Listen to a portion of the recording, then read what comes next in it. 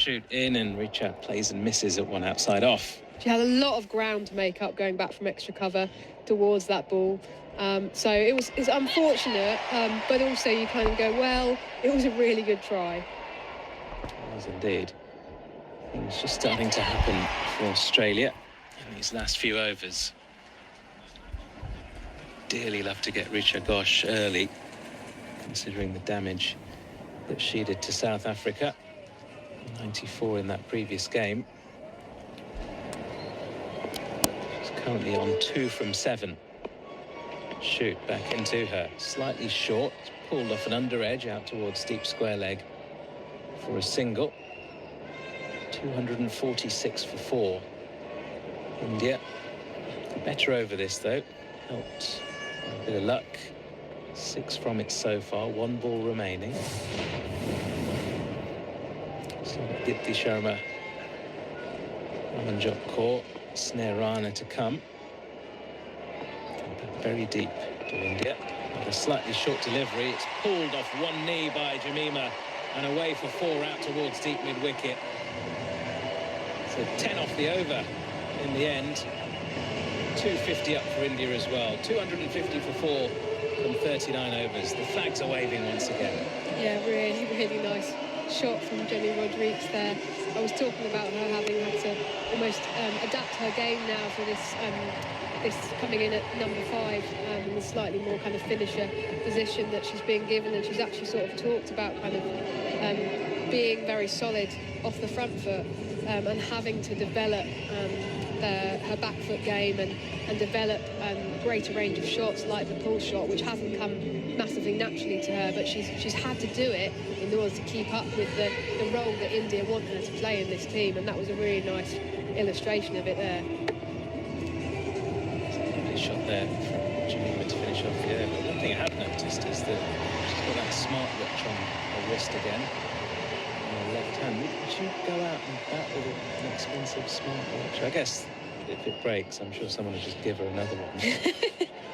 Presumably it's about monitoring how far she's run in that particular innings. I know that different teams have different ways of monitoring that. We ran a hilarious April Fool on my women's cricket website, Cricket Her, a few years ago, which I will tell you about in a minute.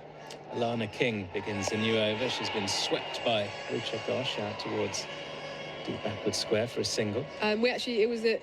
We were saying that the Australian team had microchips inserted underneath their skin in order to monitor their running workloads. This was a few years ago. And a few people took it slightly too seriously. We thought it was very obviously a joke, but apparently not. Anyway, good fun. Indeed, as Jamima's down on one knee, sweeping behind square. Another single taken.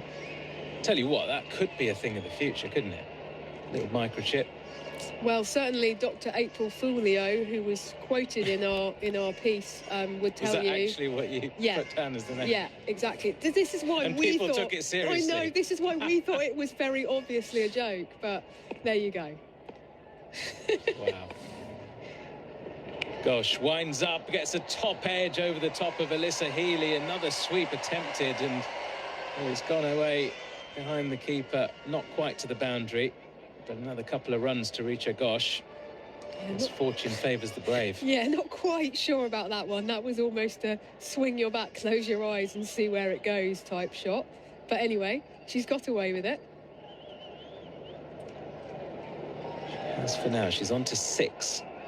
And she's tempted, not quite tempted enough by that wide delivery from Alana King, which is signalled wide eventually by umpire Redfern. See what Kings try and do. They keep it out of the hitting arc of Richa Ghosh and try and make a play over to the offside. Oh, that's a beauty. Angled in, turns past the outside edge. Not much Richa Ghosh could do about that. No, and Alana King showing why she is one of the best leg spinners in the world, if not the best. King bowls. Oh, that's been slog swept. That's been timed beautifully. Away for 6 over deep square leg. That's That's what Richa Ghosh can do towards the back end of an innings. She's attempted it a couple of times early on in the innings, hasn't quite found her timing. She did on that occasion. She's so powerful, isn't she? So much heft there. Poor old Elise Perry out there in the deep, just leaping up and stretching out her hands. But it was a completely fruitless attempt. Huge six. King was slightly shorter, and Richa off the back foot defends to mid-on for no run, and then talks to herself as if to say she should have at least flicked it into a gap into the leg side and hooked us up to another run. But good over there from India. Run rate now up to over 6.5 runs and over. 40 gone in the innings, exactly 10 remain. India 261 for 4. So switch from you, Raf, on maybe a prediction. Let's have a little prediction. What are India going to get to by the end of this innings? I am going to go 340. Oh, that was the number I had in my head. Coming for me. That was the number I had in my head. We're just seeing that I'm actually between overs 31 and 40. The Indian run rate did drop slightly. Obviously, they lost those 2 wickets in that period. So it's dropped to 6.9, which, again, in the context of this tournament, that's still an incredibly impressive run rate for India to go at. So, OK, I'll go up. I'll go 350. And shoot outside the off stump is cut away straight to the fielder at point by Rodrigues for no run. What was yours, remind me? 350. 350. I'm glad that you're making a record of this, Mel, so that I can be embarrassed when I'm very wrong later. Well, my record keeping is more on the basis that on too many occasions when we play this game do people change their scores. So we'll have to get a score prediction from Alice Davison-Richards as well, as she looks slightly alarmed. So there's 9.5 overs left. Nikesh Raghani going for 340. Raf Nicholson going for 350. They're currently 261 for 4, India. But Richa's just hit a huge 6. And so she's, it looks like she's just getting started. Well, I'm personally going to go for 325. As the Melissa Story guess. I'm just, you know what? One thing which I wanted to kind of discuss in this World Cup is that on numerous occasions, not only have we seen it get easier to bat lower down the order, but we've also seen a lot of teams struggle to get out lower middle orders. We saw Bangladesh's lower middle order the other day just absolutely start blocking every single ball, and it's seemed that teams are lacking that penetrative bowler where it's either a potentially leg spinning option or maybe just pure pace, which can just clean up that bottom order nice and quick, get them over and done with. We've got a slight delay out in the middle now as the physio is currently out with Megan Shute and Talia McGrath. Just a drink being brought out to her as well, as she looks in some discomfort here, clutching her calves and just stretching it out ever so slightly. It's a case of the dreaded 2025 World Cup cramp. Might be. There might be a bit of pickle juice being brought on for her. Not that pickle juice thing. Is that really a thing? It is, and you're meant to kind of swill it around in your mouth and spit it back out, which I didn't know the first time I had it, so I just drank it. And I know this was discussed on our commentary coverage yesterday between Daniel Norcross and Alex Hartley, speaking about different pickled items, and it was a thrilling bit of commentary because I couldn't think of anything better than someone, I say, bring out the whole jar of gherkins. I'll just have a few. Wow. Some pickled onions, bring them out.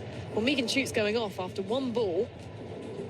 And Georgia Wareham coming on as substitute fielder. It looks like Talia McGrath is in conversations to pick up the rest of this over. And Megan Shute doesn't look in any extreme discomfort, but quite solemn walking off the pitch. And I wonder whether any serious damage has been done. Hopefully not. But McGrath will come on to complete the remaining 5 balls of this over. McGrath, who's bowled 4 so far, 28 runs off them, no wickets, will come into bowl to Jemima Rodrigues over the wicket. Starts with a slur ball, which she spoons up just over mid-off.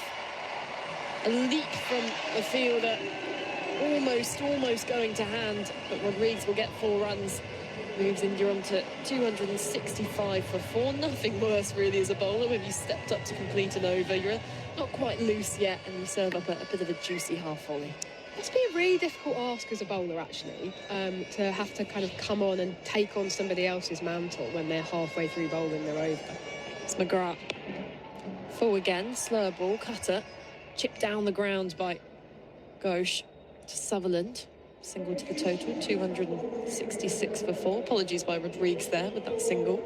But before Shoot went off there, just kind of discussing about rounding off this innings. For me, there's been a few risky moments, even in this partnership here, where I just wonder whether India have tried to go a bit too soon with newer batters at the crease, driven by Ghosh to extra cover, who's sat back on the ring, no run, because you've still got, you know, just under 10 overs left, and that's a really long, that's 1/5 of the game, a long period of time. And actually, of all the teams in this World Cup who are capable of clearing up that lower middle order, is Australia, because they have so many options. Going over, mid-off, backs away, stand and deliver. Risha Ghosh, 6 runs, and she'll move on to 18 of 15 balls. 272 for 4. And what a shot. This is the thing. She's very capable of exploding, but I think it's picking your moment. It feels as if they've had that decision to kind of maybe for Richa Ghosh to go for it here, and Jemima Rodrigues maybe just stand back and stabilise things slightly. But and McGrath comes again, cutter into the pitch, pulled away for 4 runs, bisecting the fielder at deep mid-wicket and deep square leg.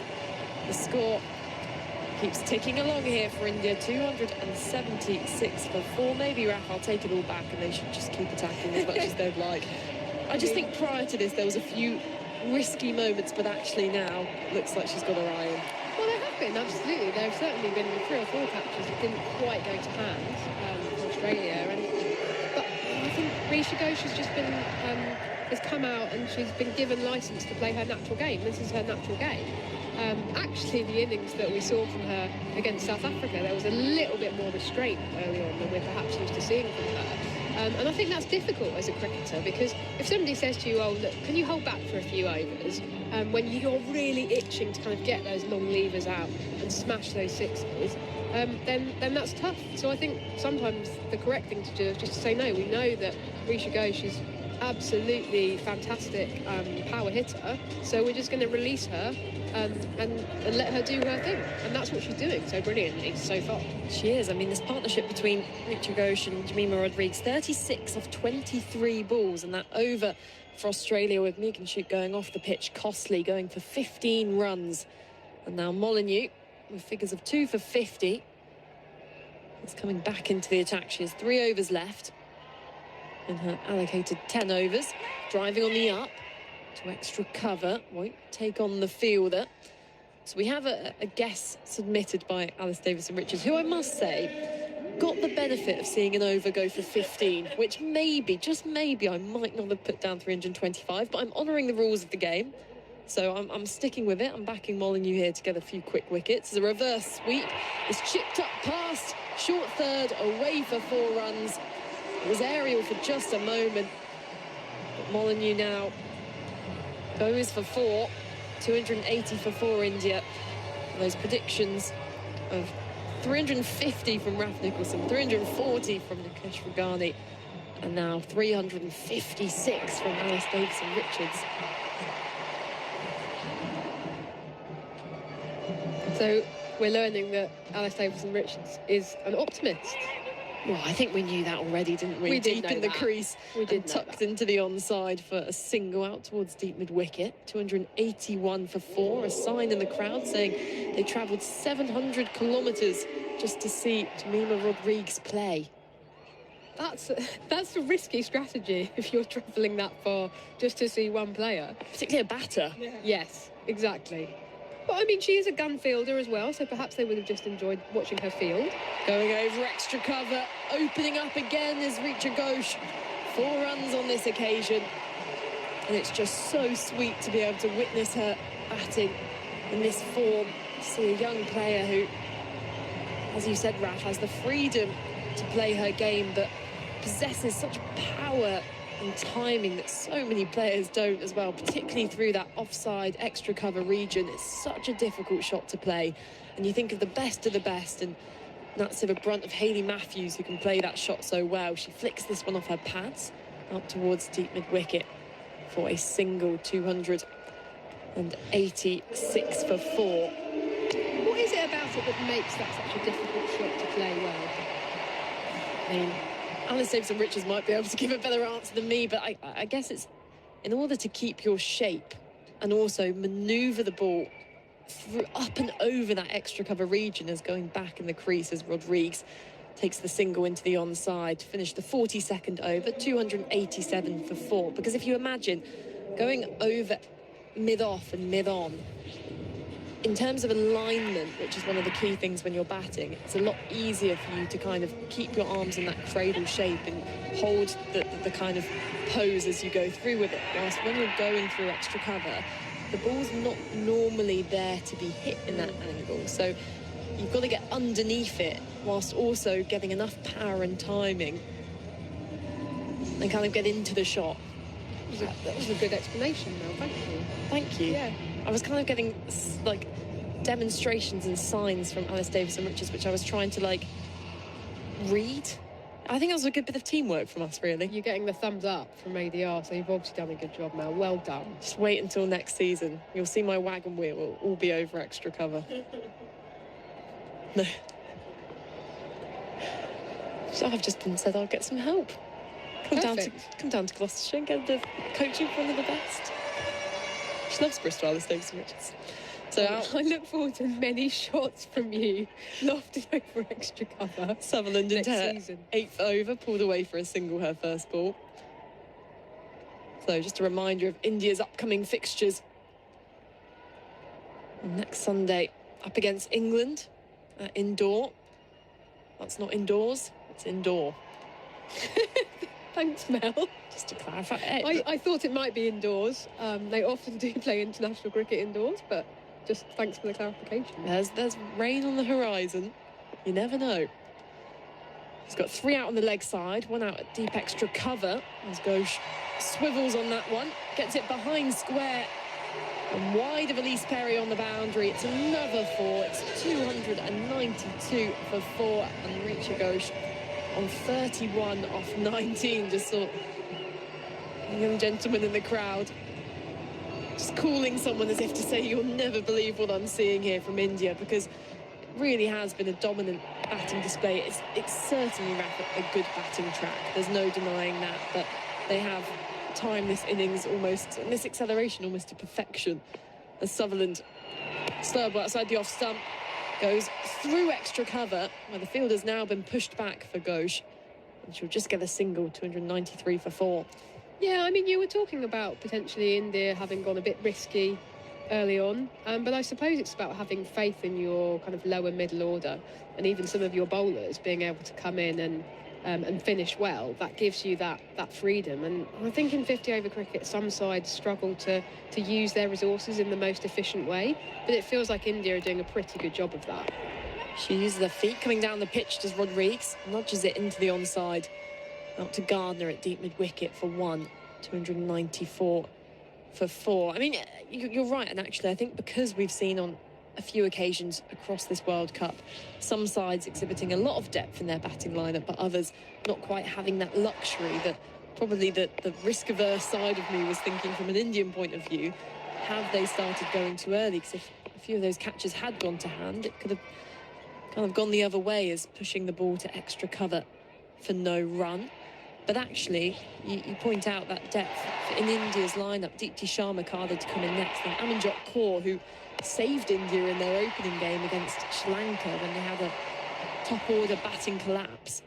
And Sneh Rana as well has shown on plenty of occasions, carded to come in at 9, that she can give the ball a whack. Is waiting for this slower ball and swatted into the hands of Long On, where Wareham takes the catch. And Richa Ghosh will go for 32 off 22 balls. India lose their 5th. And being hit to the longer boundary behind her, just didn't quite have the legs on it on that occasion. Yeah, just seeing a replay now. I mean, that will happen. That Richa, she does get caught a lot. Caught in the deep. She's going for a big shot. Hasn't got the elevation on it. She's kicking herself a bit, but we were just talking about using your resources in the most efficient way, and I still think that having her come in and play that kind of innings, 32 off 22 balls at that stage of India's innings is a good effort from her, and how brilliant to see some of those sixes. Again, we were saying about India's batting depth. We've got Amjot Kaur come to the crease, and she's already had one good knock this World Cup. So I just don't feel concerned at all. India 294 for 5 after 43 overs. They've got 7 overs left to bat for, and I think they're going to keep going along nicely. I hope they are, because of my predicted score. Well, one thing to highlight in that innings from Richa Ghosh is that she faced 11 dot balls. So her 32 off 22 balls was actually 32 off 11, if you count the scoring shot. So really remarkable stuff from the Indian wicketkeeper. Amanjot Kaur, the new batter, will be at the non-striker's end as Molyneux starts her 9th over, bowling to Jemima Rodrigues, who's 27 off 15. Slog sweeps her first ball. This ball races along the outfield to deep mid-wicket for a single. And we learned earlier as well, this outfield, the grass in particular, is from the Caribbean. Wow. It's been specifically brought over. That's amazing. The whole thing in one giant carrier bag. That's what I heard. The effort that goes into putting together a beautiful pitch like this, though, incredible. She's got a deep cover, long on, deep mid-wicket, deep square. Does the left-arm spinner Molyneux. Though she's just making a few changes here. Moving Talia McGrath from short third to a short fine leg, and choosing to put that additional fielder in the mid-wicket region so that there's no easy single for Amanjot Kaur, but she slaps it over the head of the fielder anyway and gets off the mark with a 4. 299 for 5. Well, this might be a bit premature on the scoreboard there. I'll confirm that in just a moment, but picked up nicely by Amanjot Kaur. Only a little bit short of a length. Gets it just over the head of Kim Garth at mid-wicket. So to confirm the score, sorry, 295 for 5. No, it is 299 for 5. They're just messing with me now, Ralph. This is fine. Waiting for that one outside the off stump and cutting it past the diving point. Fielder at deep cover does get round, but India come back for a second run. So Amanjot 6 off 2, and the 300 up for India. And the 44th over. My guess of 325 is looking incredibly off, but one of us had to, be for cautious. something different. Okay. Bringing balance, what can I say? Looks to go over extra cover and takes one hand off the bat in the end. Gets a gap in the covers. Does Amanjot. Mooney will collect on the boundary. Selected a good gap there, actually, in the field in the end for that single.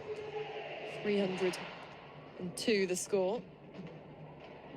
I've just seen the replay of Richa's wicket, and the crowd looking so disappointed as she departed. You can't say she wasn't entertaining. Mid-wicket's been taken out and used to reinforce that point region.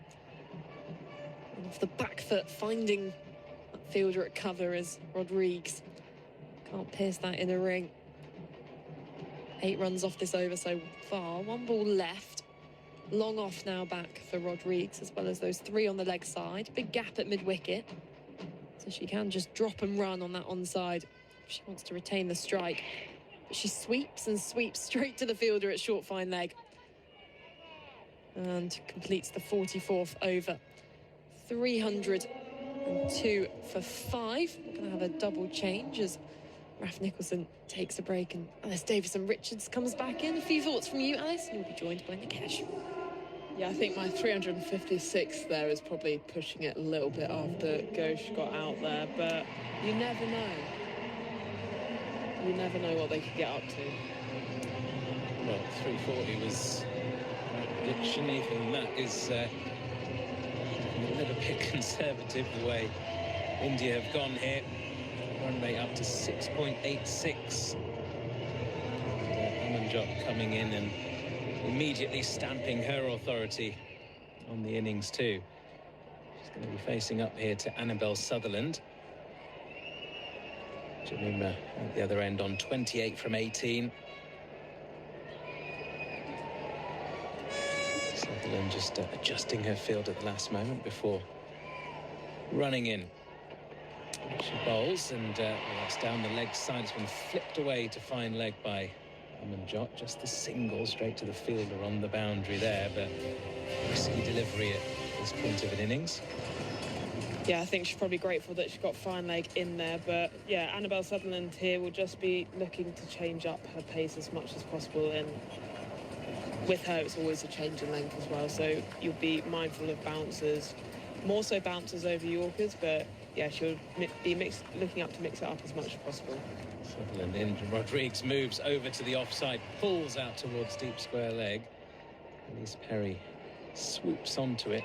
Slight fumble as the ball bobbles out of her hands, but doesn't cost Australia any extra runs. Single taken.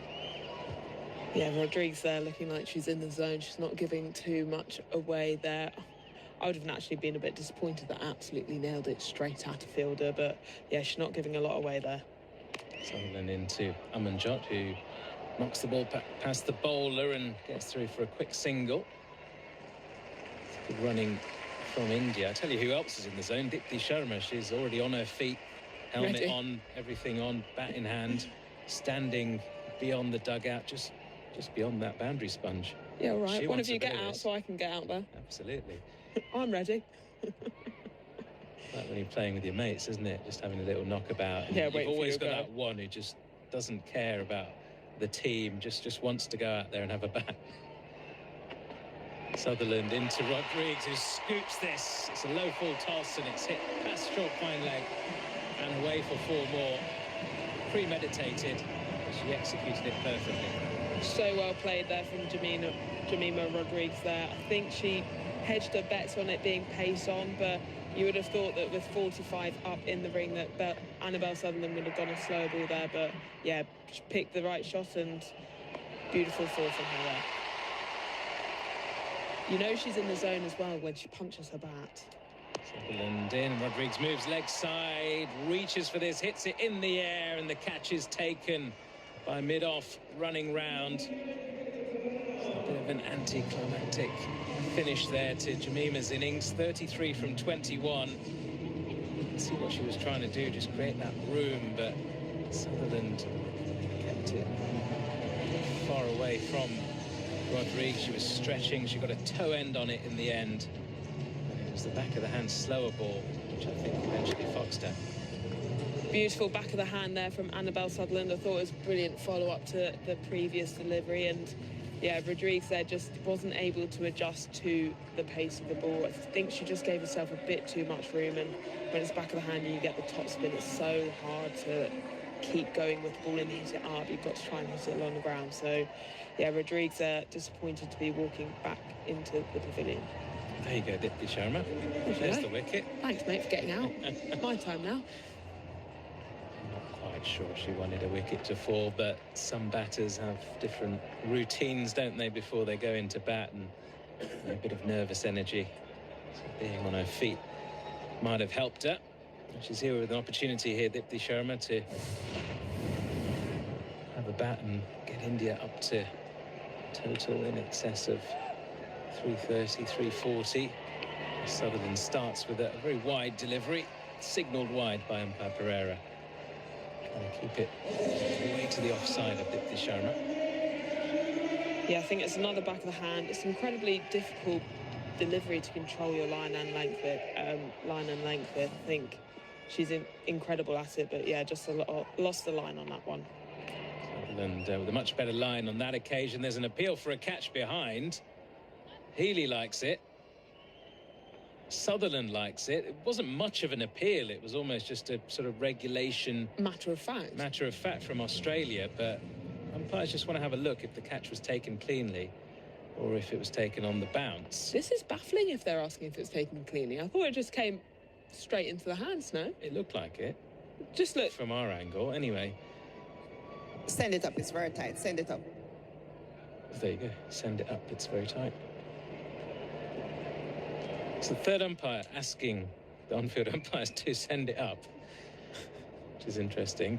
I think that just means that they have to then go through all the motions, don't they, of ultra Umpires edge review and for a fair catch. all those Check types the of feet. things. It's a fair delivery. Can we move on to the best angle, please? They're just checking the catch, aren't they? Not the Looking edge. at front on here. But they will. Roll it through. They usually roll it do. through, Do they? No. all the way through. Okay, they're not. One more time, please. That looks pretty close all the to way the through. turf, but Fingers these up, point, ultra chin slow down. motion replays, Ball I mean, bouncing free. it Just looks take it as back and though freeze with it the one zoom that we've got on Freeze the it. screen Thank here. you. I I'm think seeing she's the got ball that. on the ground. Yeah, it for looks the like big we're watching a sort of grainy video from the 1960s or something. It shows how much I watched because I thought she took that about her knees, not off the ground. But it's just the motion it just looked out, but not out. Confirmed pretty quickly on the big screen after that first replay. The Indian fans are loving it. Dipti Sharma's loving it. She's been waiting a while to get out on the field, striding around next to the dugout on her feet with her helmet on. She didn't want to be gone first ball, so she survives. 45 overs gone. You're 310 for 6. Ash Gardner is going to have a bowl. Yeah, Deepti Sharma there will be breathing a sigh of relief after that one. That was an incredibly close catch. The Australians obviously thought it was out with, their matter-of-fact celebrations there. But, Deepti will be incredibly happy that she can still have an effect in this game. Gardner then round the wicket here to Amanjot. Short down the leg side. It's been pulled towards the fine leg fielder for a single. Could quite well have been 4, just a few yards either side.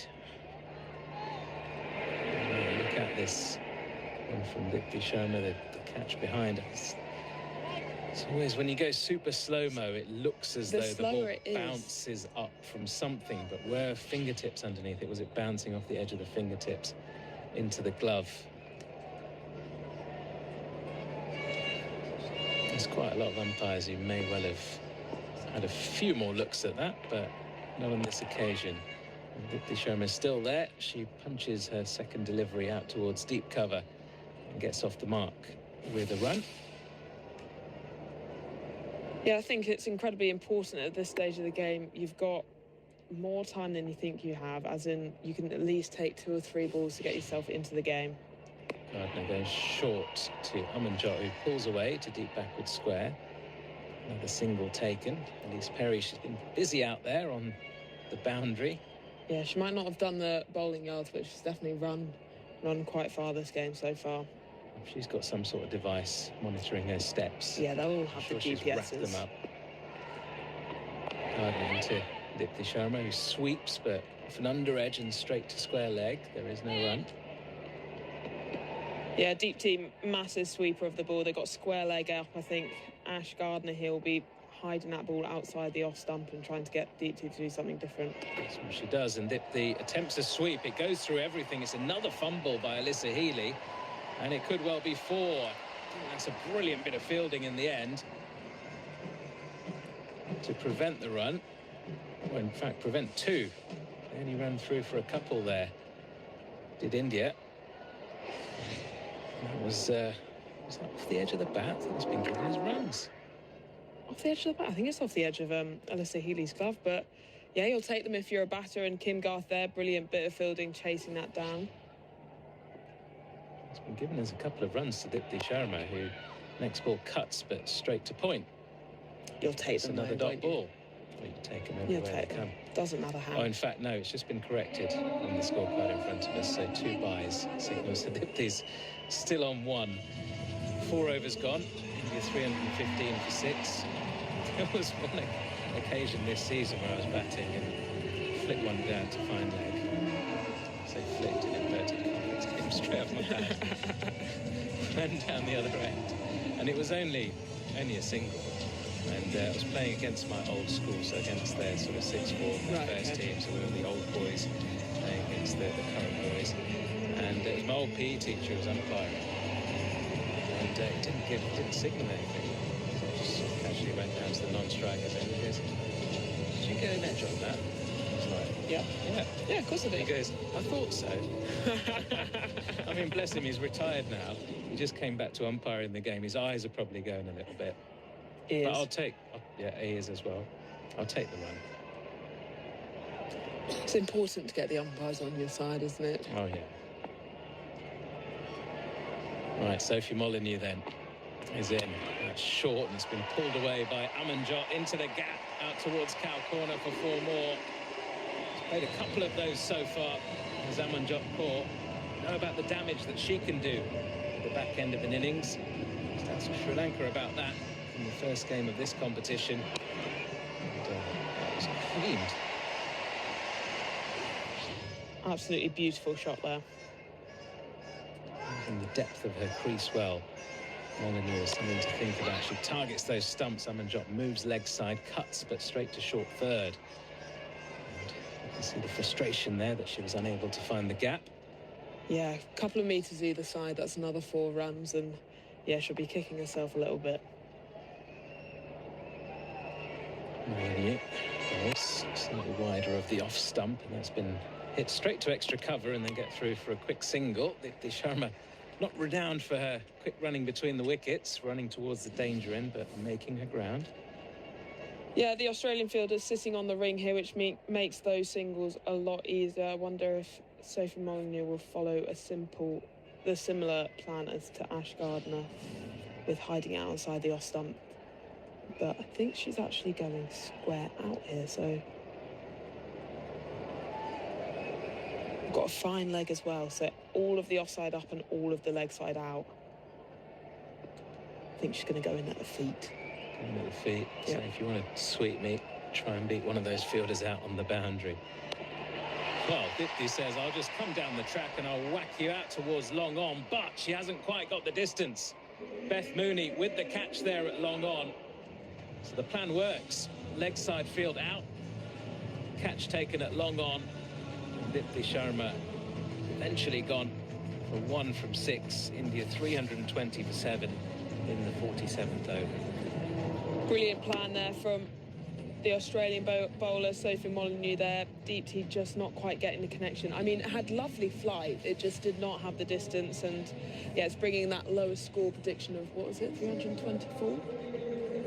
Sorry, 325. It's bringing it back into the game. So 5 runs off this next 3.2 overs to keep the lowest one. Australia will need to take the 3 wickets. Yeah. If that is to be the case. The momentum is slightly going towards Australia here. Obviously, India wanting to crescendo here, but Australia keep on plugging away and taking wickets as they go along. Sneh Rana then in at number 9.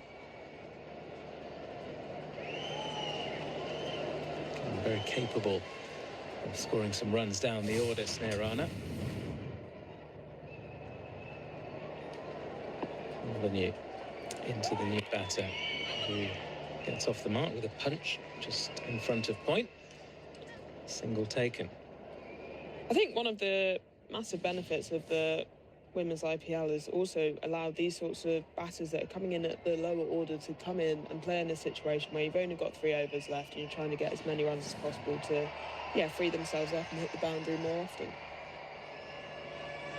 And into Amanjot, gives herself room and slices it. The ball bats it just short of that fielder there at short third, just inside the circle. So 47 overs gone, 321 for 7.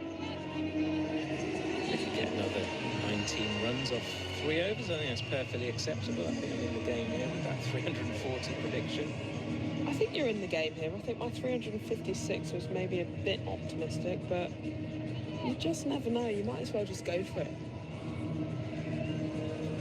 We've got much to do. They've still got runs on the board here, India. If you can get 3 or 4 more boundaries away with these final 3 overs, give Australia a lot to think about at the halfway stage. Ash Gardner continues. Oh, that's a horrible delivery, and it's been put away down towards fine leg for 4. Just helped on its way by Sneh Rana. She didn't try and overhit it, just made sure she got it fine enough to keep it away from the fielder running around from long leg. Great start to the over for the Indians. Great start to the over. Yeah, horrible delivery from Ash Gardner there, exactly where she does not want to bowl it. I mean, she's got the whole of the leg side out, so her wiggle room is towards the leg side, but yeah, no, dreadful delivery. Gardner with a similar delivery there, and Rana misses out. It is signalled wide as it's down the leg side, but could quite well have been another boundary. Yeah, Rana probably a little bit annoyed at herself for not being able to get something on that. Gardner goes fuller, and that's been chipped in the air out towards deep mid-wicket. Oh, who fumbles it? Dear, oh dear, Georgia Wareham, the substitute fielder, running in. It was a pretty simple catch in the end, having made up the ground, and it's just straight in and out. Yeah, Georgia Wareham, incredible fielder, someone that you'd back 9 times out of 10 to take that catch. Gardner in, and she gives herself room. Amanjot slices it to Sophie Molyneux at backward point, so Gardner does get a wicket in the end, and it's Amanjot who's gone for 16 from 12. Australia giving up here without a fight towards the back end of the innings. No, definitely not. They're plugging away here, taking wickets at regular intervals. I think Australia are quite relieved that a drop catch is followed up by a wicket rather than the normal 4 or 6 runs that you get off it. I was a little bit worried there for a second when you saw it going through the offside, because if you split it whatsoever, it's going to run away for 4. So, yeah, Australia be incredibly glad that the drop catch did no harm whatsoever. That brings Granthi Gold to the crease at number 10. Gardner with figures of 1 for 38 now, way through the 7th over. The Gold will one of the many bowlers in the Indian lineup. Grateful that the batters have managed to put on a good score here today. And to defend, her first delivery is off the pad into short fine leg. Can't get off the mark. Ash Gardner looking as though she just got away with one, which I probably would say that she has. She is trying to bowl as straight as possible, but she's almost going a little bit too straight. Gardner with a fuller delivery, driven by Gold to long off for a single. Yeah, that one's a much better. When you talk about bowling straight, you're not trying to aim for leg stump, you're trying to go towards middle, and the last few she's gone towards leg stump, and that one was much better bowling it in towards middle stump. 1 ball left in the over. Does Rana try and go for the big shot, or try and make sure she gets strike at the start of the next over? I think he falls, aren't you? Gardner into Rana, who, well, she does think of the single this time. What do she I flicks know? away to square leg and manages to get down the other end. She will retain strike, so a couple of overs left. A few more thoughts from you. ADR on this total from India, and if Australia will still back, they'll always back themselves, won't they? But on this pitch, I think we're all set for a good run chase. A few more thoughts on that, and then Melissa will take through to the end. Yeah, I think we're set up for a wonderful run chase here. Australia haven't quite got going with the bat yet. They've always had somebody that's put their hand up, whether it's Ash Gardner with a ton against New Zealand, or was it Beth Moon with her ton against Pakistan. So they'll be hoping that it isn't just one player that gets them over the line, and it's a few people that are putting their hand up today. Certainly will be. And they'll need it with 2 overs to go. And India 329 for 8. Floodlights in full effect. The ground here, Visakhapatnam. And I must say, you know, it's been a kind of a good challenge for Australia when you see a drop catch go down, because it just happens so rarely. And Georgia Wareham's an incredible fielder. I've seen her take so many incredible catches over the years, but yeah, it does happen. Whether it's running in and trying to catch the ball and trying to get the pace, because obviously the ball's coming towards you and you're running full pelt in, it can sometimes, yeah, cause you to spill it forwards, but she's somebody that you're back again 9.6 times out of 10, I reckon. Okay, not the 9.7. Not giving her that. She's human. Harsh critic. Yeah. 9.7 got top tier. Bring it down. Bring it back down to the earth with 9.6. Bit of a delay here as Pereira just preventing Annabelle Sutherland from beginning her final over and the penultimate over of this innings. A few confused expressions on the faces of the Australian players, who are all in position in front of us, but can't quite seem to gauge what's causing this delay. We've seen a few innings in this World Cup go on for a considerable amount of time, but for now, Sutherland bowls a bouncer, and Sneha Rana sways out of the way and simultaneously gets caught up in trying to play a shot. Either way, it's a dot ball to begin the 49th over. Yeah, it's pretty bold bowling a bouncer first ball, because thankfully in ODIs you get 2 bouncers an over, but you're using it pretty early, so you're dictating the rest of the over. Another shorter ball, which is swatted away by Sneha Rana into a vacant square leg region, and umpire Sue Redfern at square leg just signalling 1 for the over there. Yeah, I wonder if the first one wasn't given, like, above shoulder height. Because it's pretty bold using 2 bouncers as your first 2 balls. Maybe she's just gone, I'm Annabelle Sutherland, I'll bowl as many bouncers as I like. I do what I want. And fair enough. If you try and challenge her, she'll bounce you, so... Yeah, fair. Sutherland's slower ball spoon down the ground, and should be a relatively simple catch for Georgia Wareham, and it is. She holds on to it this occasion, one of the 9.6% occasions. I told you. 9.6 out of 10 times she'll take the catch, smile on her face, and India are 9 down now. Another wicket for Annabelle Sutherland, her 4th, and India, well, just 1 more wicket to play with.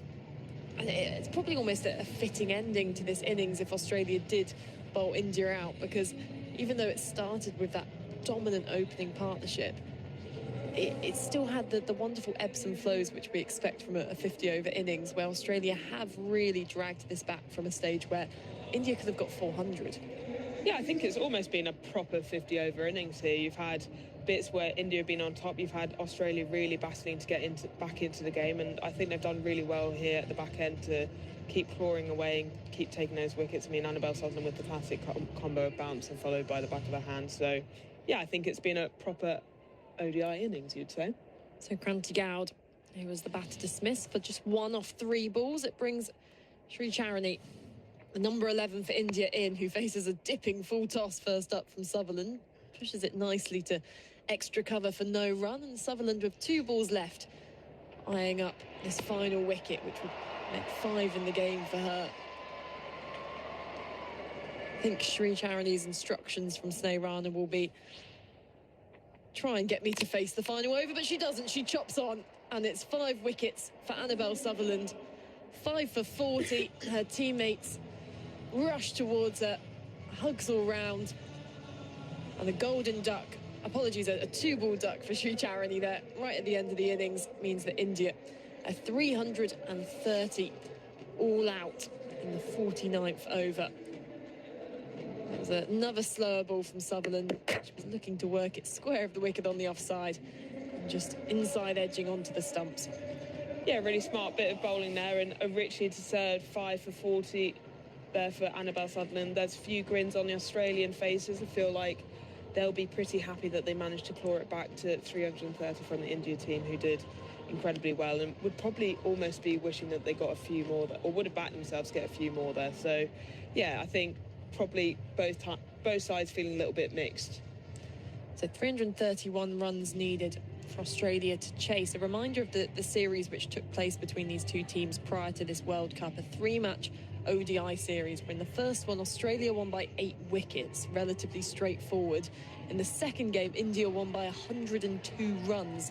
And in that third game, Australia won by 43 runs. So actually, I mean, there's been some really good contests between these 2 teams lately, and we've spoken so much about the growth of Indian cricket with the investment from the Women's Premier League, and the fact now that we are at this position where, you know, India have scored a pretty mammoth total, but actually against a side like Australia, do you think they'll be walking off this pitch and going, well, we hit them for 412 the other day, we think we can chase this down? Yeah, Australia will 100% be backing themselves to chase that down. It looks like a relatively nice wicket. It doesn't look like there's too many demons in it, whereas teams have probably potentially struggled against it when it's been a slightly slower with a lot more turn on the pitch. Doesn't look like there's too much turn on this one. So, yeah, I think India will be happy with where they're at. They're going to have to bowl well to keep Australia below that target.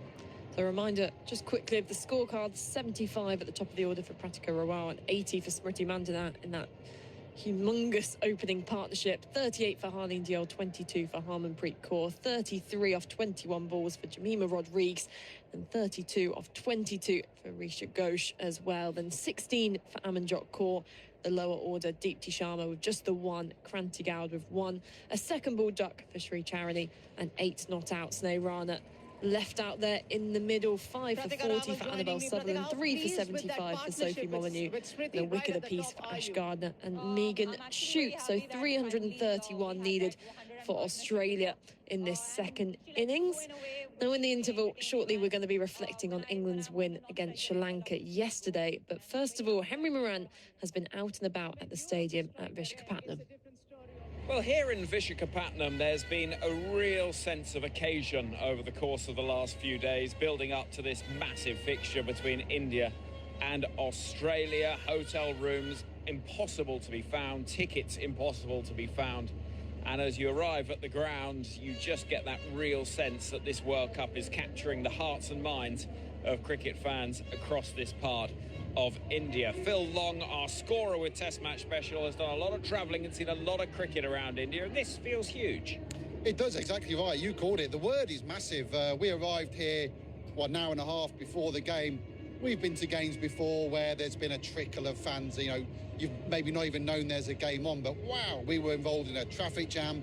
Our taxi driver wanted a bit more cash from us because it was going to be so congested around the ground. And as you say, a real sense of occasion. And wow, I mean, this game has delivered so far.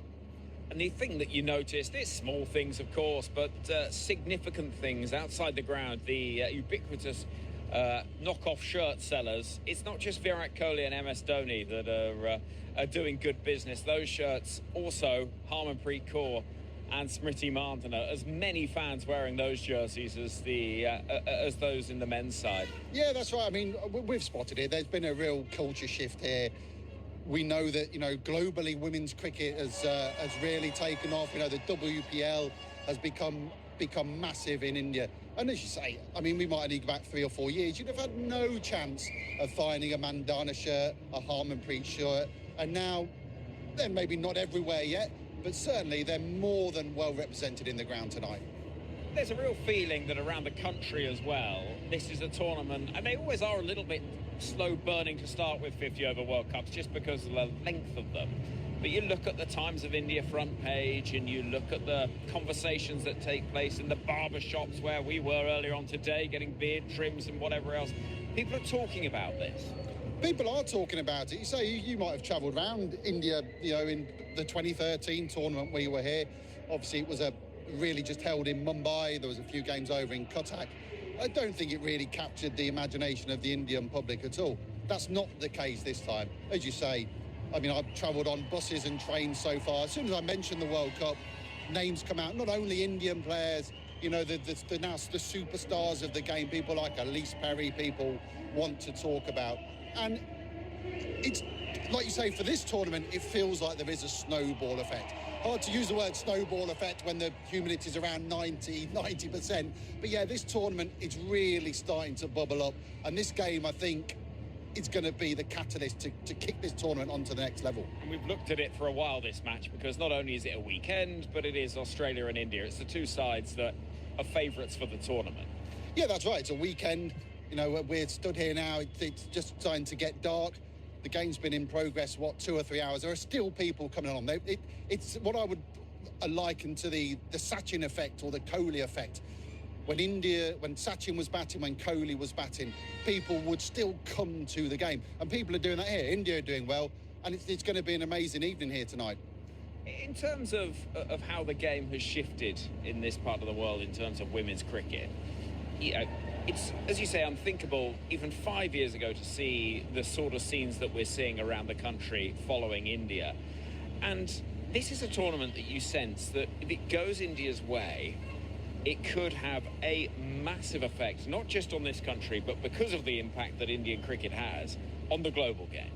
Oh, I think if India were to win this tournament, I think it's difficult to comprehend how big that could be for the women's game. I mean, we know the market that India has just generally in cricket, in men's cricket, but to bring for the India women to win this tournament and then become a real catalyst for young women all over the country to realise that they might be the next Smriti Mandhana, they might be the next Harmanpreet Kaur.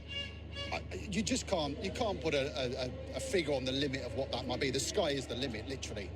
What's fascinating as well is going around the ground, seeing the fan activations, as they call them, and things that you get involved with. There was a computer-generated photo you could have taken alongside Smriti Mandhana, which you did earlier on, Phil, and those have your picture taken against the life-size models. As I say, it's the replica jerseys, it's the full kit and caboodle that you get around major world events. But the superstars are no longer just those male players, it's the female players as well. And we do labour the point, but it is just such a huge shift. Oh, it is completely. I mean, like you say, I had a bit of fun with the have your photo taken with Smriti Mandhana. You know, that again, there's something like that unthinkable not many years ago. We've also seen Mitali Raj have a stand named after her tonight. We've spotted her tonight in the ground. I think it's fair to say that not many years ago she could have wandered around a lot of cricket grounds in India pretty much unannounced. That's not the case here. You know, she's walking around with a couple of security guards. She is, a big personality in the game in India, not just in women's cricket in general in India. And, that's only going to, her profile and the profile of people like Smriti is just only going to get bigger and bigger. And they're on the adverts, they're on the billboards, where it was once only Virat Kohli and MS Dhoni. Now, the new darlings of the Indian media world around cricket are some of this women's side. Yeah, we watched the game together on TV last night. Every other advert during the advert breaks on Indian TV features Smriti Mandhana. She is the pin-up girl for this for this Indian team. She is the player that the kind of Indian product placement people have gone after in terms of using her face. But like we mentioned, if India were to win this World Cup, the sky would be the limit for any of the Indian players involved in winning this tournament, if that was to be the case. Wonderful atmosphere here in Visakhapatnam. It has been, though, for the course of the last few days, to be honest. It's felt like a huge event is in town, and indeed, as the horns blare, the supporters make a lot of noise. It has felt like a huge day already. Let's just hope that the game lives up to the billing, we get a good conclusion, and then who knows, it could really see this tournament coming to life even further. Right, we know what's happening here in Visakhapatnam. What about England's performance then in Colombo yesterday? 3 wins from 3 against a Sri Lanka side they'd expect to beat, yes, but now it's wins against South Africa, Bangladesh, and that game against Sri Lanka in Colombo. Daniel Norcross has been looking back at the action. It was a convincing win by England by 89 runs. They scored 253 in the end, which was at one point probably a little bit fewer than they would have liked, but again, towards the back end, a little bit more than they might have thought they would have got. And then with the bat, Sri Lanka, I'm afraid they did what they so often do. So this time, not because Atapattu was out after they'd scored some runs. It was more that having made it to 95, with perhaps less well-sung players, after that, they collapsed. Fionn Wynne has been speaking to England captain and player of the match, Nat Sciver-Brunt. Nat, congratulations, big win, and remaining unbeaten, top of the group. Must be a pretty nice feeling as a captain. Yeah, absolutely. I guess 3 different games that we've played in terms of the conditions and how it's gone, really. But yeah, I'm really pleased how we were able to adapt today. How we were able to adapt today to the conditions, because yeah, they weren't the same the whole way through the innings. So yeah, really pleased that we could get over the line. And your own knock, talk us through how you had to pace that innings. Obviously, losing the openers quite early, a cluster of wickets in the middle, and then 49 off the last 5. A few different phases in that. How did you have to navigate that? Yeah, it was obviously tricky at times, and the Sri Lankan spinners made it difficult for us to score freely. And I never really felt like I could, I guess, take on the boundary and be comfortable in the conditions until the last 5 overs, like you say. But that probably also went with the amount of wickets that we had lost. So I didn't want to go too early, and obviously they end up all out. So yeah, really pleased with the pacing of the innings, I think. And yeah, some great learnings for our game here again against Pakistan. Did you have any targets in mind in terms of getting to 240, 250, or was it simply a case of, waiting for the conditions and seeing what happened, especially with such a variety of spinners in their attack?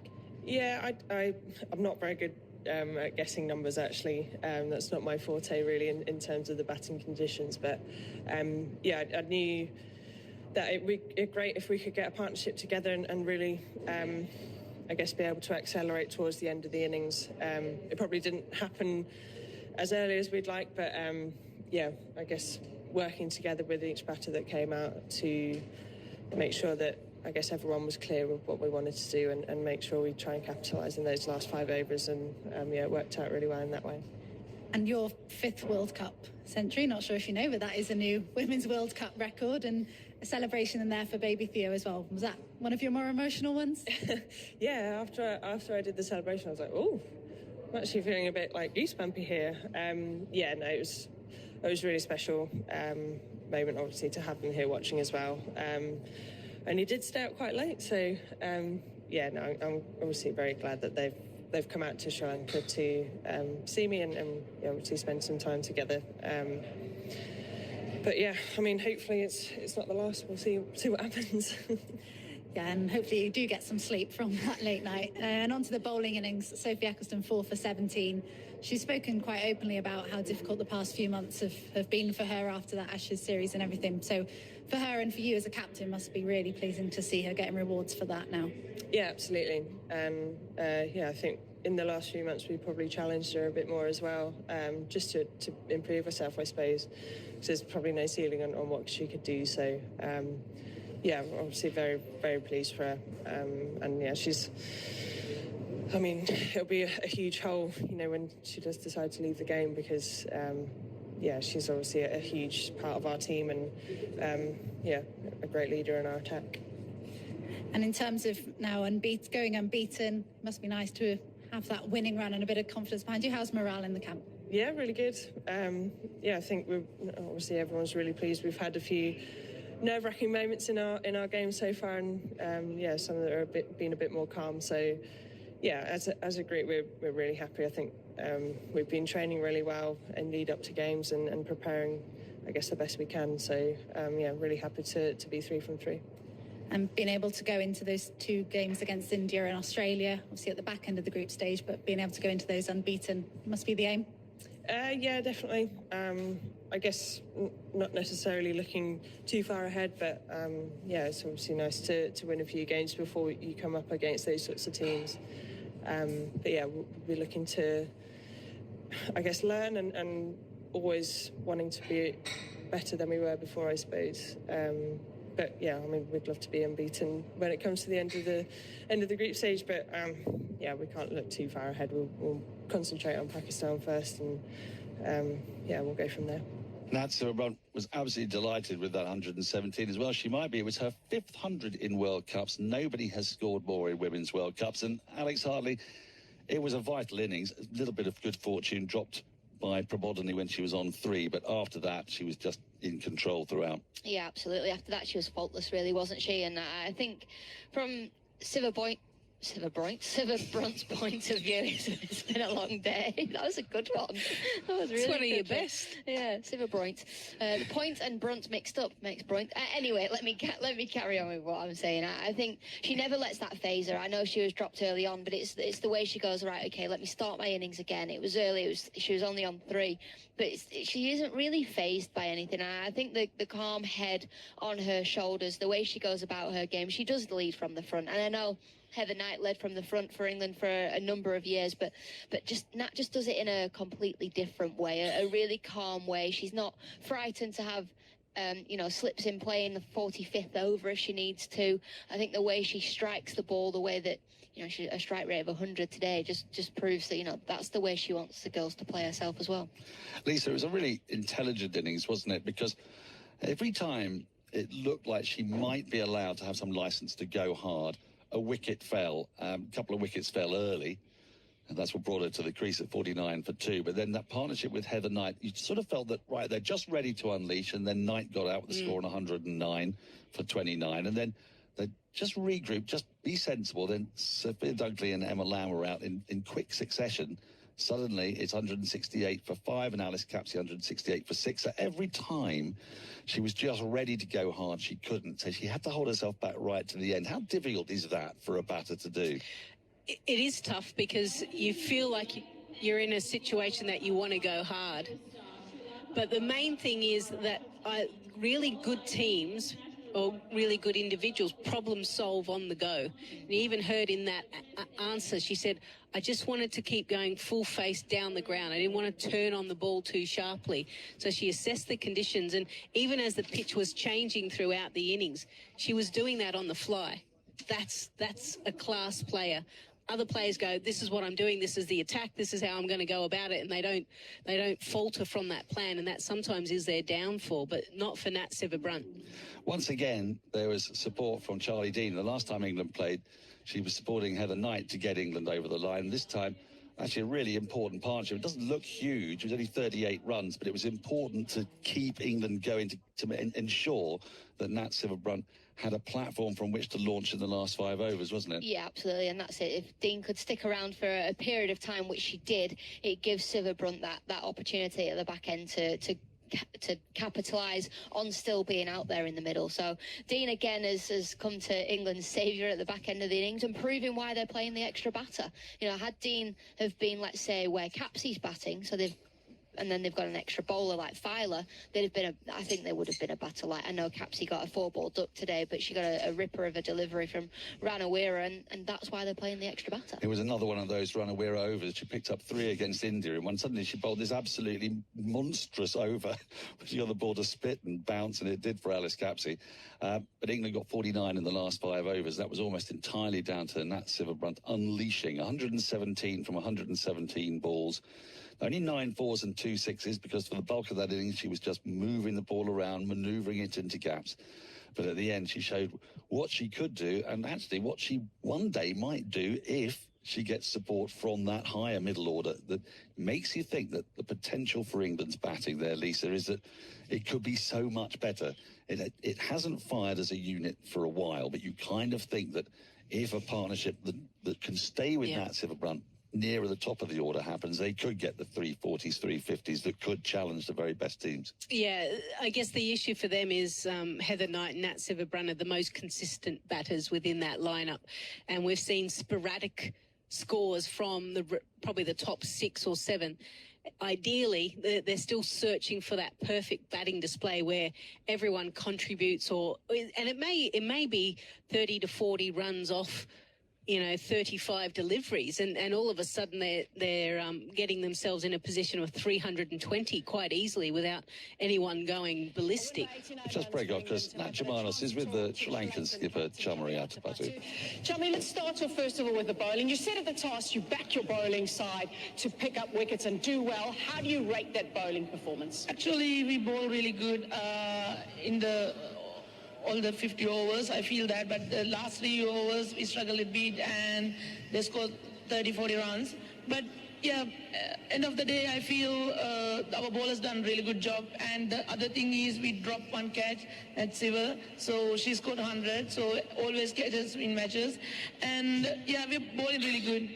I know that 1 catch in this game made a difference, but compared to how you fielded in the first game against India, do you feel there has been an improvement, though, from that first game? Yeah, I feel we improved a little bit, but we need to improve a lot before the next game, and we stick with our plans, and we have to execute our right plan, right time. In terms of the batting, you've changed your batting order a little bit through the year. You've changed your opening pair. I know you batted at number 3 as well. Do you think you've started to settle into positions now? Yeah, so I feel my place is opening, so I always have bat like opener. So we changed a little bit in the batting order, and today as well. So I hope we can change those things, and the next game is very important for us. So we have to talk those things in the meeting room, and we have to bounce back in next game. Having so much time off in between games, nothing you could do about it, but how much of a difference does that make? Yeah, definitely we 8 days off, so it's a little bit effort for those things. But as a team, as a captain, I no excuse for those things. So at the end of the day, as a professional cricketers, we have to play our game in the middle. That's the most important thing. How's the legs feeling right now? Feeling okay, and I struggle in first over, so I feel okay. So I have 2 day rest, and I hope I can back my best performance in next game. Sophie Eccleston, 4 for 17 in 10 overs. In the process, she took her 30th World Cup wicket. She managed to do that in just 12 matches, which is 5 matches quicker than any other woman has managed. She's the 5th leading wicket taker across formats in the history of women's cricket. She's only 26 years old. Come to you first, Alex, because you're a left-arm spinner. How good is Sophie Eccleston, and how good was she today? She's the best the game's ever seen when it comes to spin bowling for me. I think the way she's consistently taken wickets, the way she's consistently been world's #1 for such a long period of time now, making her debut at 16 and never really looking back and just getting better and better. I think the way she's been able to adapt her game when the game's been adapting around her has been really impressive. She's obviously tall, she spins the ball naturally, she's got a lot of natural attributes that help her, don't get me wrong. She gets more bounce than anybody else does because she is so tall, but I think for her, the willing to get better as this goes on, and to be the 5th leading wicket taker in World Cups, she could be, by the end of this tournament, the leading wicket taker in World Cups. And it's only her second World Cup. It's only a second World Cup. It's absolutely ridiculous. She took 21 wickets in the last World Cup in New Zealand, and all she would have to do is take 22 in this one. Nat Sciver-Brunt said she challenged there Lisa Sthalekar to make a mark and to really lead this bowling attack. Is she bowling as well as you've seen her bowl? Yeah, I think so. I feel like she's always, as Alex said, had the attributes, been very strong and very quick through the crease. And I think she's had to slowly adapt and go, okay, on decks like maybe Australia where there's not a lot of side turn, I have to fire it in. But on pitches where you are extracting some spin, how can I vary my pace? And I've seen that development over a period of probably 18 months, and that's probably been because of WPL and teams travelling to the subcontinent a lot more, that she's starting to realise that. And it's kind of scary to think where she's going to end up when she finishes the game. Similar to someone like a Meg Lanning when she kind of burst onto the scenes, just takes the game by the scruff of the neck, and whenever they're out in the middle doing what they do, people stop and watch because it's entertaining. I think the thing with Eccleston is she's already had a 10-year international career, and the one thing you don't want is her to call it a day early just because she's sort of been there and done that. She could play for another 10 years if she wanted to. Well, I'm pretty sure England would love her too. She's part of a 4-pronged spin attack out in these pitches. It's been England's formula. They did it in Guwahati. They'll almost certainly do it the next match they play here against Pakistan, and they've gone top of the table. They're 3 from 3. Lastly, on this match, Al, what sort of shape are England in? What have we been able to learn from a thrashing of a below-par South Africa, scraping over the line against Bangladesh, and today's performance? I think they've got better in periods throughout the games. South Africa, I'm going to park that game because it is such an anomaly. It doesn't really count. Bangladesh, they lost wickets in clusters, but yet they were gritty. And the difference was between January during the Ashes in Australia and the Bangladesh game, they got over the line when they were under pressure. Charlie Dean was out there with Heather Knight. And then today they had a few more partnerships than they did against Bangladesh. So slowly but surely, they're getting better and they're putting things together. Yes, Sciver-Brunt just said that she would have liked bigger partnerships and more partnerships, but we've got to look at where they were 6 or 7 months ago. There were no partnerships, and I just think that they're improving game by game. Lisa, you saw them lose the Ashes 16-0. We keep on mentioning it putting it on Test Match Special because it's still something of a trauma for English women's cricket fans. The England side that you've seen in this World Cup, do you see a difference between that one and the one you saw in Australia? Yeah, and it's more the attitude than anything. It's not necessarily skill or performance. They just seem more focused on what they need to do. Now, no doubt, knowing Charlotte, she's probably cracked the whip a little bit and pulled them in line in what the expectations are. And when you play for your country and you put the jersey on and the cap on, that you've got to play with some pride. I have seen a change in attitude.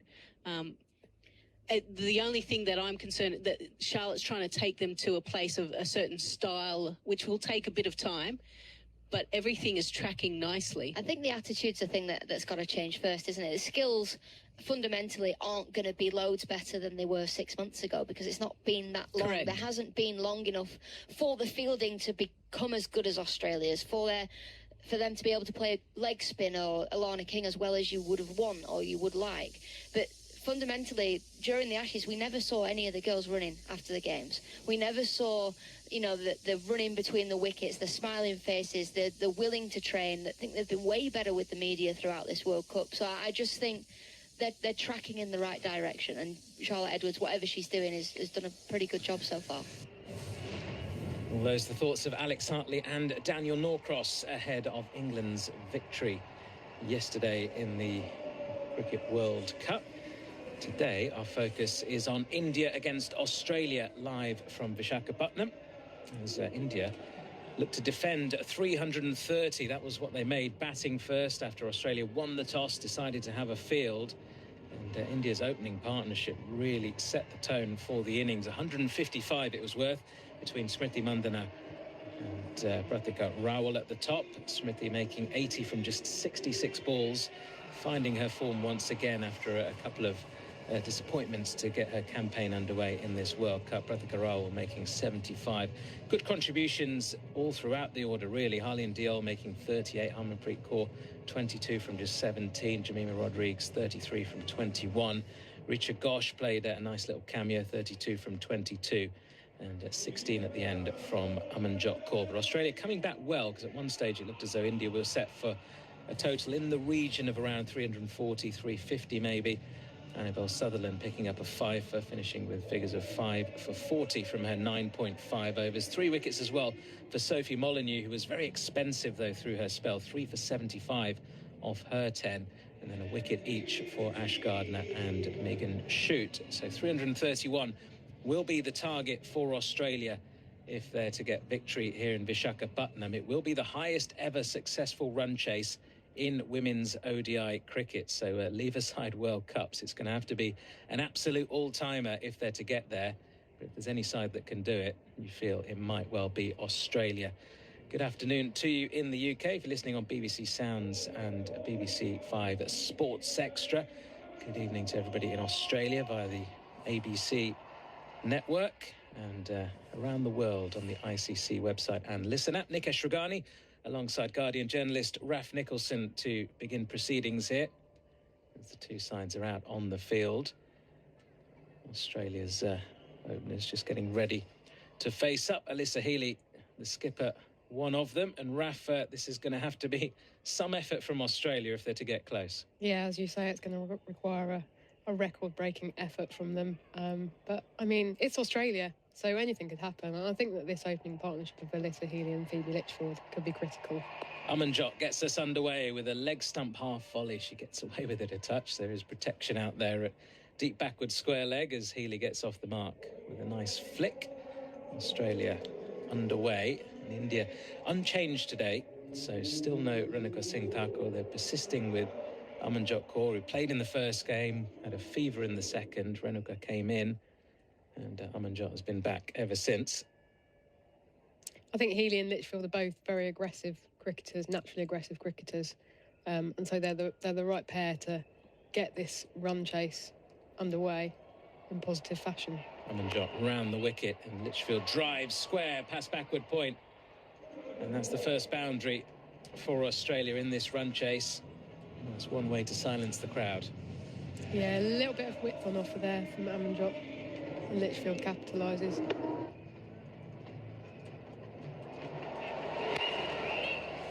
Slight misfield there, backward point as well. Disappointing from an Indian point of view, but Litchfield with a lovely bit of timing to get things underway. She's on 4 from just one delivery, and still in that wide slip in place as Amanjot corrects her line slightly, a bit closer to that off stump. It's driven away well, but only as far as extra cover. And there is no run. India's catching has been an area of concern, hasn't it, in this World Cup so far? 23 chances created, 10 of those have been put down by India. And a few of them by Richa Ghosh behind the stumps in the last match against Australia. Yeah, it has been definitely an area of concern. It's one they'll be well aware of and will have worked really hard on in the fielding drills, but then that's never the same as an actual match situation. Amanjot into Litchfield, who drives to extra cover again. She's back over the wicket now. It's Amanjot. And we saw yesterday Sri Lanka putting down Nat Siva-Brunt on 3, goes on to score 100. It was a match-winning knock, so it just goes to show. And Shamari was asked about it at the toss. She just said, in the post-match, she just said, catches win matches. It's as simple as that. And yeah, so it will be something that India will be aware of, will have worked on. I think they're normally a much more solid fielding team than that statistic suggests, actually. Amanjot in, Litchfield charges and then just pushes the ball into a gap there at cover and gets through for a single. She's got an average of over 67 against India in ODIs, Phoebe Litchfield. Not too shabby. Yeah, and she does really well batting on Indian pitches as well. It's been successful over there, and I mean, we saw exactly what she's capable of batting in the 100 over in England in the English summer. Incredible ability to actually switch it up. Amanjot in, and Healy flicks the ball leg side, runs through hard for the first one, and will just settle for the 1. So a good over for Australia to get proceedings underway.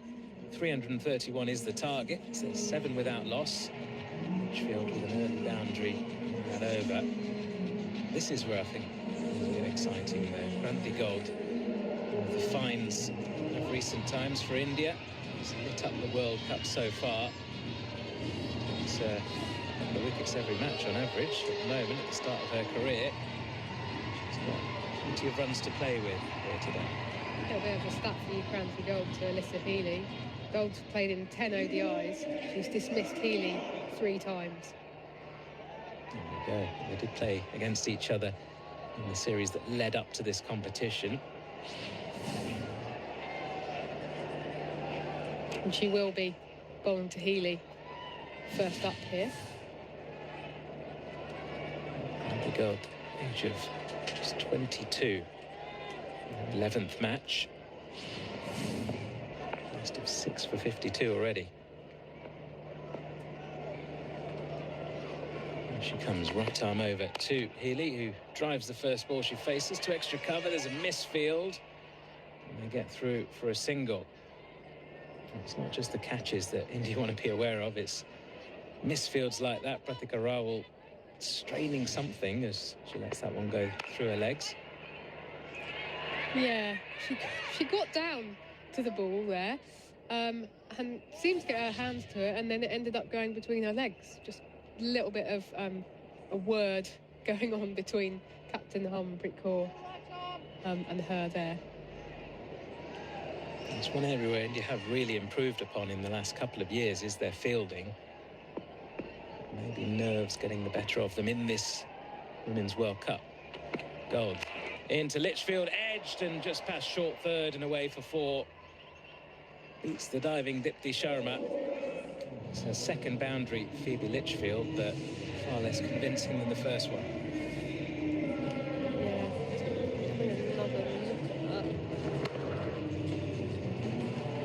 Yeah, diving Dipti Sharma at short third, and Litchfield knows that she's very lucky to get away with that one. She's doing the O face, the oh dear face.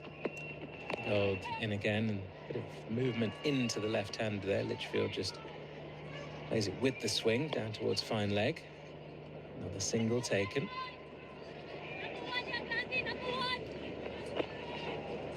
It's already 6 from the over. Australia with a busy start here to their innings. If you are just joining us, 331 is the target for the unbeaten Australia so far in this Women's World Cup. Gold back into Healy. It's been pushed, but straight to mid-off, no run. Smriti Mandana with the fielding there. I wonder how much it sits in Healy's mind that she's been dismissed by Granty Gold 3 times in ODIs. I wonder if that impacts on her thinking. I wonder if she's done particular work in the nets as a result. There's Gold again. It's another push, a firm push to mid-off. Healy timing the ball quite well, but finding the fielder again. Because I suppose as a batter, if you feel that you have got out to somebody on a few occasions, then you'll be particularly wary of them. Especially early on in the career of Granty Gold. First onto the scene, as I say. Next ball slightly straighter and flicked, but straight to short mid-wicket. So good comeback there by Granty Gold. 6 off the first 3 balls and then 3 dots to finish off her first over. 2 overs gone. Australia 13 without loss. We saw how India grew into their innings, didn't we? That 155 partnership there at the top of the order. First few overs they played respectfully, didn't they, of the Australian seamers. Once the spin attack came in, took the attack to the Aussies. Time to play with for Australia. There's a rugby ball in their dugout at the moment. I wonder if that's part of their pre-match routine, or is it an Aussie rules football? Amanjot in, and Litchfield advances down the track, drives to mid-off, and there is no run. Guessing it's more likely to be an Aussie rules football. And yeah, I think that there are some in the Aussie camp who have grown up playing Aussie rules, and so that's certainly from memory, having covered the Women's Ashes in January, that was something that they did a lot in warm-ups. Amanjot into Litchfield again. That's driven nicely square, but there's protection there at cover point, so just the single. Georgia Vol just spinning it around in her hands, maybe like a stress reliever kind of thing. Works for some people, I guess. It's an interesting one, isn't it, not being in the 11 and having to watch the run chase. I don't know whether that's more or less stressful than waiting to come into bat. You can't have any impact on the way the match unfolds. Shot bowls to Healy, who flicks the ball down towards long leg. And there's no doubt that Australia have got an absolute mountain to climb here. And we were saying before the second innings got underway, it's going to require a record-breaking effort from them. Might just be curing a bit of boredom out there as well, because surely she'd rather be playing and be involved in the game, but sit there for 100 overs watching it. Can't just pull out your smartphone. That's true. Scroll on Instagram. Amanjot back into Litchfield, who tries to drive, mistimes one to mid-off. No run. 15 without loss, Australia then. And this chase of 331. Yeah, Georgia Vol has had a great start to her international career, but it's a difficult 11 to break into, and it's certainly a difficult 11 to break into when you think about the existing batting depth they've got, and they've now got, obviously, Lissa Healy back to full fitness. Amanjot past the outside edge of Litchfield, who advances down the track, and then there's a bit of a nothing poke at the ball. Didn't quite get to the pitch of it. And a few oohs and ahs from the crowd. Good little battle going on here. Litchfield, you can see what she wants to do, just break the shackles, find another boundary from somewhere. Amanjot has been putting it on a decent spot so far in this over. There she is again, and slightly strays onto the pads of Litchfield, who flicks the ball to deep square leg for a single. So just 3 off that over. Australia 16 for none. Litchfield on to 12. On to 4. A reminder that India lost their last game on this ground to South Africa in that thrilling run chase by the South Africans. A brilliant innings. This side, Richard Gosh, Nadine de Klerk lighting up the stadium in Vizag. Nadine de Klerk, who had the last laugh getting her side over the line from a position of 81 for 5. Chased down 248. Kranti Gold then begins a new over into Litchfield, who drives only as far as mid-off. So that will be on the back of the Indian bowlers' minds. The fact that they were unable to defend that total. Lots more runs to play with here today. Yes, but they are up against an Australian side who are the most feared side in the women's game for a reason. If there's any side that's going to break this record run chase of 331, you feel it's going to be them. Kranti Gold just a few issues with the ball, maybe, going over to her captain Harmanpreet Kaur, who will then have a little stroll up to the umpire and ask about something. She's tapping the side of it. Is it to do with the sea? She's now rubbing at it with a towel, Harmanpreet. Umpire Redfern not interested. She really just says, yeah, it looks fine to me. And Kranti Gold's going to have to get on with it. I think it's where one of her fingers sort of sits as she's running in. It doesn't quite feel right, whether or not it's a bit of loose stitching. I don't know. Gold in. And that's left alone outside off stump by Litchfield. Make a note of that. It's not often Phoebe Litchfield leaves the ball in a white ball game. I think she's aware that she's almost getting a little bit frustrated, and that was why we saw that advancing down the track a moment ago. She just needs to remember to be a bit patient. Gold back in, and that's a good slower ball past the outside edge of Litchfield. She's completely foxed by that. It's through to Richa Ghosh on the bounce. There's no run. So we've had 3 dots now. But I mean, I think that's okay at this point. In fact, I thought it was a slower delivery there from Kranti Gold. It was just the traditional wobble seam. It just didn't bounce or get through. Maybe slowing up a touch. That's a beauty. Past the outside edge, genuinely that time. Litchfield just playing down the wrong line. That angle of Kranti Gold across the left-hander. Brilliant stuff so far. Yeah, really nice ball. Kranti Gold. Just millimetres away from taking that edge. And you're right, Litchfield played completely down the wrong line. Gold charges in again. Litchfield charges towards her and defends into the covers. Healy looking to sneak a quick single, but was sent back. Good decision not to take that run. Great record, Litchfield, of stepping down the track against pacers in ODI cricket. 56 times she's done it, 92 runs she's scored. Final ball of the over is another good one there from Kranti Gold. It's defended back to her by Litchfield, who's just played out a maiden over.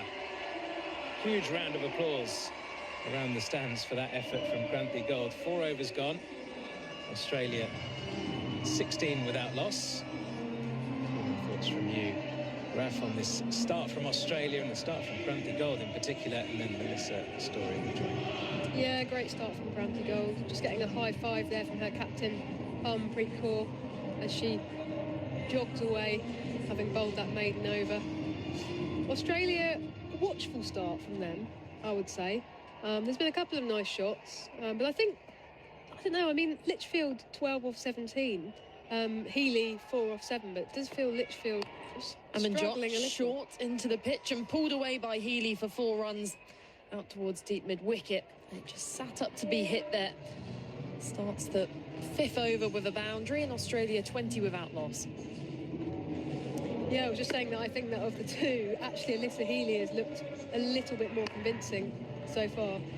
I think Phoebe Litchfield certainly has found the fielders on numerous occasions, and because of it has resorted to moving around in the crease just that little bit more, and as a result hasn't looked as settled, which, as you say, Healy, runner ball 8, is in defence to Amanjot, solidly back down the ground towards Pratikut at mid-on. Healy coming forward, Healy batting out of her crease there to Amanjot, which is interesting. Well, it's one thing, I guess, in contrast to the Australian bowlers, probably similar to a sense to Kim Garth, that both Amanjot and Kranti Gaur don't necessarily swing the ball very much. They're all kind of seam bowlers, quite up-down, in contrast to Megan Shute or a player who isn't in this Indian side today, Renika Singh Thakur, who we know with the new ball, when it's got plenty of lacquer on it, will swing it in, hooping it one way and another. Whilst both of these Indian openers don't threaten tons with sideways movement, as drilled back towards Amanjot. It was in the air for a moment. She's going to get 4 runs down the ground, Alyssa Healy.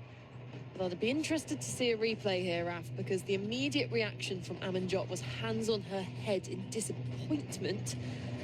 Somewhat relief maybe as well, as here we go. It was a full ball clubbed off the toe of the bat, and I think probably not realistic there for Amanjot to have got down to the ground to catch that one, but I think she would have liked to have at least got the boot to it to have stopped it going away for 4. Yeah, it was hit just slightly off the ground by Healy, but yeah, it wasn't really catchable for Amanjot there. But you're right, I think that she's disappointed not to have been able to prevent it actually going all the way down the ground and going for 4, because that's the second boundary that Healy's hit now in this over, and she's now away.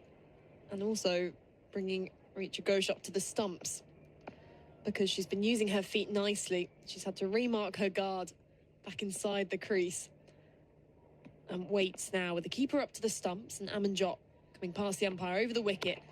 Slight movement into Healy, who's pushing back towards mid-off for no run. There wasn't a huge amount of swing on offer earlier on, was there? I mean, that's why I think it's probably a good call from India in hindsight to have gone in with the likes of Amanjot and Kranti Gaur, because if there's not going to be those conditions available for a swing bowler to make the most of, then actually having 2 bowlers who will keep their lines tighter will almost be less expensive, because they're not searching for that swing so much. So Amanjot, 5th stump line, has driven out towards the deep cover sweeper for a single. 25 without loss now, Australia. And it's all very similar in the sense that, of course, that the benefit of having put in the other side to bat first means that you can get a sense of what worked well and what didn't. And India have benefited from the fact they've got a similar field. They've got that cover sweeper out, that square legs. They know there's not enough pace in the surface to carry the ball down to deep third or fine leg off those quick edges. They've just got to keep things tight here early on, which Amanjot does to the left-handed Litchfield.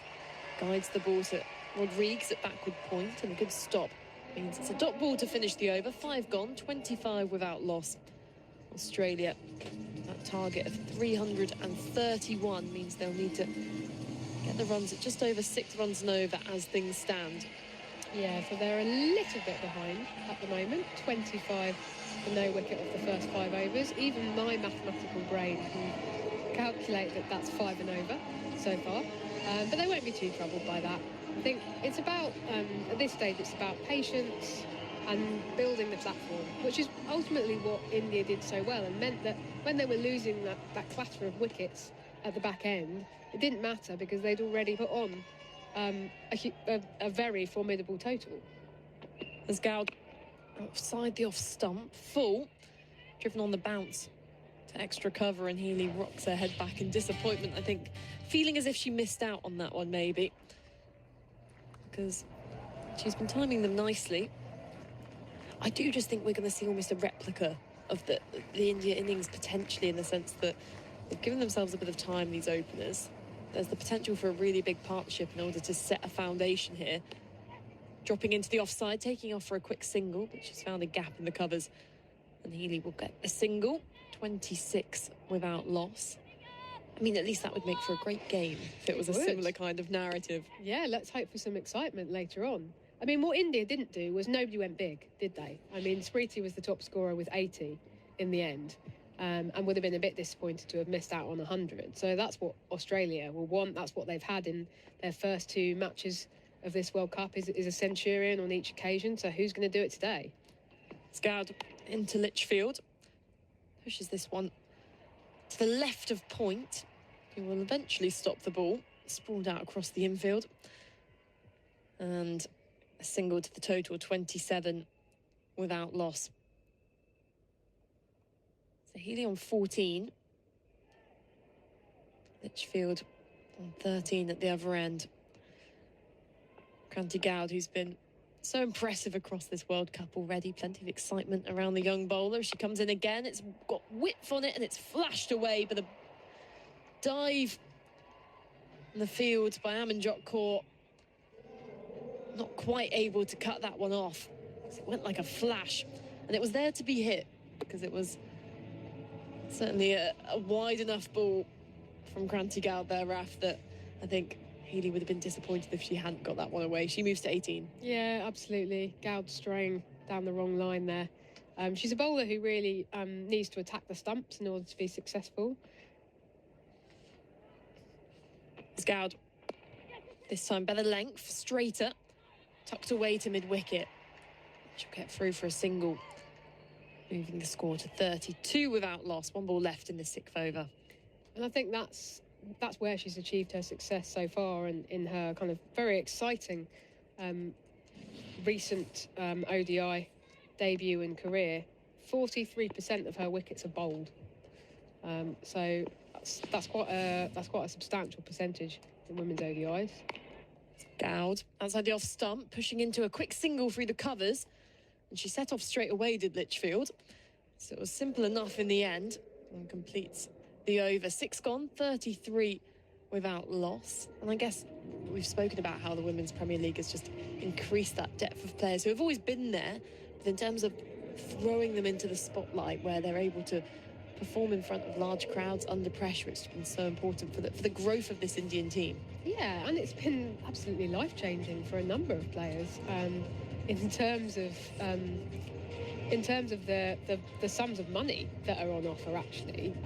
So it's a way to break into the India team, but it's also a way to absolutely transform kind of the fortunes of yourself and your family if you're an Indian domestic player. Just because the money on offer is so huge. It's been interesting this week. We've actually had an announcement that we're going to have a mega auction in the WPL in November. So that's going to shake things up a little bit in terms of the makeup of the teams. So a mega auction in the sense that just gonna get a bigger room to hire, or more players available for selection? Mega. Are you going to enter yourself into it, Ralph? Is that what makes it mega? A bigger hammer for the auctioneer. So Rana into the attack, and starts with a good ball on the stumps, defended by Litchfield. A mega auction in the sense that teams are only going to be allowed to retain a maximum of 5 players. So that's going to mean a real shake-up of some of the squads. Now, for, if you're UP Warriors or Gujarat Giants, then you'll be quite happy with that because they've not necessarily experienced that success so far. If you're Mumbai Indians or RCB or Delhi Capitals, you might be less happy. As Rana is in, advancing down the pitch and slapping the ball to extra cover, but well stopped by Pratika. 2 dot balls to begin this over from Sneh Rana. I mean, of course, as well, for the importance of brand identity and player recognition across the Women's Premier League. Now, after a few years of it being in play, we see plenty of fans wearing the players' shirts in the crowd. Cut away by Litchfield. Out towards Goud on the deep cover boundary. Single to the total, 35 without loss. And I know a few people always get a bit more upset about that, thinking, well, no, we've had this player here for 3 years, and we don't really want to have to go into a mega auction. Yeah, I think it's a real point of tension because you want a competitive tournament. You don't want there to be kind of perpetual losers. But on the other hand, as you say, if the marketing is kind of focused specifically on a number of key players, and if fans have become attached to particular makeups of squads, then that's really at odds with the very concept of a mega auction. Rana over the wicket to Healy, cuts the ball away, and it bursts through the hands of extra cover, allowing them through for a single. 35 without loss. It's been a number of fumbles in the field, albeit that one a much better attempt, I'd say, probably from Amanjot there. Did well to get down, but India's fielding pretty much from ball 2 when there was a misfield in the covers. It's probably not been up to their usual standards we've expected. This new wave of Indian cricket going back in defence as Litchfield. Rana collects off her own bowling, no run. Amanjot was in the firing line in the last over as well, trying to dive for that 4 that Healy played. Wasn't able to get there, but, you know, credit for her effort. She really tried so hard to get round to it. Goes over extra cover, does Litchfield away for 6. What a glorious stroke from the Australian opener. And completing the over with that 6 means it goes for 8. Sneh Rana's first, Litchfield to 21. Australia 41 without loss. Just guess quickly on that WPL mega auction again as well, the sense that a lot of teams will have a tough decision between retaining those bigger names who may bring in a few more fans, but actually are maybe later in their cricketing journey. But we've seen many franchises signing on younger players who they consider that if they get them when they're 17, 18, they'll grow up as part of that kind of franchise family. And as we see more and more leagues pop up in the women's game around the world, which also have the same owners as in the Women's Premier League, then they'll have those opportunities to travel from country to country. But actually, they're going to have to weigh up. Do we go for an experienced big name, or do we invest in the future? I think that's exactly the dilemma. And the other dilemma is if you've got somebody who's kind of the face of your team, if you've got like a Shafali Verma or a Jamie Rodrigues who's been so prominent in the marketing and they've had a slump in form, do you go for retaining them because they've become the face of your brand, or do you go with who's actually a better bet for you on paper? Goud full and hammered to the short boundary and away for 6 runs. It's Alyssa Healy joining the party now. She saw Litchfield in that previous over go extra cover, so she goes over mid-wicket. Not too much wrong from Auntie Goud there, apart from just that little bit fuller, and Alyssa Healy's eyes lit up. 69 metres, that 6. Yeah, Ash Gardner looks happy in the dugout, and Georgia Voll's now using the Aussie rules ball to applaud her captain. 47 without loss, Australia. Pulled away by Healy. And she'll get another boundary here. 4 runs, races along the carpet outfield. Moves to 30 off 19, and then not hanging around here, Australia. The 50's up. She went full, hit away for 6, so dropped her length back. And punished by Healy. Healy has got a really high boundary percentage in ODI cricket. 15% of all balls that she's faced in ODIs sent to the boundary. She's living up to that reputation today. And this 50 partnership, 51 of 44 balls. They know they've got to chase down the record score. And actually, they've made fantastic inroads to begin with here, Australia. Goud is pulled again, and it's another 4 runs to Healy. Can sense a change of bowling after this over from Kranti Goud, who's been so good throughout this competition, but is really feeling the pressure here. 14 runs off the first 3 balls of this over, as Healy whips the towel out from the back of her trousers to wipe the sweat from her brow. Meanwhile, Harmanpreet Kaur for India walks over to her young seamer to have a bit of a word, and I assume here, Raf, say pitch it up a bit. Yeah, probably. I mean, you talked about a bowling change. She's got 3 balls to send down first. I think Richa Ghosh there behind the stumps just suggesting that cover should come inside the ring if she's going to be bowling that more back of a length. But she's stuck with the same field, deep square and deep cover point, which means that if you get the ball between that short mid-wicket and that square leg on the boundary, there's no other protection out there. And Alyssa Healy, in her ODI career against pace, that exact gap is when she scores most of her runs. 27% of her runs coming through that region. 22 going through that cover region. Just stresses the importance of Goud.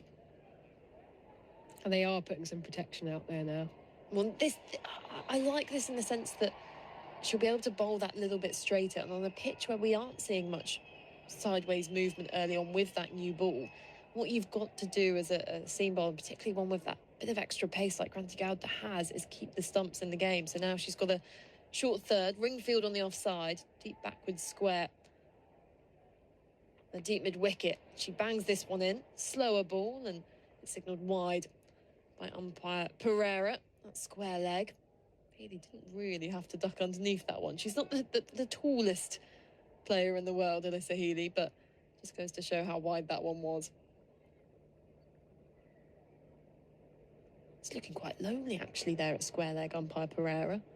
So the fielders are back on the leg side. Usually you can have a cracking conversation at square leg if you are by the umpire. It's the only good thing about fielding at square leg inside the ring. Outside the off stump, driven and through the diving extra cover fielder. So another 4 runs, this time through extra cover. Healy's 38 off 21 balls. And Goud has gone 6-4-4, wide 4. And the young seamer feeling the pressure. Bowling at the Australian captain. This is just one of those frustrating things where you plug a gap on the leg side and then she hits it for 4 through the offside. I think Harmanpreet Kaur here will be looking to probably her more experienced bowlers, particularly given they're still in the first power play. Only 2 fielders allowed outside that inner ring. Fuller driven to mid-off, and it's a dot ball. Granty Goud will be relieved with that one and hoping to replicate it with her final ball of the over. For a comparison, India at this stage were 38 without loss, Australia 60 without loss, and this over really does feel like a bit of a turning point in this chase. Because it's the one thing India didn't want, is for Australia to get away. As Healy waits, final ball of the 8th. Goud bowls a slur ball shorter into the surface, and Healy early on the shot gets struck on the lower back. And 8 overs gone. Australia 60 without loss. That target of 331. Yeah, Goud finished up with a couple of dots there. Didn't quite save the over from being, as you say, very expensive indeed. And Australia have started this really positively. It was interesting, actually. Healy was asked the other day about the fact that the openers, herself and Phoebe Litchfield, had not been successful so far in the World Cup, and basically, are you going to change your approach? Because Australia have had a couple of tricky holes that they've had to dig themselves out of with the bat against New Zealand and against Pakistan. And she actually said, we're not going to curb our aggression. We're just going to keep on playing the way we want to play, and that's exactly what we're seeing today. I suppose today it's a slightly different battle for them, because they've got to be aggressive if they're going to chase this down. But it's interesting that they haven't even kind of hung around at all. They just seem to get it underway as soon as possible. Snehrana into her second over, bowls outside the off stump, cut away, and gets away with that one probably as Litchfield picks out the fielder and shakes her head in annoyance. She couldn't just pierce that inner ring. I imagine after this over from Snehrana, I'll be thinking to bring in Deepti Sharma to try and offer a bit of that control. She pushes the wide line again. Litchfield early on the shot slaps the ball to mid-off for no run. I think that's the key word, is control. That's what Harmanpreet Kaur's, that's her challenge right now, is to try and bring back a sense of control to proceedings. Cut by Litchfield. She's got protection in the deep. It's Granty Goud out there, who I'm sure will be looking to redeem herself in the field as the enthusiastic youngster she is. A fierce competitor. Won't be looking back on the highlights of that last over with much fondness. When you consider the options she's got to go to, I think you've got Sri Charani, that left arm option, but for me, I think, yeah, Deepti Sharma, and see how many she can bowl to the left-handed Phoebe Litchfield as well. Yeah, the trouble with that is that she then becomes a right-hander, effectively, with her incredible switch hitting. Oh! To guide that one back with a point, but doesn't make contact, does Healy. I mean, she's effectively completely ambidextrous as a batter. It's Phoebe Switchfield, isn't it? Yeah, absolutely. That's what we saw in the 100. I've never seen anything like it. It's incredible. Just, I'm waiting patiently to see how long it takes her to whip it out today. Back of a length from Rana. Healy rides the bounce, works the ball to mid-wicket, finds the fielder, no run. Just the one off this over so far. Much needed from an Indian perspective. For her captain Harmanpreet, that control. Comes down the pitch and just over the head of extra cover, away for 4 runs. You could see her gearing up for it. She wasn't content with the fact the over had only gone for 1. Needed to make it an Australian win almost. And whilst they need over 6 runs and over, or they did at least at the start of this innings, really just wants to keep that momentum going. Finishes the over with a 4. Sneh Rana, big smile on her face there. She knows that could have gone a very different way if she hadn't quite got that elevation. Raf Nicholson taking a break and rejoining me, Alice Davison-Richards. Hello, hello. And we'll do a double change as well. There's a few thoughts from you, and you'll be joined by Nikesh Regali. Yeah, you can't be too miffed with that one as a bowler. Healy just getting that over extra cover there, but yeah, Healy ticking on 42 off 26. Kind of got to risk by, obviously it's still in the power play, but Healy's a person that will always give you a chance as well, so you've almost just got to hold your nerve with her at the crease. Going along really nicely at the moment though, 42 from just 26 balls. Australia, 8 matches played in ODIs this year. They've won 7 of them, lost only 1. That defeat coming in the hands of India only just last month. Ramanjot in, and Litchfield scoops this over the head of the keeper and away to the fine leg boundary for 4. So not quite the switch hit, but the scoop, ramp, whatever you want to call it, coming out. Litchfield getting into her groove as well. Yeah, definitely. She's somebody that likes to feel bat on ball and would be a lot happier after that shot. She also would have immediately seen that there wasn't a fine leg out there and been like, right, well, that's my scoring opportunity there, and it's a real easy shot for her. It's low risk, and yeah, she managed to get 4 for it. Hopefully she's a bit happier as well in herself. She doesn't look it. Oh, yeah, she's never happy with the batting. Fair enough. Sets high standards, I guess. Yep. Ramanjot back into her, and that's hoiked with a cross bat over towards the deep mid-wicket boundary for 4 more. It was a bit of a stand and deliver. Didn't quite time it off the screws, but hit it more than well enough for another boundary. Yeah, I don't think Kaur did too much wrong there. She just allowed Litchfield to have her arms there, but yeah, you can't be too annoyed at what you've bowled there. Australia really taking the game on here. And with that deep mid-wicket out on the boundary. And change in angle as well. Ramanjot coming round the wicket. The field spread on the leg side. Looking to target those stumps as she does, but Litchfield just gives herself room over to the leg side, slashes it through towards deep cover. And it's 3 4s in a row to begin this over. Litchfield all of a sudden now going at 34 from 31. Another mid-pitch conference between bowler, captain and wicketkeeper. Yeah, it's amazing how quickly a score can change. Litchfield probably feeling like she's not playing how she wanted to, few behind, and now she's 34 off 31. It looks completely different. I think they're just going to take advantage of their 3 more balls of only 2 being in the ring. Current run rate is 11, just over 11. 8.11 current run rate. That's what I mean. 6.27 the required rate. Oh, that's playing a miss. a potential missed-stumping opportunity as well from Richa Ghosh, who kind of fumbles the ball. The ball ricochets off some part of her body onto the stumps, but I think Litchfield's foot was down in time by the time that happened. Let's have another look. Oh, in fact, it's a glove that takes the bails off, and Litchfield hadn't grounded anything behind the line at that point. Trying to get her foot back, kept trying to shuffle back, was going absolutely nowhere. So opportunity missed from Richa Ghosh. We saw her put down a couple in the previous game too. Next ball from Amanjot is full, and it's driven straight and for 4 more. So just to add insult to injury there for India. Another boundary off the bat of Phoebe Litchfield. I know, how often do we see that where you miss a chance and then the next ball goes for a boundary? But that is an absolutely glorious shot from Phoebe Litchfield. It's just so well timed. Absolutely flew to the boundary. It was all timing, wasn't it? Slightly overpitched from Amanjot.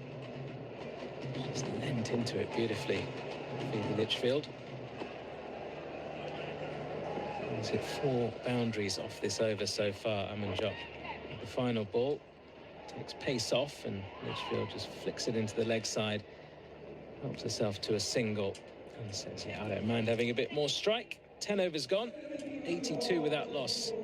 Australia, just the start they were after in this pursuit of 331. It would be a record chase. At the moment, they're doing everything right, ticking all the boxes here in the power play. Yeah, they'll be incredibly happy. I think similarly to the India opening pair, they wouldn't be quite happy with their work so far, Phoebe Litchfield and Alyssa Healy in the tournament. But yeah, they're really setting the tone, and I think they're taking advantage of only 2 fielders being allowed out of the ring at the moment. So yeah, 82 for North after the first 10 will be pretty happy.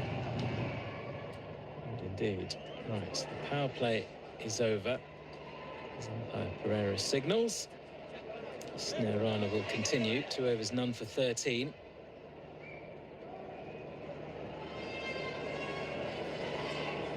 Healy 42 from 26. Litchfield 39 from 34. The field can spread a little bit more now. Where do India create this next opportunity from? Rana round the wicket to Litchfield.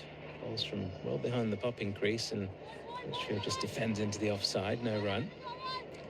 Yeah, it's an interesting one, bowling spin against Phoebe Litchfield here, because she's such a natural player against spin. She's gonna go on the attack. She's going to try and take you down, but with that, it also means that it brings chances. So I like this attacking from the India team. Rana in, there does come the switch hit. Reverse sweep at least attempted by Phoebe Litchfield. It doesn't hit any part of the bat. It's a nice looking bat she's got there, but a bit of wear and tear. There's a lot of tape going on. It must be one of her favourites. Rana bowls. Litchfield's bat cutting in the air, and it drops just short of Rodrigues there at backward point. It's a brilliant effort in the field to try and scoop that one down low, but it just gets to her on the half volley. Yeah, Rodrigues is a live wire in the field. Rana just changing where she's bowling from, so that one she's actually managed to bowl from the crease, whereas before she's been bowling from behind the popping crease and just varying her pace. So yeah, she's bowling really well in this over so far, just mixing up as much as possible. Rana in, floats one outside off stump, and Litchfield's down the track, drives gently away towards deep cover. Make sure she gets some bat on it. My word. Gets a single. That was slow. 43 miles an hour. Came down with snow. Good change up. They nearly foxed Phoebe Litchfield. Just the one from this over so far. So this is what India needed. Put some brakes on. Next thing is to try and find an opportunity to take a wicket. Healy back on strike. Three fielders out on the boundary on the leg side. Long off back too. Rana in, and she's hit on the pads here. Healy is shout for LBW. Was there a bit of bat involved? I think that's the only thing that's going to save Alyssa Healy here, and I think the Indians have realised that there probably was. Alyssa Healy smiling immediately afterwards, probably knowing that she's just got away with one, having got the inside edge. Another look at this. It was pretty adjacent and hitting on the back leg. I mean, if she hasn't hit that, that is absolutely plumb. India surely would have gone up for the review. Have they? Oh, have they? Hang on. I don't know. Well, Sneerana was just heading back to the top of her bowling mark. Did cause not much excitement from Richa Ghosh. Check the feet. It's a fair delivery. Harmanpreet Kaur just strolled over and said, well, hang on a minute. All the way through, Let's have a look at this. All the way through. All the way through. Clear gap to my left. Just, I'm going to need ultra edge to confirm if there's any bats, please. Did Kaur just call for a review without anyone realising? She clearly has, It's the most low-key review. It is, and if there is no inside edge, then surely this is going to be plumb. Here is ultra edge. Yes. There's a clear gap, there's a clear spike when the ball is next to the bat, satisfied. There's bat involved. Normally stay with your not-out decision, stand by. So it was a great decision. You could see by the reaction of Alyssa Healy as well that she knew that she'd hit it. She got away with one there. Didn't play down the right line, just about managed to get some sort of bat on it. Otherwise, that was stone dead. Yeah, it's probably the grin probably tells you everything that you need to know. She definitely got away with one, just being able to get an inside edge. We did lose a review. Rana in. Healy drives down to long on. Finishes the over with a single, but really good one there from Sneerana. Just two from it. And that delivery, which almost led to a wicket. Australia still need another 247 to win from 39 overs. 84 for none of the first 11. So first part of the job well and truly done by Australia. So where do they go from here? Can they keep wickets in hand? Can they keep this scoreboard ticking over at the rate they need to? 5 run rate 6.33 as things stand. Yeah, Australia here will just need to keep riding the waves. They'll have a few overs like that, but they just need to keep backing themselves at the next over or even the over after that. They'll make up for losing a few runs in that over. You know what? Bowlers are allowed to do well. Can't just be left said sometimes. So yeah, they're allowed to have a good over every so often, aren't they? I'm sure they are, and that was certainly a much better over from Sneerana there. Managed to put the brakes on a touch. Alyssa Healy not facing much of that over. 43 from 28. She's going to be on strike here. To Sri Charani is into the attack. Left arm orthodox round the wicket. Thickish outside edge from Healy. Short third. She'll get a single. Looking to hit that a lot squarer, or maybe even in front of square. This will be a good battle. Yeah, I think they'll be having a lot of conversations about what sort of field they want to do or what field they want both of these players to be playing. And how does Sri Charani bowl to Phoebe Litchfield? This is going to be the key battle in this phase of play.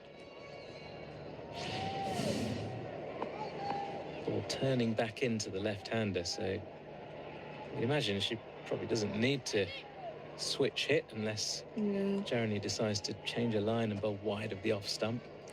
Unless they haven't got anyone behind, they've only got point in, so Phoebe Litchfield will reverse. Charani in, and there is the reverse sweep. Oh, it's hit straight in the air. Sneerana with a sharp catch.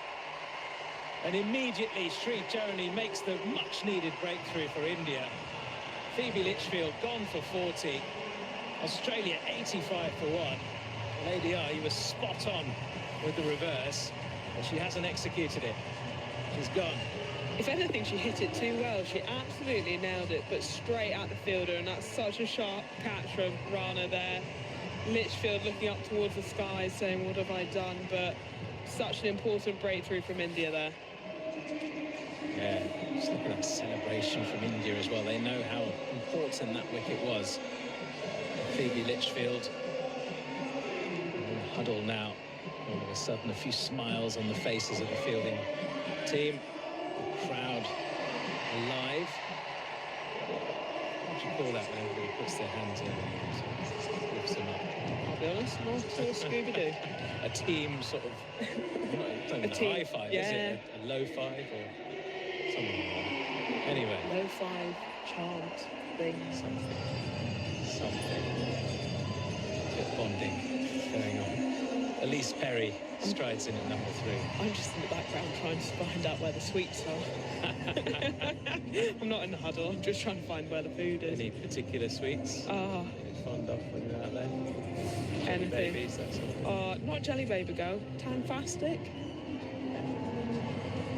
The cherries or is it the rings as well? Yeah, they're good ones.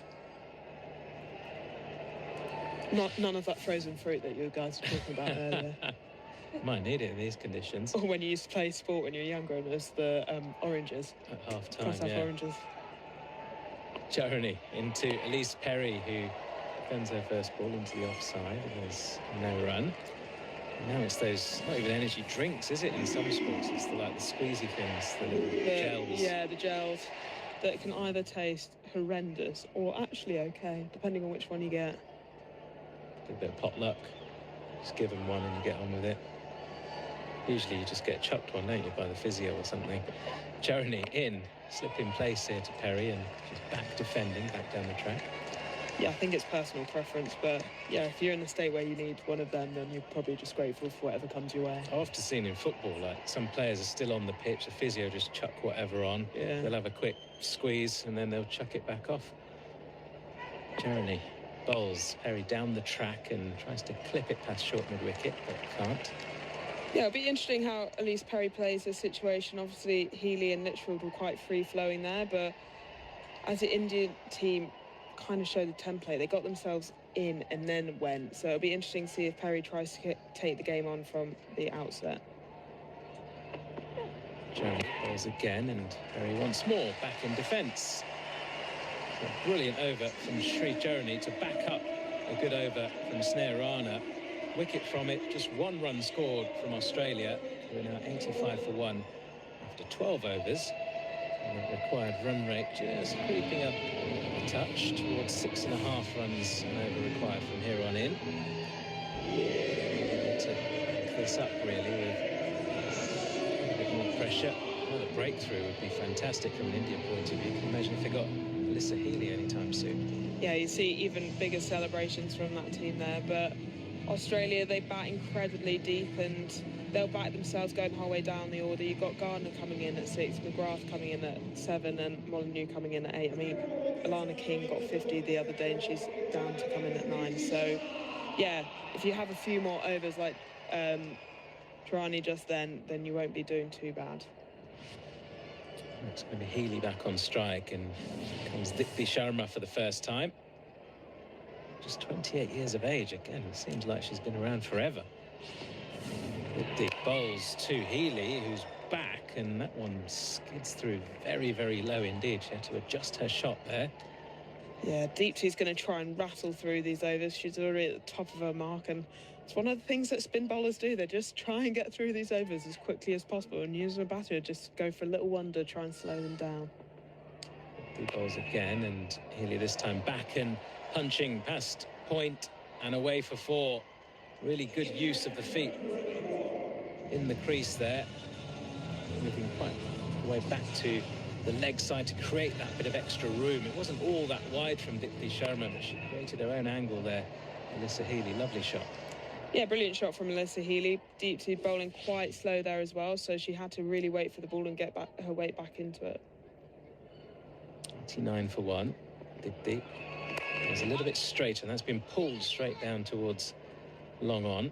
It'll just be the 1. Elise Perry back onto strike. Such a stylish player. Always really well groomed is Elise Perry, but the helmet she's wearing today, old school. I mean, it's faded, isn't it? I mean, that's really sort of light green now because it's had a lot of use. A lot of sun has been shining onto it. It's probably been cleaned a few times. Yeah, I think she's had to have the inside of it redone to keep up to the health and safety standards. Yes. But I guess it's kind of like having your bag of green. Once you've got your, I guess for her, Australia helmet, that's the one you want to keep on using. Sharma in, oh, genuine edge. And that's going to run away for 4. There's no slip in place. Very, very fine from Elise Perry, who wasn't a full-blooded drive. It was more of just a push into the offside attempted. And, a half chance for India. Difficult one for the keeper, but maybe had there been a slip in place, could have been an opportunity. Yeah, the keeper stood absolutely no chance there, but perfectly placed edge from Elise Perry there. It's already 9 off the over. With the bowls, Perry's back and defending. No run. 46 miles an hour from Dipti Sharma. It's about the pace she's going to be at. After the hit behind square will try and force the issue. To get her away for boundaries. That one's been clipped away just past short mid-wicket. And away for a single. So 13 overs gone. Australia 95 for 1. Required run rate just a touch above 6.3. Thoughts from you, ADR, on the start here from India's spinners, and then this will step in for me. Yeah, spinners have looked a little bit harder to get away than the seamers, but would you call this almost like a rebuilding phase if you can at 95 for 1 after 13? Potentially, because I think a gathering phase. Yeah. Well, that just makes it sound lovely. Yeah, a gathering phase. I mean, they're still absolutely smashing it at 7.3 and over. And when the field does spread after that first power play, it slows a little bit. Scoring rate always does slow. As Sri Charani, back of a length, and one-footed punch there from Elise Perry. Can't beat the fielder at short mid-wicket going round to her left. So she starts with a dot ball, the left-arm spinner who comes through in her action and wears a fantastically kind of 80s headband look with... I'm here for it. Huge hair poking out the back. More flighted, uses her feet but yorks herself in the process, does Perry. So a second dot ball in this over. It's quite mad scientist. Like, I'm thinking Doc Brown kind of style. Yeah, it's like Dexter's Laboratory or whatever it is. Maybe not that. From like years ago. It's Charity. Onto the pads of Perry, goes deeper in the crease, tucks it away to a vacant square leg region. They run the first one hard, and Healy there was searching for the second, with both fielders sprinting in from the boundary on the leg side. Do keep it down to just 1 in the end. Score comparison at this stage, India was 70 without loss, halfway through the 14th. Australia 96 for 1. Yeah, you'd be happy. Sorry, you'd be happy with that if you're the Australian team. What they need to just keep on doing is keep ahead of that run rate, keep Alyssa Healy flowing here, because she's the one that's actually going at a decent strike rate. She faces to Charity and is deep in defence, back towards the bowler. Nothing better than a solid forward defence, though. What's your favourite shot? Oh. And why is it a forward defence? Is this for myself to play or to watch as a spectator? Both. Oh, goodness. As Charity. 5th ball of the over. It's driven by Healy, but can't beat the fielder. Extra cover. I mean, I think as a spectator, yeah, I really like a nice... It sounds a bit weird, but I quite like a leg glance. Fair, pleasing, easy on the eye. A Joe Root leg glance off the pads. Yeah, fair. As Charity is in. Guided through the covers towards the sweeper, and that brings up her 50. 50 runs for the Australian captain off just 35 balls. She's given her team a very solid foundation of after what's been not the easiest World Cup for top order batters across all teams. And with that single, it's the end of the 14th over, 97 for 1. Drinks are being brought on. In terms of favourite shot to play, yeah, I mean, I'd love to say like a cover drive, but I don't think I've played a cover drive in about 3 years. So maybe when that happens again, that will be you'll celebrate. I'll give it the same celebration. Helmet off. I'm envisaging the David Warner kind of sprint halfway, take the helmet off, punch the air, probably pull a hammy in the process, and then fair. have to retire on 4 not out. I'll tell you what, you probably have a bigger celebration than what Alyssa Healy just gave towards the 50 just then. I mean, Alyssa Healy's celebration there was a I'm going to get 100 celebration. Oh, yeah, it means business.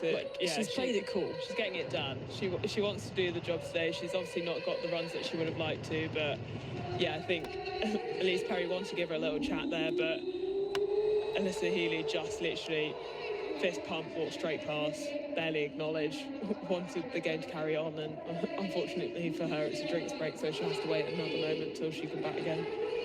What about you in terms of favourite shots? Forward defence. Really, forward defence. Is this for you to play as well? Because I do feel a sense of pride when I play a forward defence, because I'm proud of myself for not seeing the ball slightly in the area I want to smack it and then basically closing my eyes and getting clean bowled. So I'm usually like, well done you. You're a patient player. Go on, babe. One defensive shot. Pat on the back for me. I just think it's just so pleasing when the bowler bowls their best ball and you just go, no, sorry, not today. I mean, I always remember, I think it was Jonathan Trott, when he would face his first ball in any innings in Test cricket, it would be the most solid defensive shot you've ever seen. It's and the I same remember as me in T20, to be honest. Exactly. Every time I watch you bat, Alice, I go, defence. That's how I want to play. For defence in the T20. Well, gets you far, that one. I find an on drive quite pleasing, or a back foot punch. You know, the Joe Root back foot punch.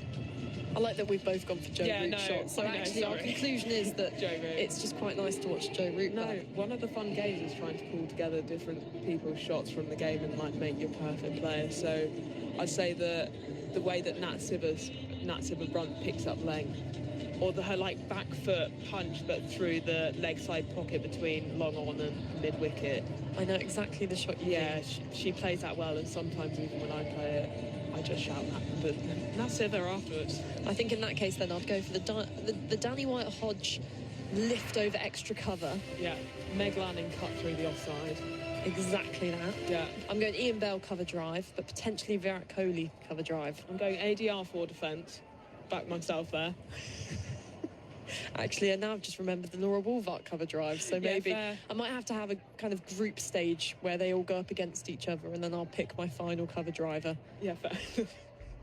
So you made it to the final round with the cover drivers.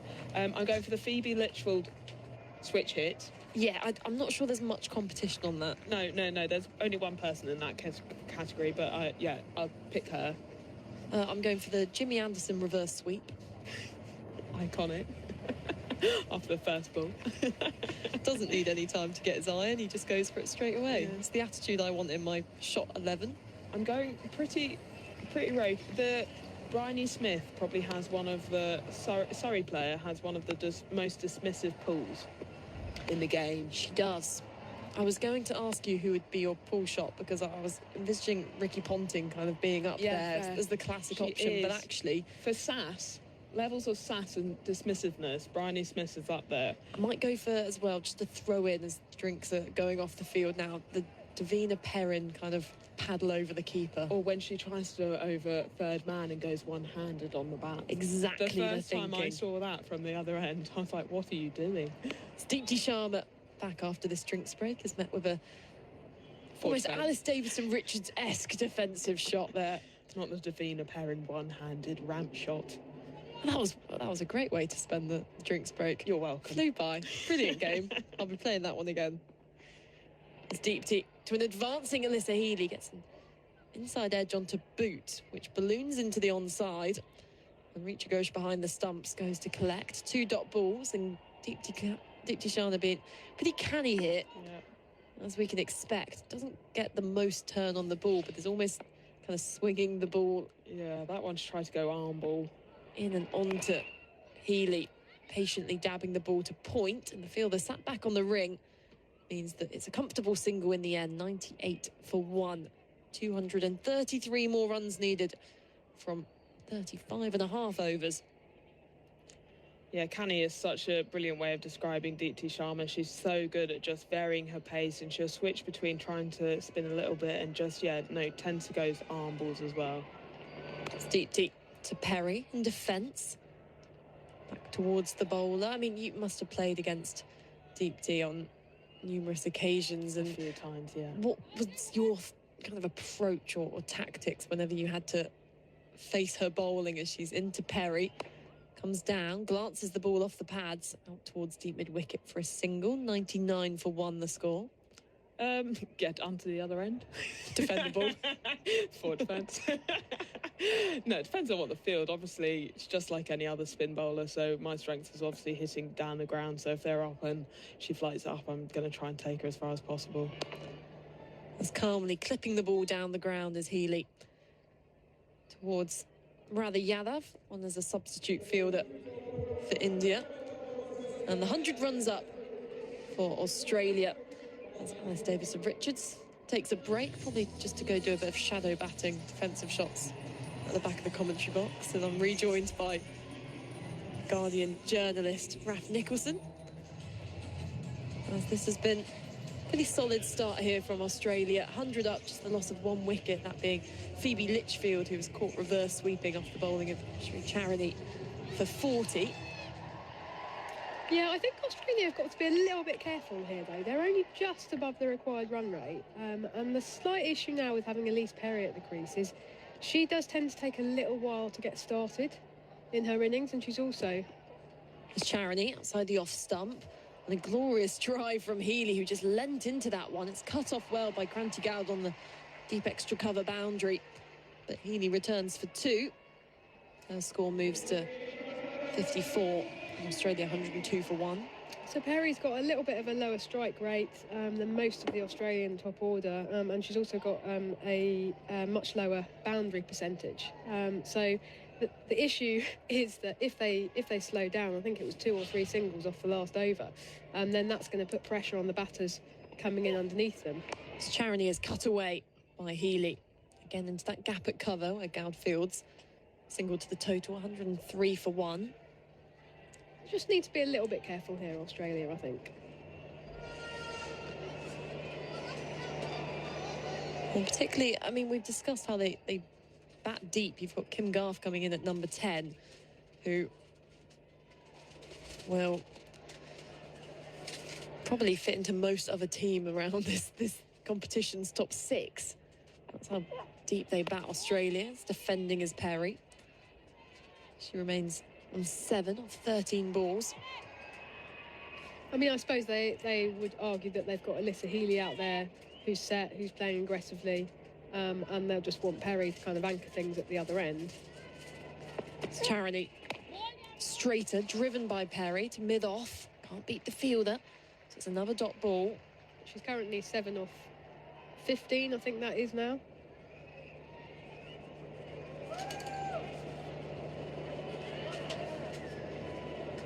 Obviously taking inspiration from the ADR forward defensive. Charity is pulled away by Perry using the depth of the crease. And she'll scamper through for a quick single, moving the score to 104 for 1. I mean, on Perry's kind of strike rate, it's been something she's been working on over the last few years, of course, after she was famously dropped from Australia's T20 side, and they cited the reason that she wasn't really adapting as much with the modern game and needed to improve her strike rate. She went away and she did. She rocks backwards. It's Healy will get 1 through the covers. Score to 105 for 1 at the end of the 16th over. And you'd still probably put her up there as one of the best ODI players in the world. But actually, when you do compare that strike rate to those down the order and almost the freedom which comes with a batting lineup that deep for Australia, as you say, they won't want to leave things until too late, Australia, with the head start they've had. I think that's it, and that's my point, really. I mean, watch her go on now and score 100 and prove me wrong. But, I mean, I don't think we would necessarily prove me wrong. I suppose what I'm just saying is that she is a player who takes a little while to get going, and sometimes she then will go on and play the beginnings and it's all worth it, but sometimes just a little bit of a tendency to perhaps get a bit stuck. It's Deepti Sharma into her third. It's turned square and Perry sold down the line ever so slightly. This might be close. I think she's got back. Healy called her through. Perry set off for the single, and halfway down the track, the captain changed her mind, sent her back. There's a grimace on her face, but a bit of a smile as she says sorry, suggesting that Perry did get back in time. Deepti Sharma applauding her fielder for that bit of pressure created there. I don't think there was ever a single. She went for the good old yes-no to Alyssa Healy. It's Perry, full stretch. Just getting back in her crease. That's Radiyadov again. One as a substitute fielder. Can't keep her out the game. Good bit of fielding there from Radiyadov. Deepti to Healy. Uses her feet and nicely worked down towards Smriti Mandana at long on. Scored to 106 for 1. But I think what happened was that Healy actually initially, you say, said yes, started coming down the track. So Perry, who was already backing up, came even further down, and then Healy just turned round, and that was where the difficulty arose. And showing some brilliant signs in the crowd today, all around the stadium at Visakhapatnam. It's working the ball to mid-wicket as Perry won't beat the fielder. Dot ball. And it's a sold-out crowd who have all come in to see this Indian women's team. Deepti goes into Perry, takes the route over extra cover and will get 4 runs. Good use of the feet, enough elevation to go well over the head of the fielder and moves the score to Australia for 110 for 1. We heard from Henry Moran in the innings break about that crowd. It's been out and about and chatting to various people. It's just such an incredible atmosphere, isn't it? And just, as he said... There's a fuller ball from Perry, whipped away out towards deep mid-wicket, where Rodrigues fields. That's another 1 to the score. 1-1-1 for 1. Am I meant to be standing on one leg? I don't know. I was just saying, as Henry Moran's been sort of saying, that actually it feels like a turning point for women's cricket in India. And that's kind of what this whole World Cup is about, really, isn't it? Is generating that sense of excitement. Full face of the bat presented to Deepti for her final ball of the over. Healy in defence, so 17 gone, 111 for 1 the score. 220 more needed from 33 overs. I mean, if you think in the sense that here in Visakhapatnam, you don't know how often outside of World Cups the Indian women's team might be playing at these venues, because there is so many venues in India. It's hard to stress that. So actually, you know, we often see with both the men's and women's sides, when they go play, whether it's a test match, T20, that the crowds will just be packed because so many people want to go see Smriti Mandana bat or see Harmanpreet Kaur, and it's a huge moment, and just goes to show that, you know, contrasting that to that Wormsley test match you mentioned, and obviously being played in England, but how many people do you think would have been in attendance for that test match across the days? A few hundred. And now we've got a sold-out stadium in India. We've had fantastic crowds for the England-India series this summer in England and Wales as well. And it's really been a seismic change in the last few years, as these names have become household names. Kranti Goud, probably a future household name, if not already one, across India. Starts with a full ball driven to extra cover by Perry for no run. Yeah, I mean, another point of comparison is the last time the 50-over World Cup was held in India in 2013. And I remember my sister was actually in India at the time it was being held. She was backpacking around India. And I said, by the way, there's a Women's World Cup going on. It's Goud straying onto the pads of Perry. And she nicely nudges it backwards of square for a single, 112 for 1. And she just didn't know. There was no, you know, even being there was not really any sign that a World Cup was happening. You know, so it's the difference in awareness, and I suppose in the marketing, and the just the general sense of excitement around the tournament all these years later. Well, our colleague, the BBC Nikki Chowdhury, who's been out in India, who I was speaking to, mentioning just across all the cities, even cities where there's no World Cup games being held, There's just posters of Smriti Mandana, Harmanpreet Kaur. Rima Rodrigues is swatted by Healy. A shorter ball out towards deep mid-wicket, where Amanjot quick across the ground. Keeps that down to a single. Really impressive bit of work there on the boundary. 113 for 1. And so there's marketing everywhere across India saying, there's the World Cup on, you've got to get there. And I know a lot of the crowds for perhaps some more of the neutral games haven't been as impressive, which was probably as expected. There's another shorter ball from Goud, just doesn't quite get up, and it's dragged by Healy from outside the off stump out towards square leg. Apologies by Perry there for a single. 114 for 1 now. And it's just so kind of positive to see, and just attributing that to not only factors like the Women's Premier League, but also just the growing success of this Indian women's team and how they've been getting results all around the world, as we saw this summer in beating England in both series. Yeah, I think it's really exciting.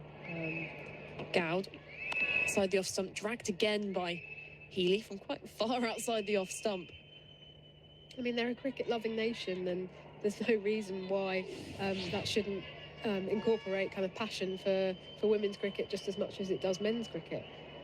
It's just, I think that the support around women's cricket and the India women's team has perhaps just been a little bit slow to catch up with the likes of England and Australia. But I think we are now at that tipping point.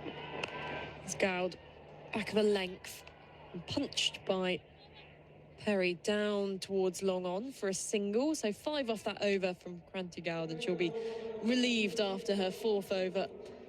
Went for quite a few runs. It was an expensive one for the youngster, which got her taken out of the attack, and she's come back well. 116 for 1, 215 more needed from 32 overs. Raf Nicholson, a few more thoughts from you, and you'll be joined by Nikesh Vagani. Yeah, 5 singles coming off that over. As I say, I think Australia have got to be a little bit careful here that it doesn't get away from them, and that they keep positively attacking that run rate. I mean, we were just saying about this being a potential tipping point for women's cricket in India. How fantastic would it be if India could go on and win this tournament? That would be such a game-changing moment for the sport there. But in order to do that, they probably have got to go on and really attack this match against Australia. Snehirana then continues into Elise Perry, who's forward in defence once more. 116 for 1, Australia in the 19th over. It's not just great to see lots of young girls and women at the stadium today supporting their side. There's a lot of men in, which I think shows the shift in attitudes in India in terms of men supporting women's cricket. Reverse sweep from Perry, and she's hit it well. She's not over-hit it. She almost just dabbed it, really. Got the bat down in time, timed the ball pretty well, and it's gone away for 4 down to deep third. So maybe a bit of boot involved in that too, hence the half appeal from Richa Ghosh, but that'll release the pressure on Perry. In fact, it's off the back of the bat. It's Wow. off the back of the bat. So that was why there's a bit of an angle to it, I think. Yeah, amazing shot, and it was intentional from Perry. Didn't actually switch over to the face of the bat. Next ball slightly short and pulled away out towards deep mid-wicket. Jamima does the fielding, make sure it's just a single. Perry looks like she was just breathing a sigh of relief after hitting that as well. I think she'll be aware that before that 4, she was 17 off 24, and she needs to be positive. On into Healy. It's full, it's driven straight to extra covers. Good bit of fielding there from the skipper, Harmanpreet Kaur, making sure it's a dot ball. Yeah, Perry not just breathing a sigh of relief, she's finding it pretty difficult to breathe out there in the middle. It looks like she's sweating a little bit more than Alyssa Healy. Cheeks have gone red.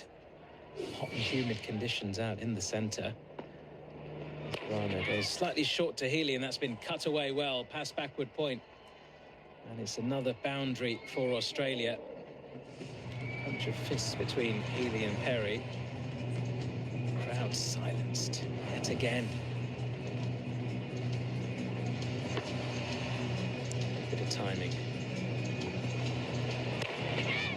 crease well, just moving over to the leg side.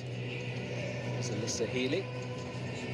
She's done that a bit today, hasn't she? Just moving around, getting herself in the right positions to be able to play these really positive shots.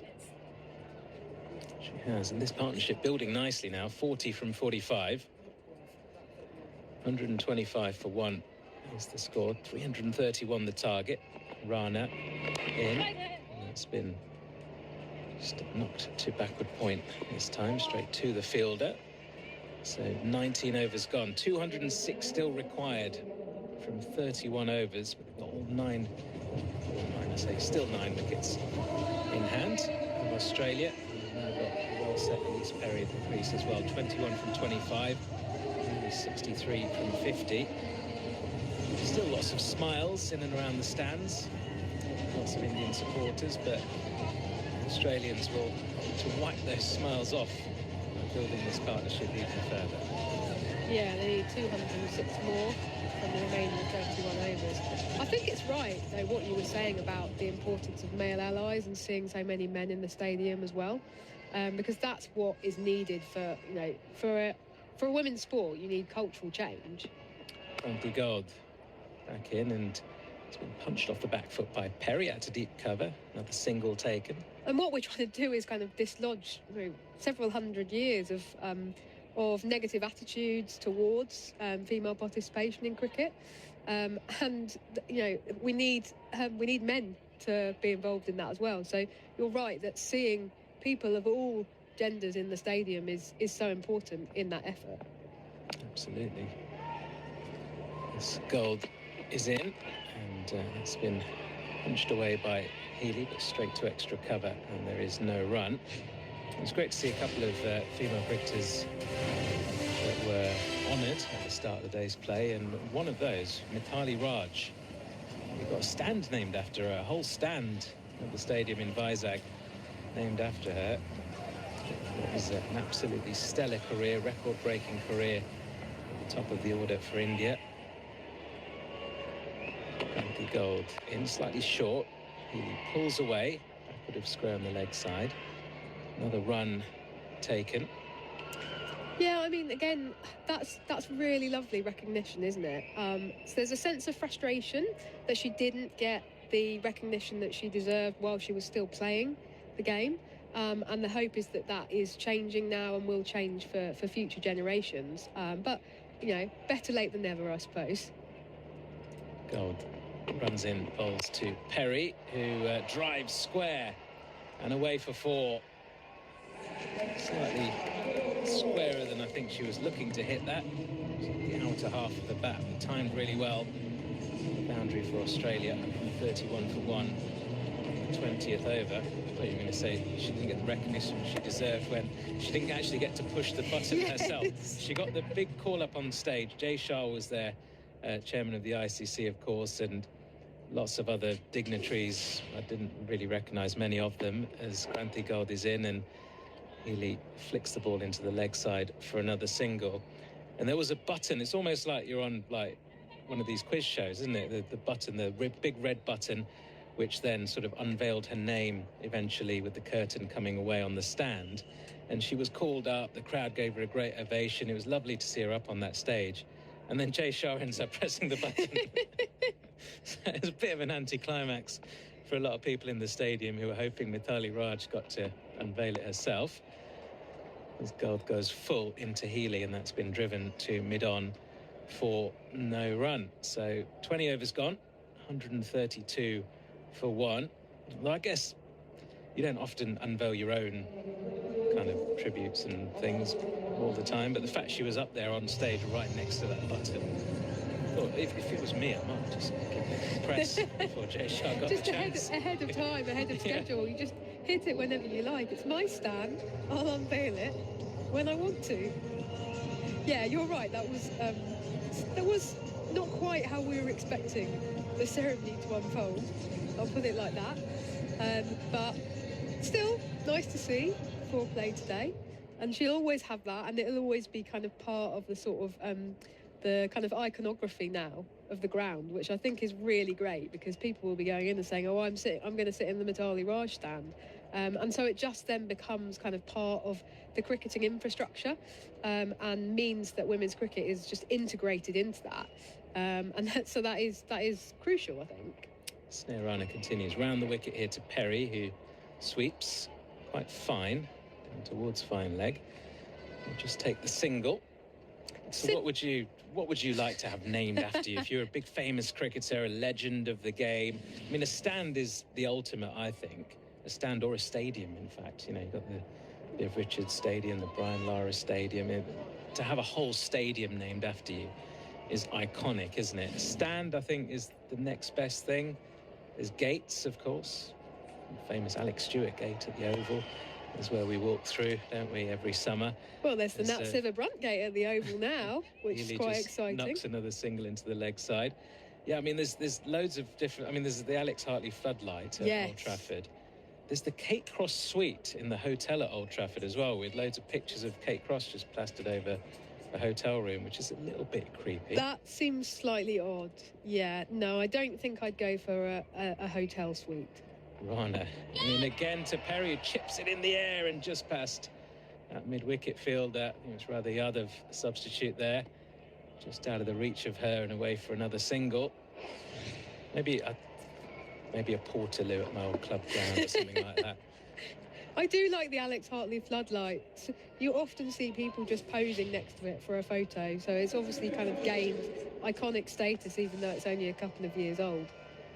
Well, I mean, I think the floodlight was there already, wasn't it? Yes, it was. Short from Rana, pulled away by Healy to deep backward square leg. Another single taken, so they're doing in ones at the moment. The required run rate just over 6.6. So 6 and over. The next few overs wouldn't be such a bad thing, with the odd boundary thrown in maybe from Australia. This partnership worth 51 from 56 now. Another single taken by Perry this time with a flick to mid-wicket.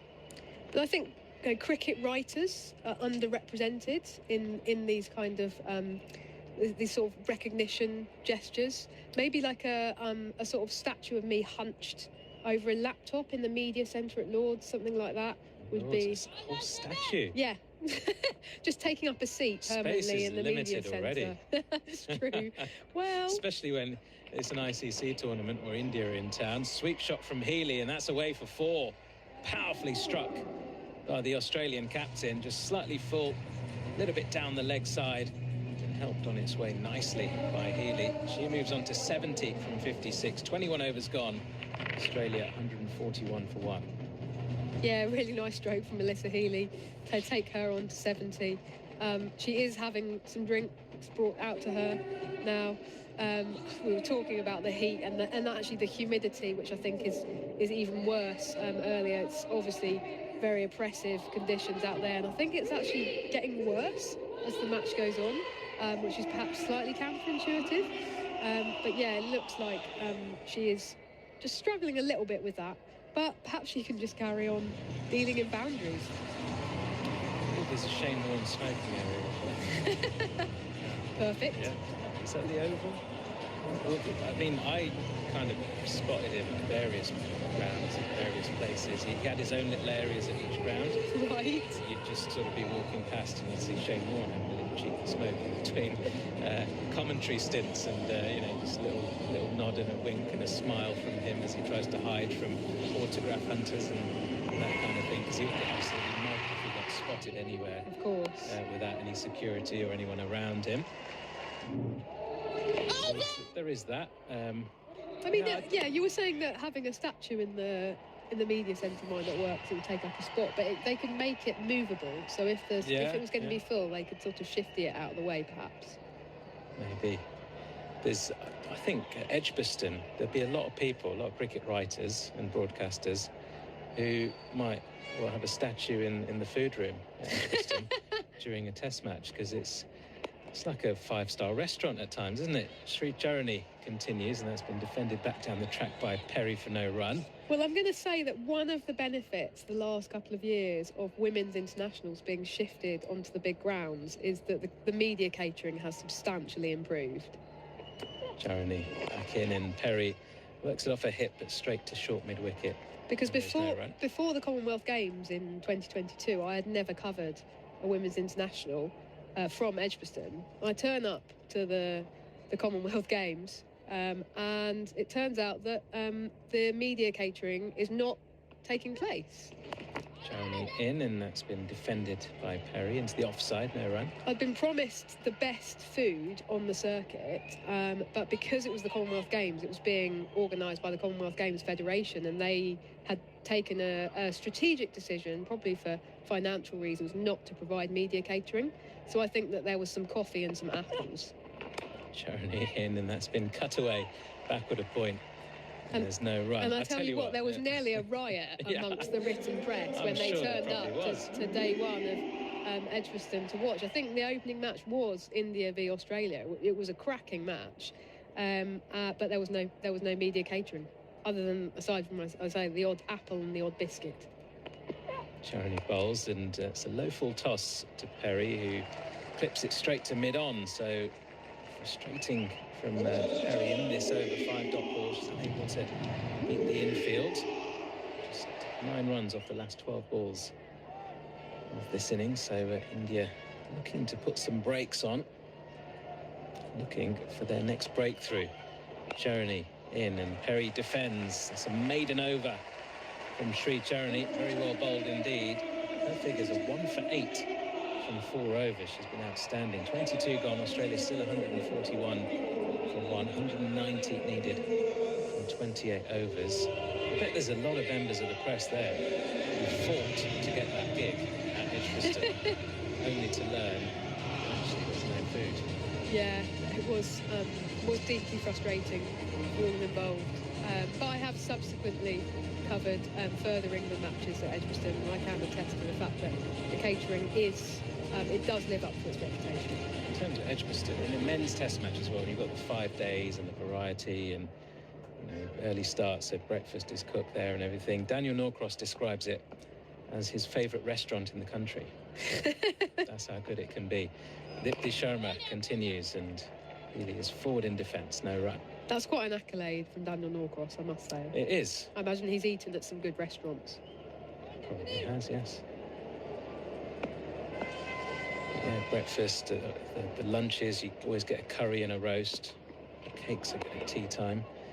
Dipti is in, and down the track comes Healy, but again just clips it straight to the fielder there at mid-on. Yeah, I mean, I sometimes think the media are better fed than the players. Sometimes, not always. I don't know about that.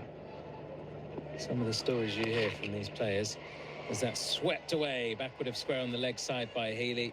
4 runs. Wasn't quite down on one knee as she played that sweep, but it was full. It was angled in towards her legs. Just a flick of the wrists away for 4. She's actually been playing it really nicely in that area behind square on the leg side.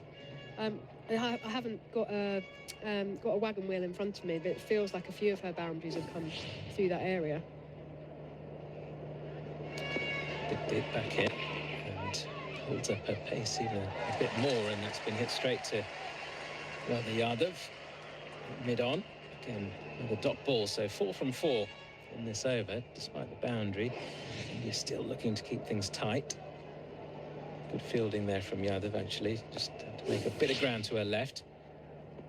In the dive. The finishes. Is that going to be a dot ball? It is. It's hit straight to extra cover. In fact, there's one more ball left in the over.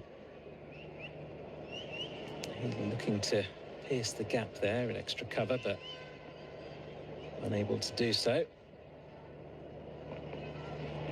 He now finishes the over with a short delivery, which has been pulled away for 4.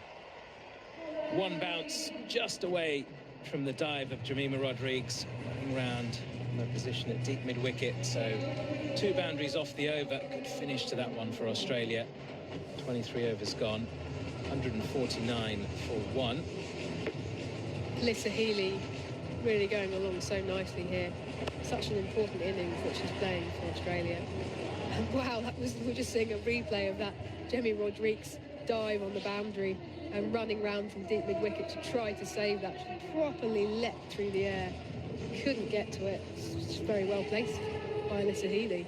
And I just think it's important that she keeps going along positively, while Elise Perry perhaps just a little bit hit and miss at the other end. It's a proper captain's knock at the moment. Sri Jarani continues, and Perry does manage to squeeze it past Radha Yadav there on the leg side and away for a single. 150 up for Australia. And the 24th over. Slightly ahead of where India were at this stage, but India hadn't lost the wicket. 181 still required from 26.5 overs.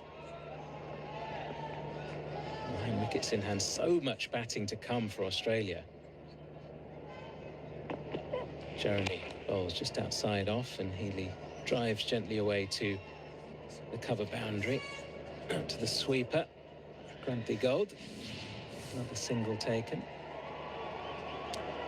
At the moment, Australia doing this at a canter. Yeah, they're making it look really easy, aren't they? I mean, it's going to be a record-breaking run chase, but as we said right at the start, it's Australia. Jarani fires one in a little bit quicker, and it's off the pad of Perry. And we'll get a single. Short fine leg. It's a half deal from Sri Jarani there. Doesn't have a lot going for it.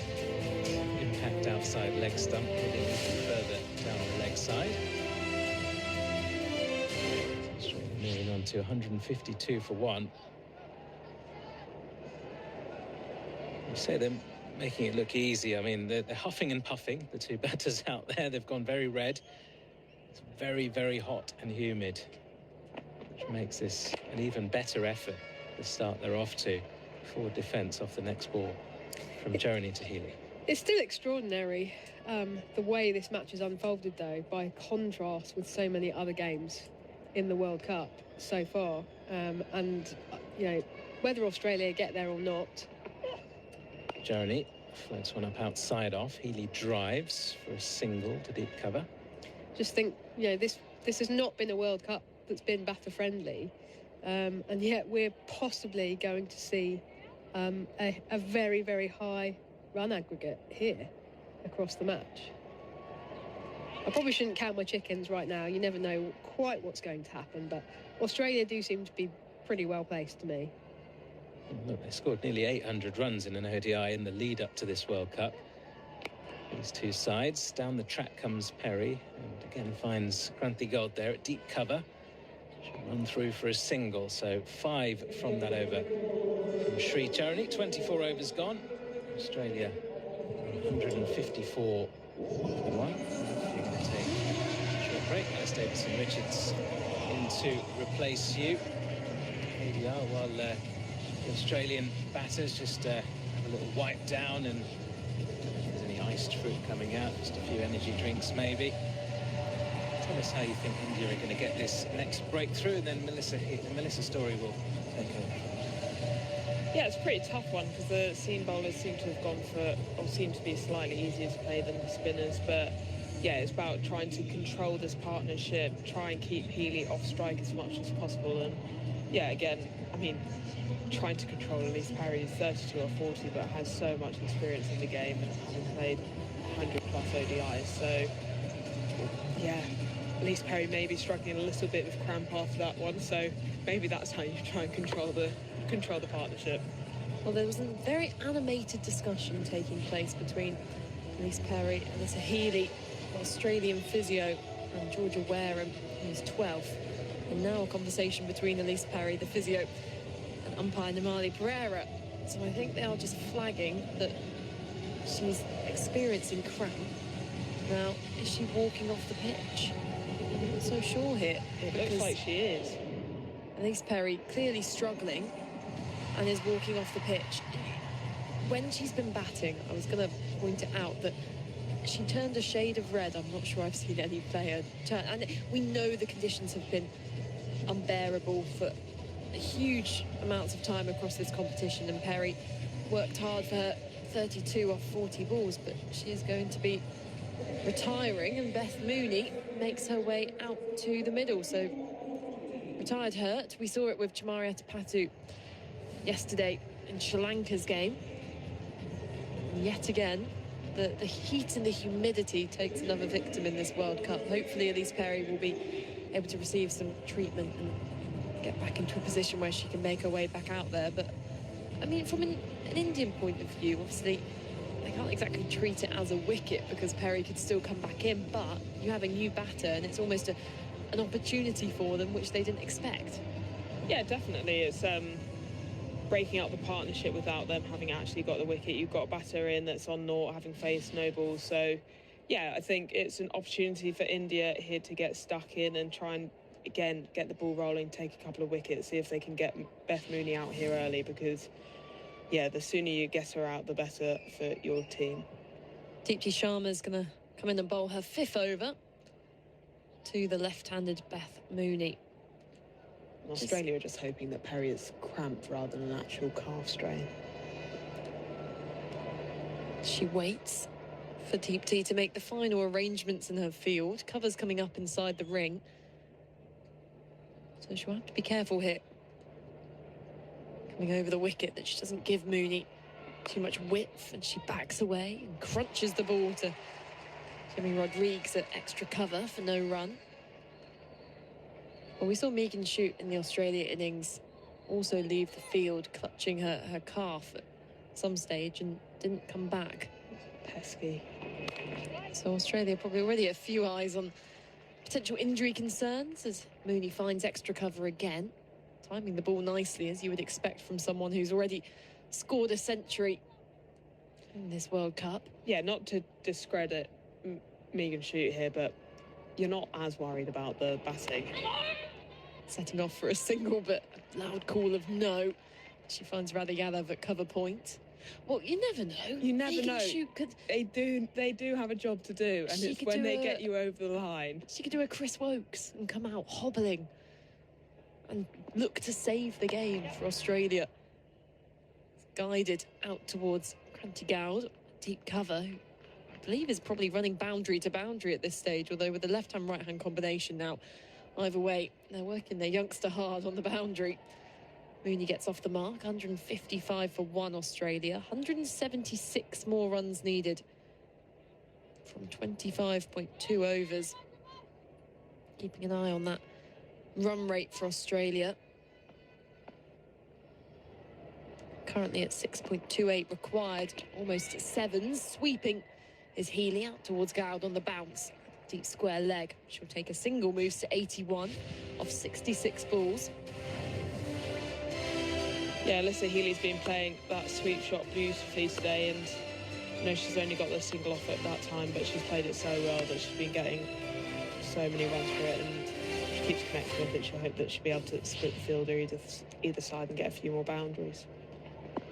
It's deep into Mooney, carving the ball out towards deep cover. Kranti Gaud, like a magnet in the field, collects, returns, and Mooney alert to the overthrow here. Comes back for a second run. Sri Charani backing up eventually. But a bit sloppy there from India.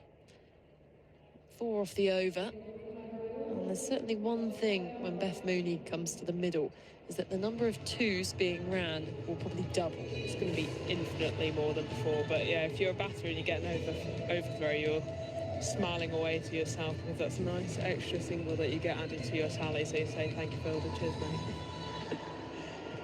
Yeah, no, Beth Mooney and 2s are a match made in heaven. If we look at her most recent scores, Beth Mooney as well, I mentioned that 109 against Pakistan. Didn't get in the runs against New Zealand in Australia's opening game, but 59 not out in a warm-up game, and 138 in that ODI series against India, 77 not out as well. It's not often she'll fail to get runs. And the best in the world, Beth Mooney, as Healy clips a ball up-ish to short mid-wicket.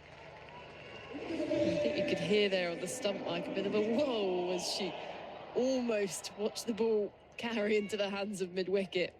It would have been a very soft dismissal if she had. So those nerves around the 80s start to creep in, maybe slightly, sweeping and causing umpire Pereira to duck underneath that ball. She gets a single out towards deep square, 159 for 1. Do you think she still gets nerves as she gets towards Oh, you 80s, 100% 90s? do. You 100% do. You're not human if you don't. Sure. Or you're a far more level human, more level-headed human than I am, that's for sure. I'm sure when she gets asked about any big innings, Oh yeah, she'll play it off. Yeah, she'll be like, yeah, oh, what? I was on 82. I didn't even know. Felt like I was on 60. I've only got eyes for the team total, like the good captain I am. As Harmanpreet Kaur, I should have mentioned, into the attack, is cut away for a single by Mooney through the covers.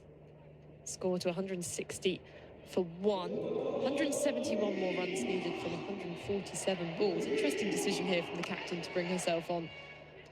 Yeah, I think she's trying to buy a few overs here and there, just to give herself a bit of wiggle room if one of the bowlers is a bit more expensive than she would like. Full toss is spooned up over mid-wicket and perfectly finding the gap as Healy. Gal did get a hand to it, or at least Sneh Rana got a hand to it on the boundary, almost hauling it in. And it was such a small gap in the end between long on and deep mid-wicket.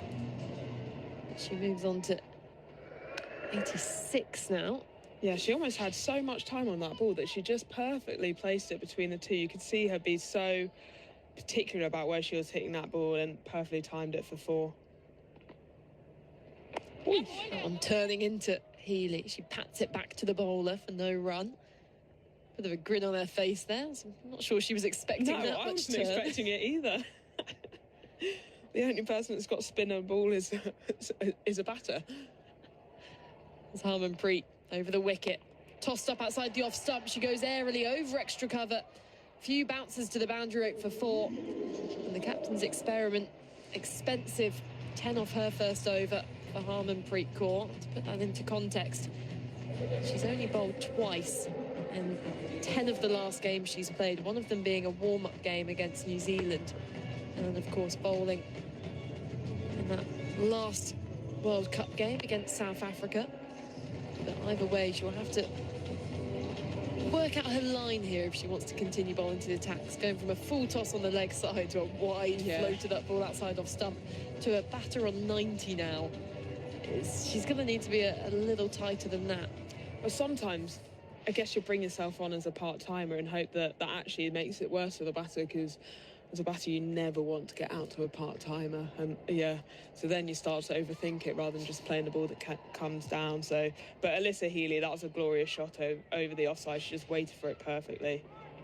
Deepti Sharma comes into Mooney, who looks to paddle over her shoulder.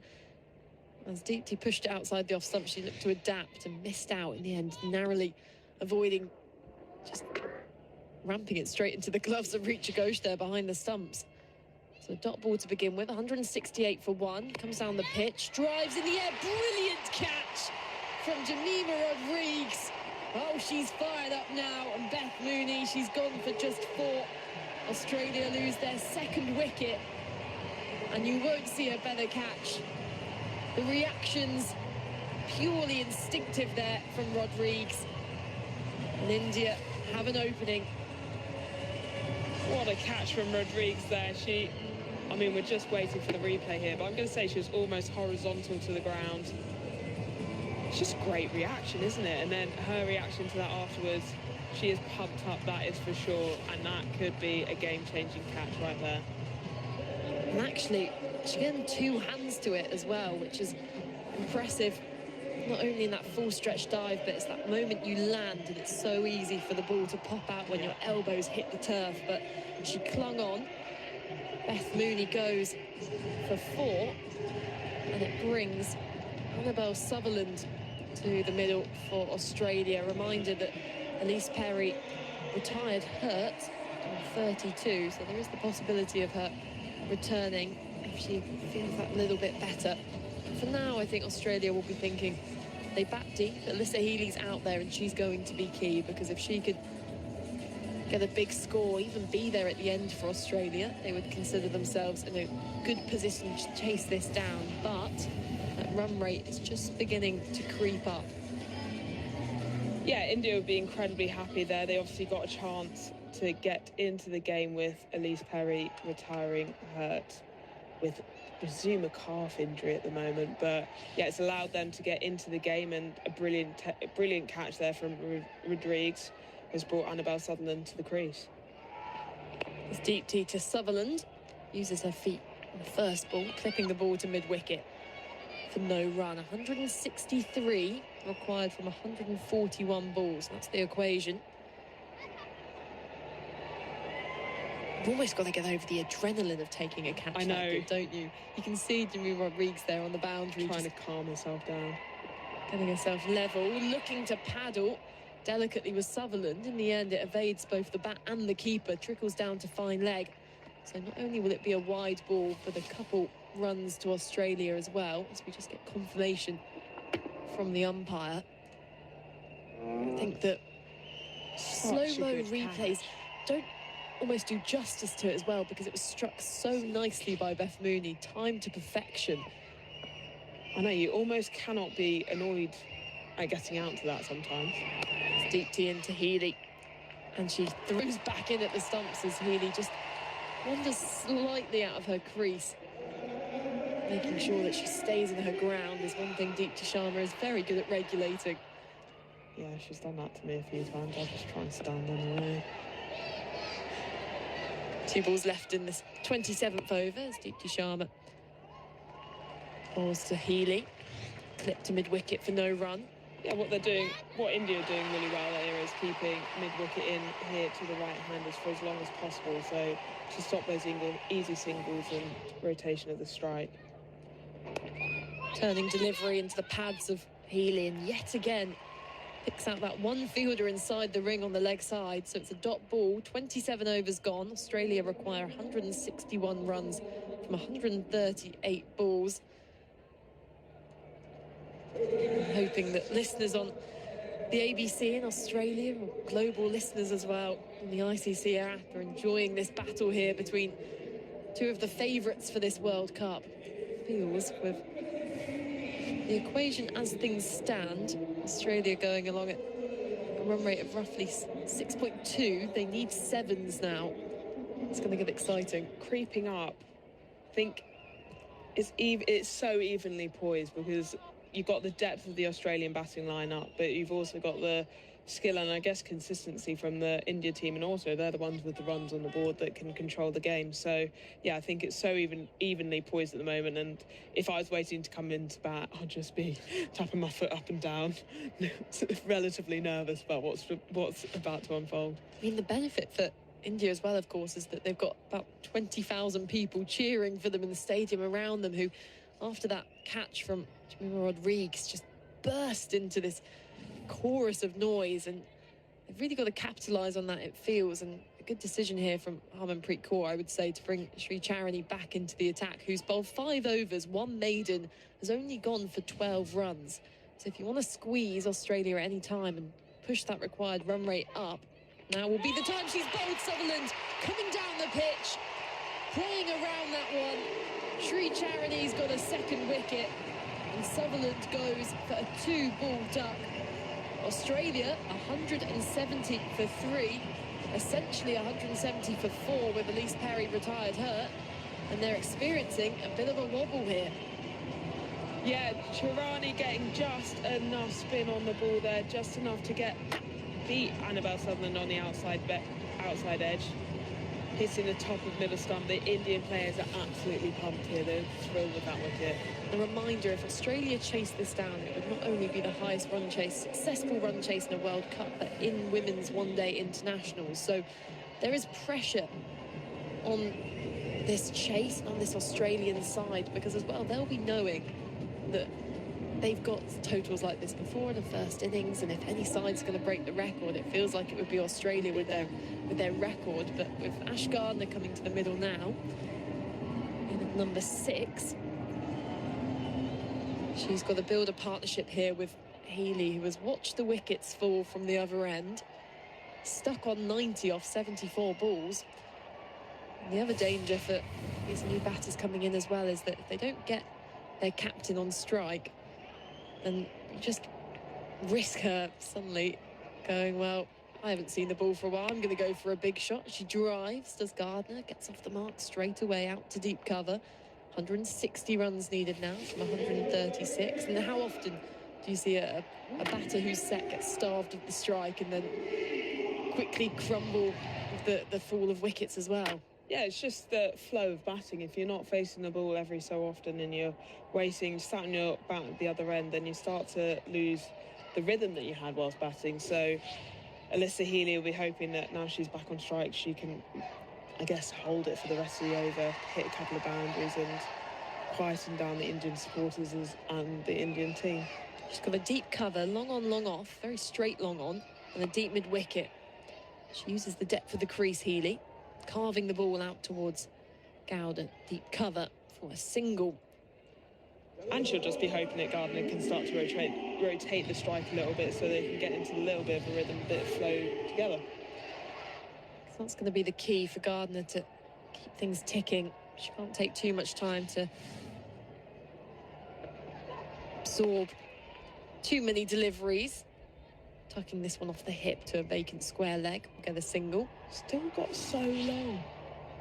That's the thing. I know you require sevens, and obviously you don't want it to go up much, but above, I'd guess 7.5. You don't want it to carry on creeping up, but you want to kind of stay with it the whole way, at which point you can just kind of say to yourself, 1 or 2 big overs, and the run rate just completely changes. But as long as you're there or thereabouts for as long as possible. Well, particularly as if Ash Gardner can tick along and run a ball, let's say, and Alyssa Healy is going to be picking up a boundary at the other end every now and again. That's really her role until she gets her iron entirely. But from an Australia point of view, they won't want her to dot up too many. Driving on the up is Healy, nicely timed out towards deep cover for a single. 174 for 3 Australia. 1 ball left in this 26th over. Just the 4 runs off it so far. You don't almost want to leave it until the end of the over to have that pressure to find the boundary. And so Healy will be thinking, how can I get any boundaries early on in the over as possible to push the pressure back onto the bowler? As Gardner drives, finds Harmanpreet to extra cover, so it will be a dot ball to finish the 28th over. Alice Davison-Richards, a few more thoughts from you, and you'll be joined by Nikesh Regani. Yeah, the India team starting to squeeze here. Their fielders backing up their bowlers this time. It's definitely an area that they would have looked to have improved on from the last couple of games. So, yeah, they'll be really happy with the work, with Australia needing 157 from 132 balls, with Deepti Sharma bowling a 7th over. So Healy holds a massive key to this run chase, it feels. 92 from 76. Get her really crack this game open from their point of view. Add a lot of pressure onto all the batters that are coming in, that is for sure. Absolutely. Deepti Sharma then continues into Healy, who flicks the ball down towards long on for a single. Seems to be making it look so easy at the moment, though, Alyssa Healy. Striking the ball nicely. Just keeps on turning slightly more red at the end of every over. You can't blame her in this kind of heat. No, it is warm. Ash Gardner, they're looking fresh-faced at the moment, new to the crease. 2 from 3 balls for her so far. Just examines the field, faces up to this delivery from Deepti. She's back in her crease, and well, it was quite a fullish delivery that she played back to. Managed to get some bat down on it in time, but she missed that. In plumb LBW. Yeah, I'm not sure that's the ball that you should be going back to. It's very much go forward sort of length. They back in, and down the track comes Gardner and flicks towards Radha there at short mid-wicket, who slightly misfields, but doesn't end up costing a run. Australian getting a little bit stuck here. That Deepti Sharma doesn't tend to bowl with a 45 in or anyone behind the bat on the leg side. Again, flights one in towards those stumps. It's been flicked away to square leg. Single to Ash Gardner. Yeah, it's not a shot that Ash Gardner tends to play, but she played the paddle. You'll definitely be getting at least 2 runs, and that will tend to bring the players on the inside the ring on the leg side, so mid-wicket in the square that they've got in front to Ash Gardner, a bit square and create a bit more room in front of the bat for her. Into Healy, who can't quite beat Radha Yadav there, who puts in a full-length dive, running around from short mid-wicket to mid-on. She's been very good in the field, Radha Yadav, on as a substitute. In the hard yards. With a lovely delivery to finish off the over. Well defended by Healy off the front foot, so just 2 runs coming off that over. 176 for 3 from 29. 155 needed for Australia from 126 balls. And, at the moment, Georgia Vole has that Aussie rules ball tucked firmly under her armpit. And things were going well for Australia. It was spinning around in her hands. She was throwing it up and catching it. She's not let go of it, though. It must be a superstition thing, maybe. Comfort blanket. Comfort blanket, perhaps. Comfort Aussie rules ball. Watched a bit of Aussie rules. Been to a stadium to catch any action. No, I've never watched one of the games, although when they try and explain the rules to me, honestly, it just sounds incredibly confusing. And I know that I play cricket, but... Sri Charani then continues to Gardner, chips it in the air and just out of the reach of Radha Yadav there at short mid-wicket, just over her head and away for a single. Yeah, Ash Gardner not looking completely comfortable here. I think she just got caught a little bit early, ball a little bit slower than she thought it was going to be. I'm just grateful that she managed to find a gap in the end. For all our Australian listeners on ABC, they call it footy, don't they? Footy. They just call it football. Mate. Yeah. As we have to specify. Aussie rules. Have you ever been to the game? I've never actually been to a stadium to watch. I've seen a bit of it on TV. Well, that's been chipped in the air as well, but into a vacant mid-wicket region this time by Healy for another single. It's a little bit like, do you remember like the Gaelic games and things like that used to come on Channel 4 and stuff, and there's one of those games that they play which is quite similar to Aussie rules, I felt anyway, but a little bit complicated, not easy to explain, as you say, but more hands used than feet, so I don't know why it's called football, but I guess rugby aficionados would argue that point as well, as Gardner punches another single out towards deep cover. Yeah, but they always seem to take the ball wherever they are, so no matter what team you are, and if there's an Aussie there, they always tend to bring an Aussie rules football with them. Kick it around whilst you're warming up or hanging around at training. Do you get that in the 100 then as well? Oh, yeah. They try and teach you what to do with it. There's this, like, technique where you have to, like, bint it.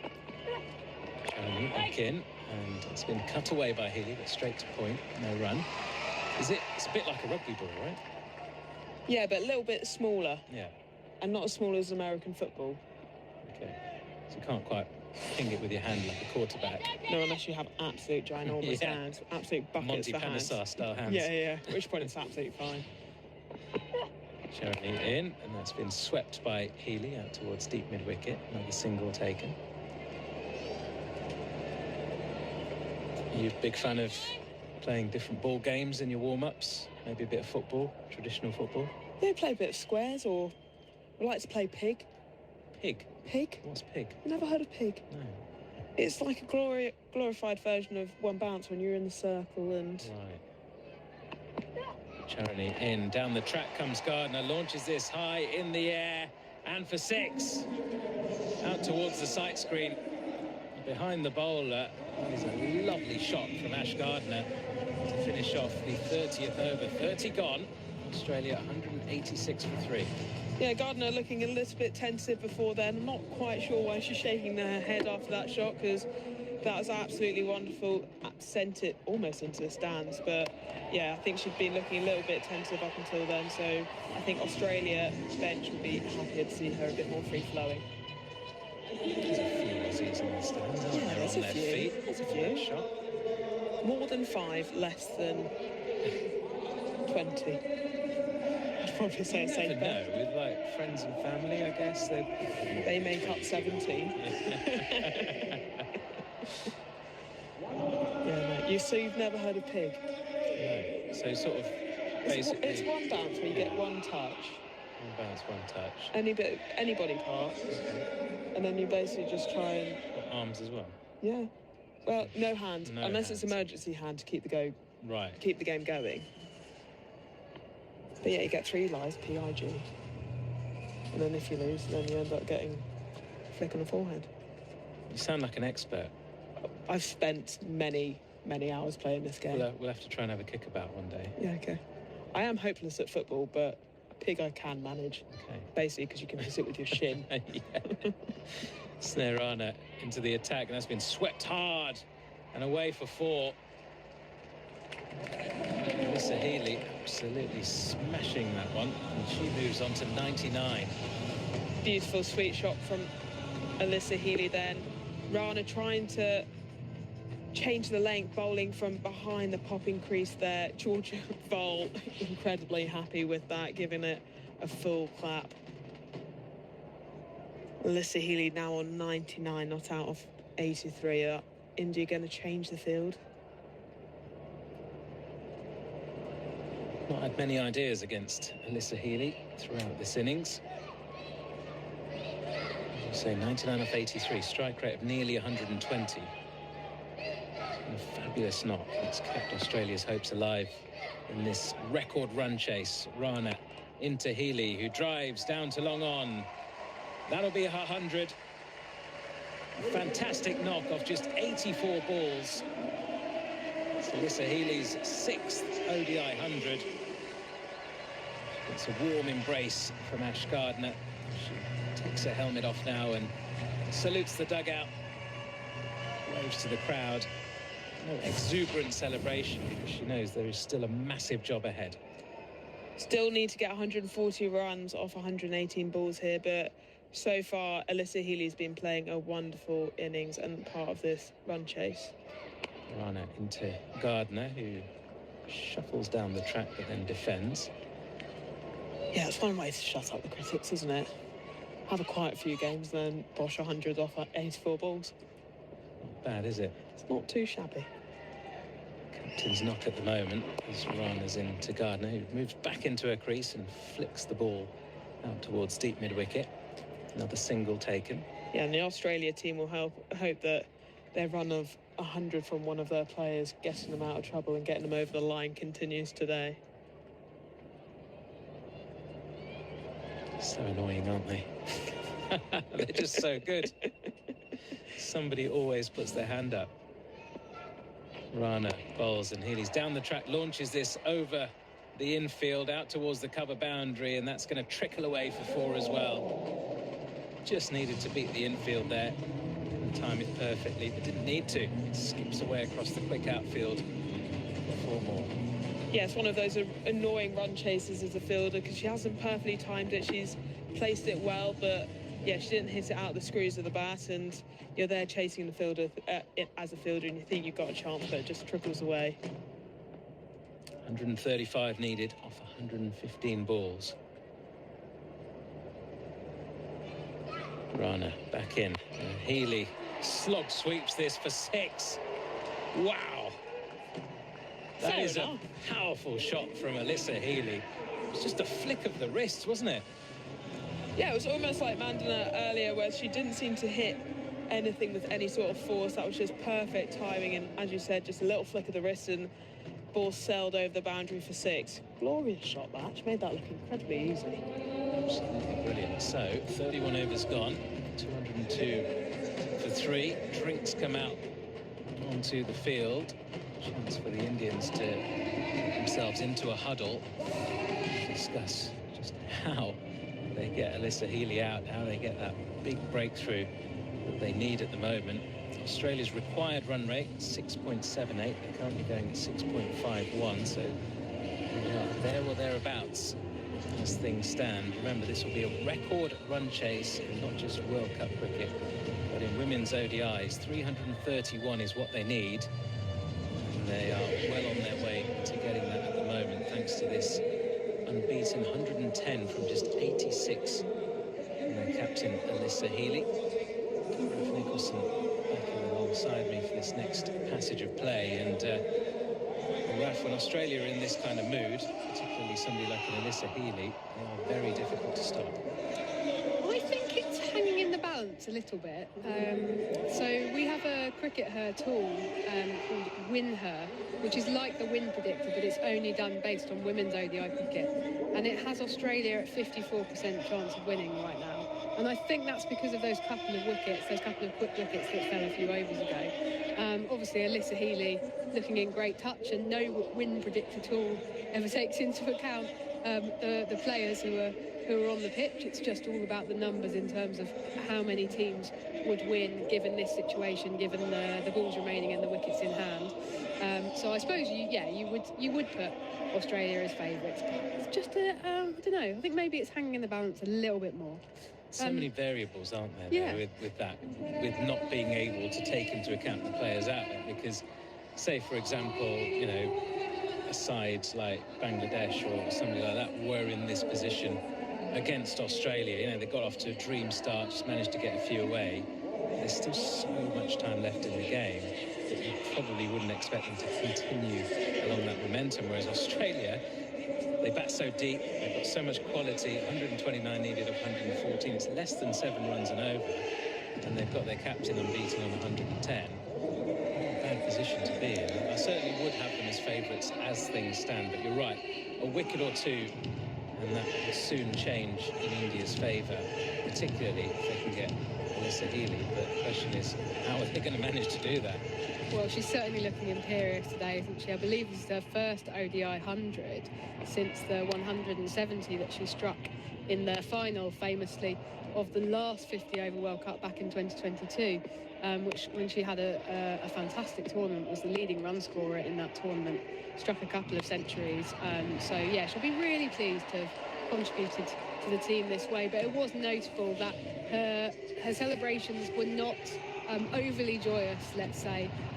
They were measured enough for her, because it's her recognising that the big job is still to do, and I think that she'll be very conscious that if she gets out now, then Australia could definitely still lose this. There's also the open question of whether Elise Perry will be able to come back out and bat, of course, having retired her with what we think was cramp caused by the heat and the humidity. We're not 100% sure. So they could potentially effectively be 4 down.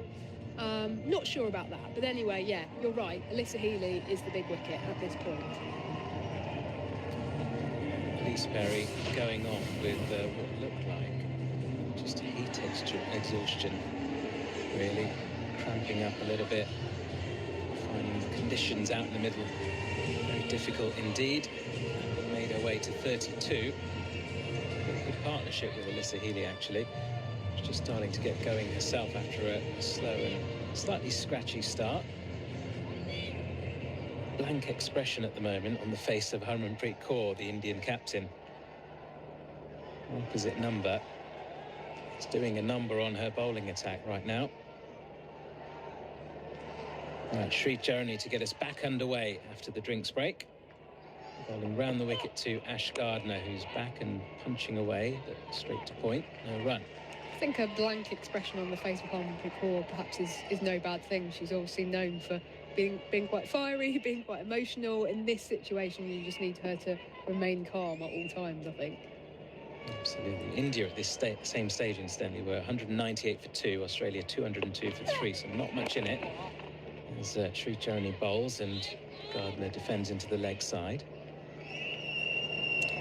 By the way, I think that the ball that Georgieva is cradling might be a rugby ball. I think I may have misdirected you earlier. I'll tell you why in a minute. It's definitely a very comforting thing. She's not let go of it at all as Gardner punches the ball to deep cover for a single. She did actually represent Queensland at under-18s in rugby league. Now, don't ask me to explain the difference between rugby league and rugby union, because I have no idea. It would take quite some time. But there you go. And for any Australians tuning in via ABC who may have been screaming at us, there are substantial differences between rugby and Aussie rules, and we are well aware of that. I don't think they like it when you try to equate the two. Charney in, and that's almost a Yorker, well dug out by Healy, but straight to point. And there's no run. Yeah, certainly a lot of differences between rugby and Aussie rules, but rugby league, rugby union, I mean, there's a debate, there's quite a fiery debate, certainly in the UK, about which code is better. I'm not going to get involved in that. Yeah, shall we just alienate lots of listeners by delving into that debate? Next ball slightly short and wide, and again cut away to point. This time they do sneak through for a quick single. I think Healy gets the run. Gardner makes her ground towards the danger end. It's a good bit of fielding out there, actually, and Amanjot putting in the dive and getting the throw in, but Gardner had made her ground. With a tidy over so far from Sri Charney. He's been outstanding today. Just the 2 runs from this so far, 1 ball remaining. And that 1 ball is driven away for a single to long off, so just 3 from it. She has bowled 8 overs, figures of 2 for 29, so just a couple of overs remaining. Do they bowl her out? Do they hold her back for the latter stages? We'll wait and see. A few more thoughts from you, Raf, and then Melissa Story will replace me. Yeah, as you say, it's been a superb spell of bowling from Sri Charney. We'll have to wait and see whether it has actually turned the game on its head, but India needed wickets, and she's absolutely delivered. And to go for only 29 runs from 8 overs at this point in the game, when Australia are really kind of, were really getting after the Indian bowlers, is a phenomenal effort. Well, what's your thought with your captaincy hat on, Raf? Are you going to keep her on or give her a bit of a break? Because I'd be inclined to keep her on and see how far I could push that required run rate up. Yeah, I think that's a good instinct, Mel Story. I think that they just need to keep the pressure on somehow, and if they can do that, then Australia are going to have to be the ones who take the initiative. It's going to fall to them, and that's going to put the pressure back on them. So I think that's a decent call. Anti-Goud with an inside edge from Gardner, almost chopping onto the stumps, but they sneak through for a quick single as the ball trickles to fine leg. 125 runs needed from 107 balls, because I do always think as well, if you can claw back a side as much as you can, even if that then leaves bowlers who have been more expensive on the day left to bowl those later overs, it can change the mindset of a bowler. Even though you've been expensive earlier in the game, as Goud outside the off stump, another cutter, which Healy carves away for a single towards deep cover. 124 required from 106. Because it can change your mindset and go, well, look, I was smacked around in my first spell, even my second spell, but now there's a chance for me to bowl at the death. And because of the bowlers who have come before me doing such a good job, I have a lot more runs to play with. So actually it gives you that bit of security as well. It's Goud, 4th stump line, nicely placed by Gardner out towards deep cover for another single. It's been a good start to this 7th over for Goud. Is there a counter argument to that, though, that she's bowled so far, Sri Charney has bowled so far her 8 overs on the trot, I think, and that actually in these conditions maybe you just want to give somebody a bit of a breather? Oh, entirely. There's always a counter argument. It's Goud. It's pulled away firmly, but on the bounce, and well fielded by Radha Yadav out at deep mid-wicket, who's been on the field quite a lot as substitute fielder on occasions across this innings. We know that it's warm out there, and a few of the top order batters, I'm sure, and Kritika Rao and Smriti Mandana, who spent a long time at the crease, are probably trying to get a bit of a rest. And she's a fantastic fielder as well, which always helps when you bring your substitutes on. 4 singles off this over so far. And Harmanpreet Kaur has used 6 bowlers, so she has a bit of flexibility. It's a slower ball. It's swiveled on by Gardner, down towards fine leg and collected by Deepti Sharma. Another single taken, 121 needed from 103 balls. So she doesn't quite have the bowling options which Australia used, but compared to sides who go into games with just the 5 bowlers, as we've seen Pakistan do across this World Cup, just means that She has a few overs to play with. Goud is heaved away by Healy, away for 4 runs, almost wipes out a few of the photographers on the boundary. In the process, it was struck that firmly. And what was it? Looking like a good over for India with just the 5 singles. Ends up going for 9 runs. 214 for 3 Australia. And you've just got to be so careful dropping your length short to an in-form Alyssa Healy. Well, especially when she's seeing it like she is today. Wiping her face again with the towel there. She's really putting in the hard yards here for her team. But she's just striking it so nicely, isn't she? And I suppose, you know, we might have looked at those first couple of matches in this World Cup and gone, she will have been disappointed with the way that she's performed, and I suppose with the way that the top order generally for Australia had performed, really needing to be dug out of a hole by first Ash Gardner and then Beth Mooney. But it's Alyssa Healy who's doing the job today, and we'll see whether she manages to pull it off successfully. And pretty much from the 30 over mark as well, Australia have been able to settle back and view this as a T20, in which at that point it was around 140 needed from 120 balls. As Amanjot Kaur starts with a slower ball, back into the attack. Push towards extra cover for no run. Yeah, they've got it down now to 117 from 101 balls. So they're getting there, because what you really want is for it to get down to a runner ball, and then it just becomes relatively straightforward. Particularly when they're just 3 wickets down. Could be 4 wickets if you consider Elise Perry retiring hurt. But they bat so deep, Australia. We keep banging on about it, but it's so important in this context for how they pace this run chase. Transferring the weight onto the back foot is Gardner, looking to slice the ball away. Can only find extra cover. Stop ball. The crowd just a bit more silent than they have been at stages across this game, because they're waiting for that moment of excellence. Yeah, you sense that if Healy's wicket were to fall, then this stadium would just absolutely erupt, because there's this sort of sense of kind of pent-up energy. I haven't quite got anywhere to direct all of that excitement and positive energy at the moment, because India are now being a little bit put on the back foot here. But let's just wait for that moment. I can imagine that anyone who takes the wicket of Alyssa Healy would get quite the reception as Gardner pulls the ball without perfect timing out towards fielder at deep square. They come back for 2 runs, which is nicely done by Australia, even though the ball went pretty much straight to the fielder. 216 for 3. Gardner moves to 19.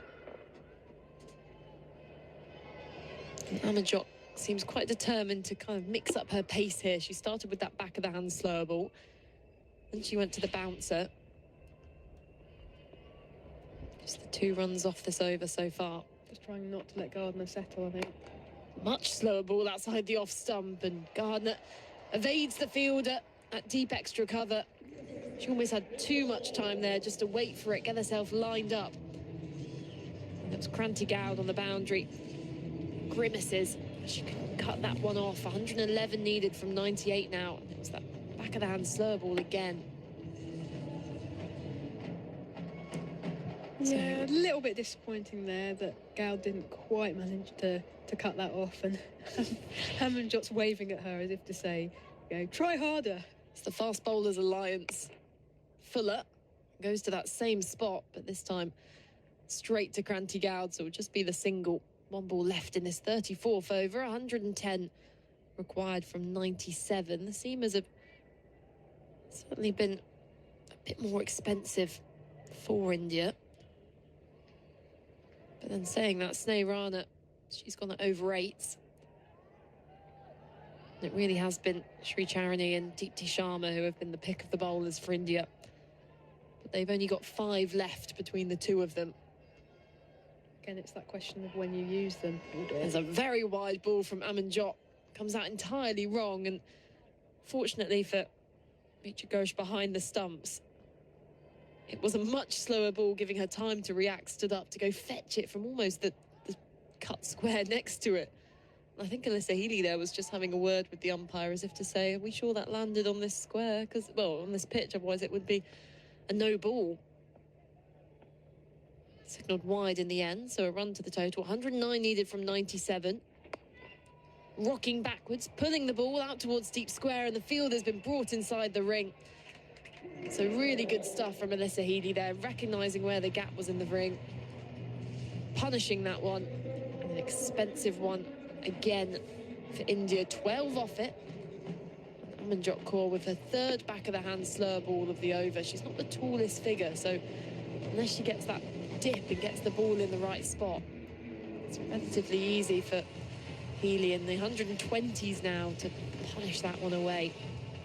Yeah, and the equation now 105 from 96 balls. I think once you get it below 100, that's quite an important psychological milestone, isn't it? So Australia just keeping the runs ticking away here, and Healy not letting India relax for a moment. Australia currently sat second in the table with India in third. Of course, a win for Australia here will push them to the top of the table, overtaking England. Deepti Sharma is going to come into the attack. Sign here, I think, that Harmanpreet needs a wicket, so she's brought her experienced spinner back in. But she starts straying onto the pads, and Gardner gets just enough on it down to the boundary at fine leg. It's another boundary. 101 required from 95 balls, and suddenly Ash Gardner, you look up and she's on 28 off 24 balls. This is exactly what India didn't want to happen when they got those 2 quick wickets. She's got to keep the foot down. No, they've let her get settled now, and you don't want to do that to Ash Gardner, do you? She waits for Deepti, comes down the pitch, gets inside edge into thigh as the ball dribbles into the offside. I think Ash Gardner isn't quite looking. She's not looking 100% settled yet, in the sense of, there's been a few that she's tried to hit in particular areas and not quite executed the shot. It's Deepti outside the off stump. And crashed straight to extra cover where Holly Dior fields. And Gardner can't believe that she picked out that fielder so precisely. Which is sort of illustrating my point, really. She's not quite picking the gaps right now in the way that Alyssa Healy is. Steps into the offside and nurdles the ball towards deep mid-wicket, where Rodrigues will collect, return to the bowler's end, single. So 5 off this over, 2 balls to go. I think the important thing is that Ash Gardner's just staying there.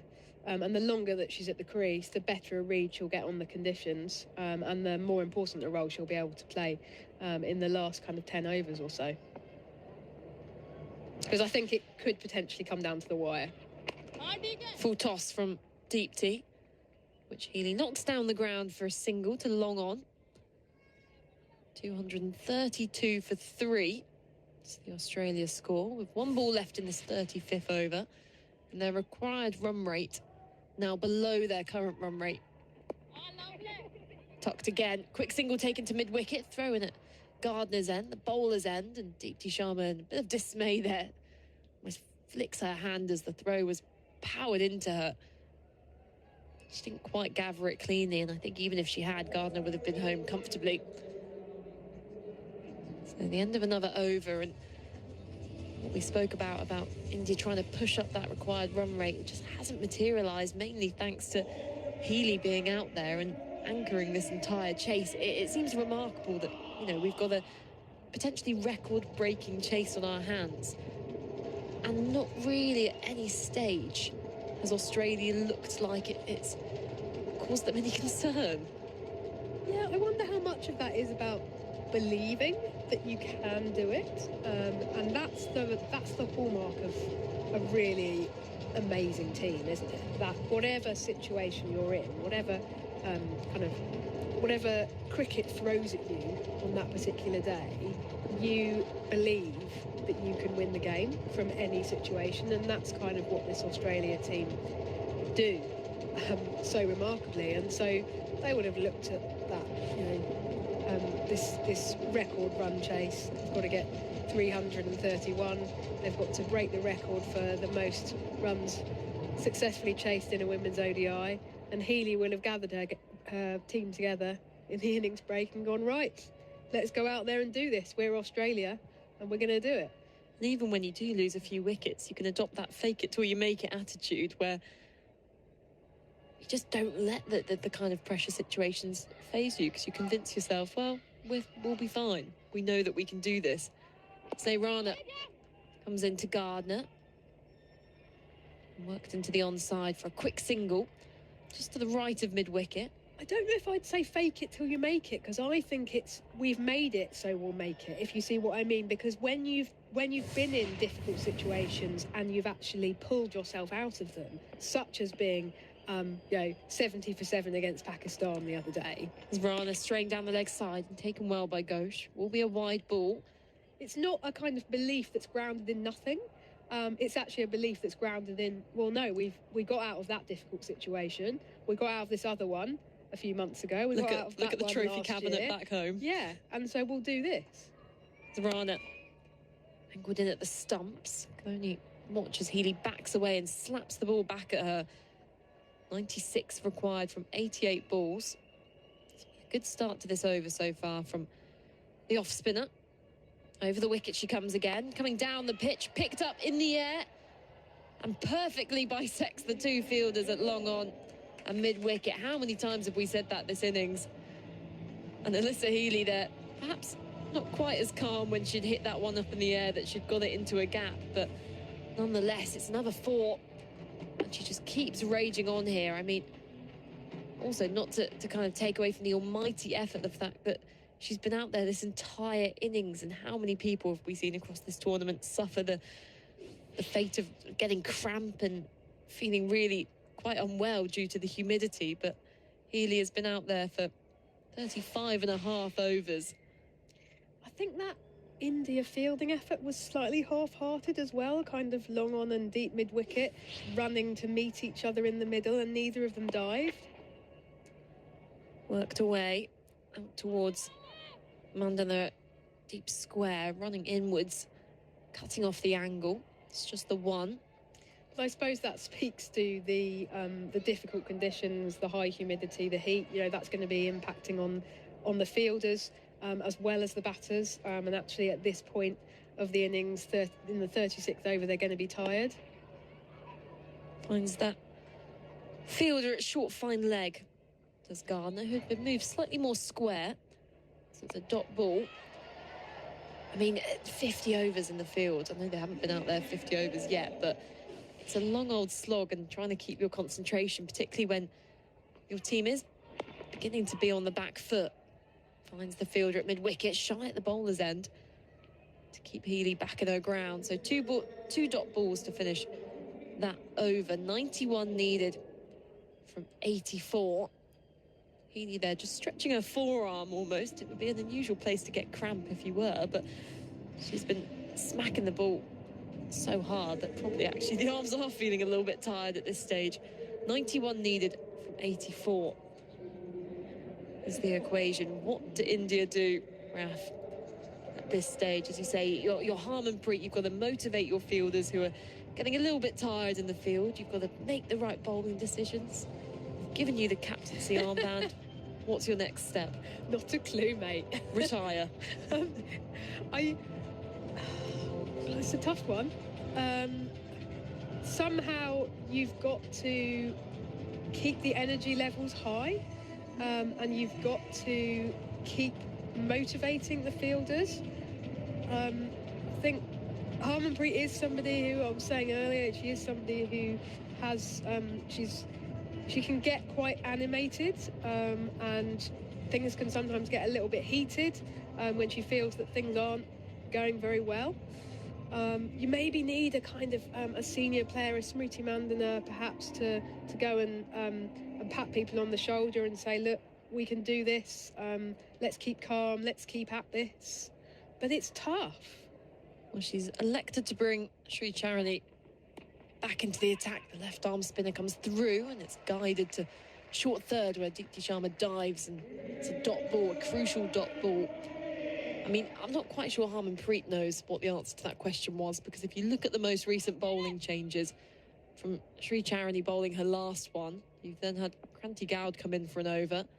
Amanjot Kaur, Deepti Sharma, Sneh Rana, and Sri Charani's back on. So she's really bringing in all the changes as a reverse sweep goes fine.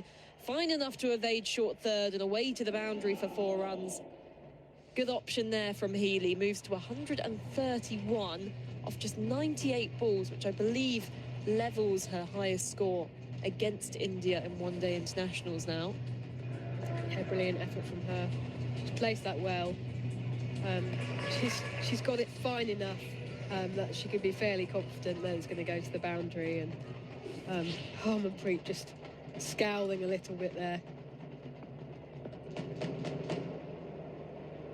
4 fielders out are at deep extra cover, long on, long off, deep mid wicket, cutting the ball firmly straight to Radha Yadav at short cover, who gets a bit of a knock there and has to take a few steps just to walk that bruise off, perhaps. But it's a dot ball, 87 required from 81.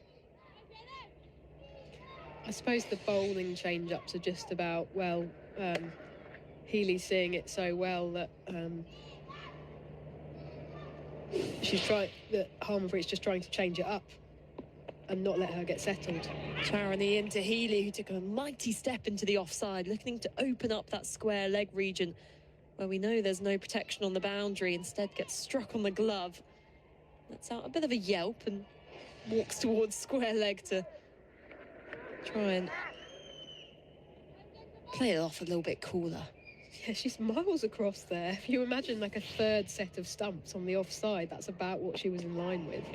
As Healy reaches for a wider one, taken by Ghosh well, but umpire Pereira signals it as a wide. 86 required from 80 balls. I mean, the pace Sri Charani is bowling, it is considerably slow, that even though the ball is turning away from the right-hander, you can see her thinking of going, if I can step far enough into the offside, she can beat that fielder at square leg or short fine leg. There's a boundary there. It's jamming her back down on a ball which skidded through to her. It'll only be a dot ball, drops dead at her feet. 86 required from 79. I can absolutely see what Healy's trying to do here, and she's doing it well. She's kind of trying to manufacture boundaries, isn't she, at this point in the innings? And she knows that that's what she needs to do, because it's not got quite down to a run and ball left. So it's 86 off 79 now. So she can just hit a few more of those, and then just keep. What she wants to do is not let it get too big a job at the end. She's the set batter, and so manufacturing boundaries by kind of walking around at the crease is really important. Sri Charani inside the off stump. She cuts it nicely, but cuts it straight to the fielder. So it is a dot ball, 86 required from 78. It's a Healy on 131. Going to have a double change. I'll be handing over to Nikesh Raghani, and joining him will be Alice Davidson-Richards. Melissa, yeah, 86 from 78 then the equation. Sri Charani with just 1 over remaining in her spell. Figures of 2 for 34. So Healy just continues to get stronger and stronger throughout the innings. 131 from 102, and out of nowhere really, Gardner at the other end, already at a run of ball 31, playing second fiddle, giving her captain company. After 37 overs, Australia exactly 5 runs ahead of where India were for the loss of the same amount of wickets. Rana in. That's a horrible delivery, which she gets away with as Ash Gardner pulls to short fine leg, but straight to the fielder. Yeah, as a batter there, you're absolutely infuriated with yourself, and as a bowler there, you're just incredibly grateful that she picked out the one fielder there and you managed to get away with one. Rana bowls, and Gardner gets a single to wide long on. 246 for 3. Required rate just a tick over 6.7 as things stand.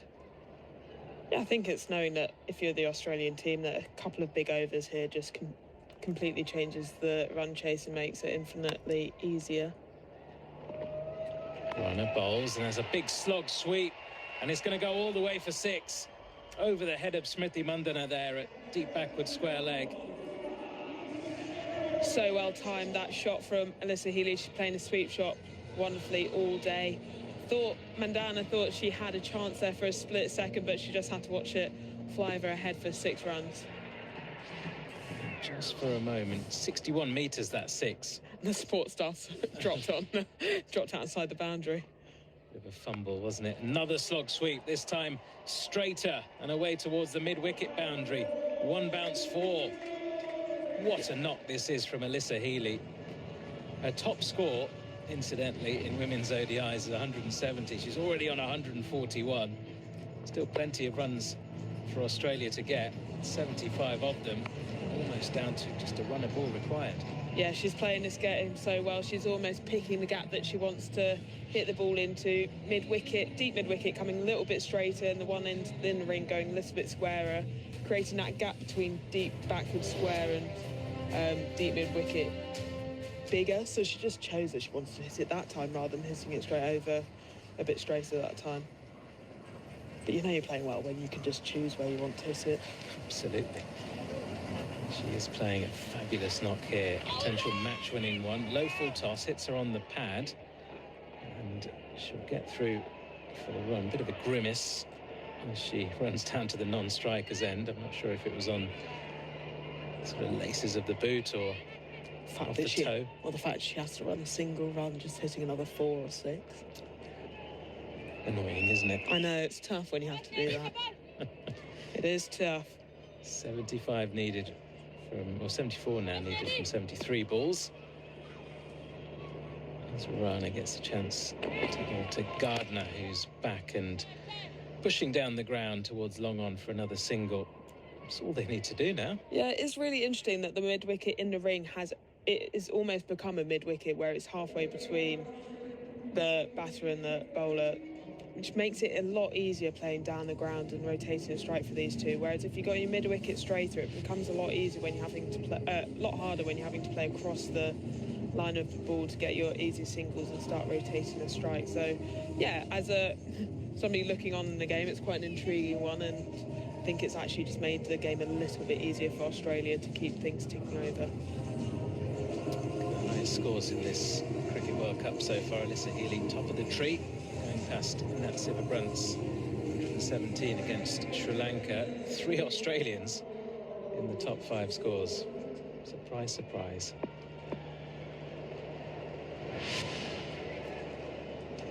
Start of a new over then. Sri Charani's final over of the innings. She goes wide to Gardner, who punches to deep cover and helped herself to another run. Yeah, Australia might have 3 century makers in the top, was it top 5? Top 5, yeah. Yeah, but they haven't had many other batters around them putting up their hand.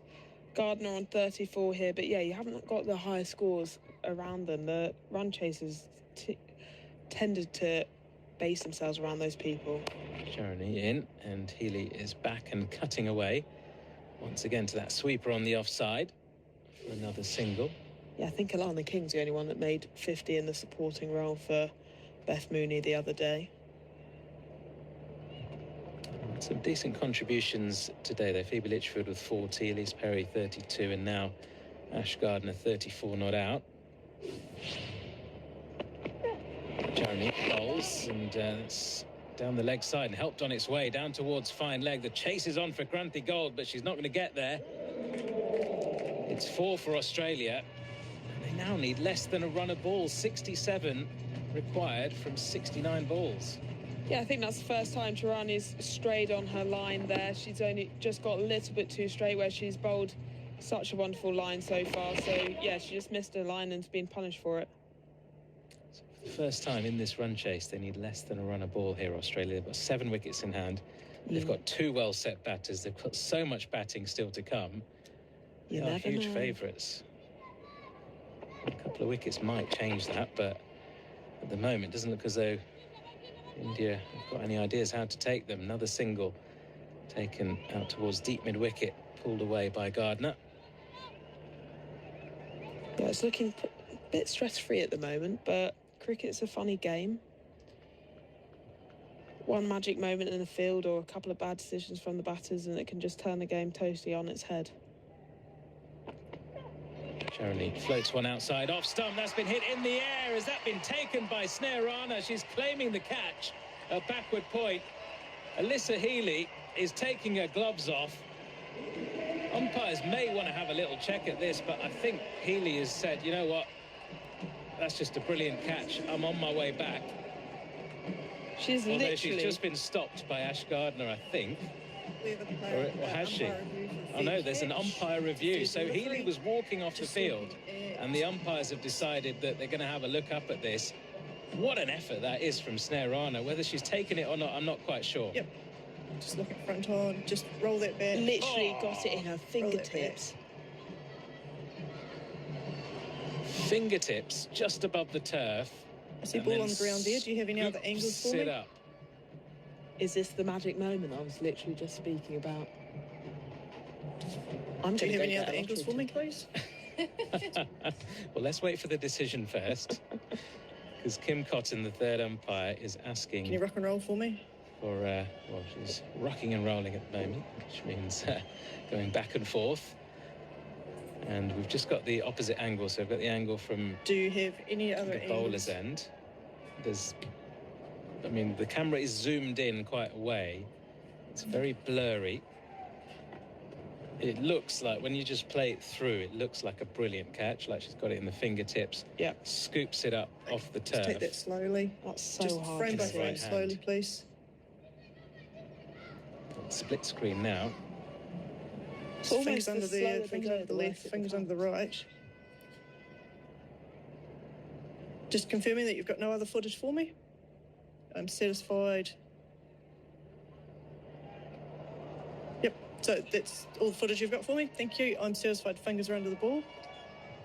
Kim Cotton satisfied that the fingers are under the ball. What a moment that could be in the context of this game. Alyssa Healy is going to have to go for 142, a brilliant 142 from 107 balls. But what a catch that was from Sneh Rana. Absolutely brilliant. Is that the magic moment that India need to turn this game on its head? I mean, a wonderful innings from Alyssa Healy there, and sometimes you just got to hope that it's one of those magic moments that gets her out, and lying on the floor there, literally holding the ball in the tips of her finger, and the India team celebrating together. And I think Kaur there looked incredibly relieved that that got given out, and Alyssa Healy should be very proud of that effort. She will be very proud, but it won't mean as much if Australia don't get over the line here. You still feel they should. 66 needed from 67. But all of a sudden, the crowd are alive again in Vizag.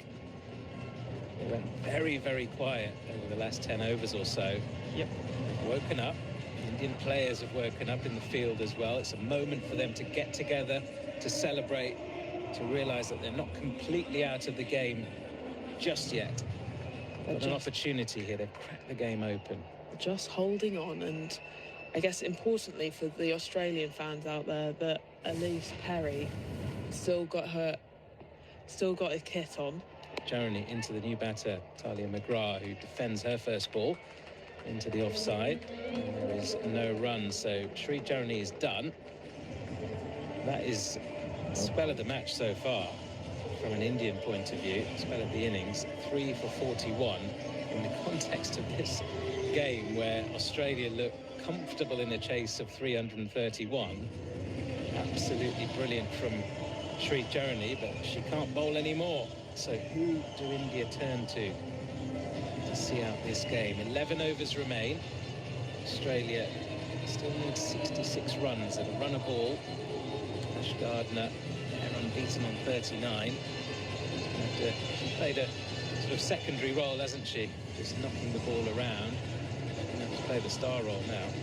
Yeah, definitely, and I think she'll take a lot of confidence from that innings a couple of games ago where she got that 100 against New Zealand. But yeah, Australia is still in control. It's almost as though it's theirs to lose, but India obviously feeling a massive bit of pressure playing in front of that many fans as well, who all want them to win. So yeah, I still think the game's pretty evenly poised.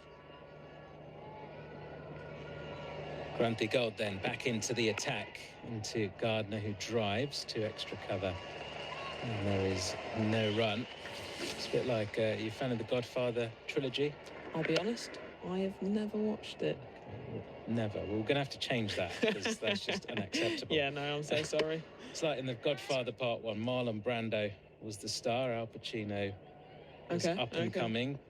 Towards the end, Al Pacino obviously took a starring role in that film, and then through Godfather 2 and 3, he was the main man. It's a little bit like what Ash Gardner's got to do now here. I think that's probably the first time anyone's compared Ash Gardner to Al Pacino. But we've got you covered here on TMS. Sure, it won't be the only time. She gets another single there out towards deep cover. So Talia McGrath back on strike. Yeah, she didn't look too comfortable the other day against Pakistan, but I think she'll look a lot more comfortable with, I guess, a slightly faster pitch and the ball doing slightly less for the spinners. So, yeah, feeling a lot more comfortable facing the seamer first up.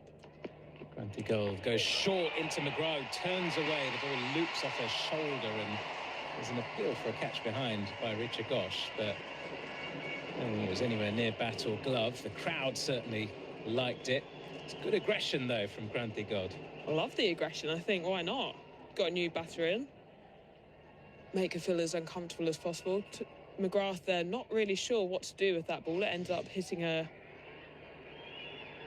on the back of the arm, where she didn't, it's as though she didn't really pick it up, isn't it? Turned away from it. Yeah, trying to take evasive action, but taking the blow. She's down the track next ball and pulls it away out towards wide, long on for a 4. No fielder out on the boundary there. So that'll release some pressure once again for Australia. Yeah, didn't see the first one. It's all right. I'll come down to the track to the next one and just, I guess, look it over. Is it mid-wicket? Yeah, she almost splits the fielders, but yeah, she made it look a lot easier second time around. She did. She's very tall, so helps. That level of bounce, yeah, it's not going to affect her too much. Especially if you're a slightly shorter bowler as well, tend to be a bit skiddier. Yep. Going to have to basically bowl it by your toes, get it up by Talia McGrath's head. Gold into McGrath once more, slightly fuller, and drive attempted, but can't get it away. It's back down the pitch. Gold does the fielding. 61 needed from 61 still. It's the problem for India when it's a runner ball. You can have a few dot balls, you can create a little bit of pressure, but that one boundary just gets Australia back on track. Yeah, it's going to be a real team effort here, especially out in the field.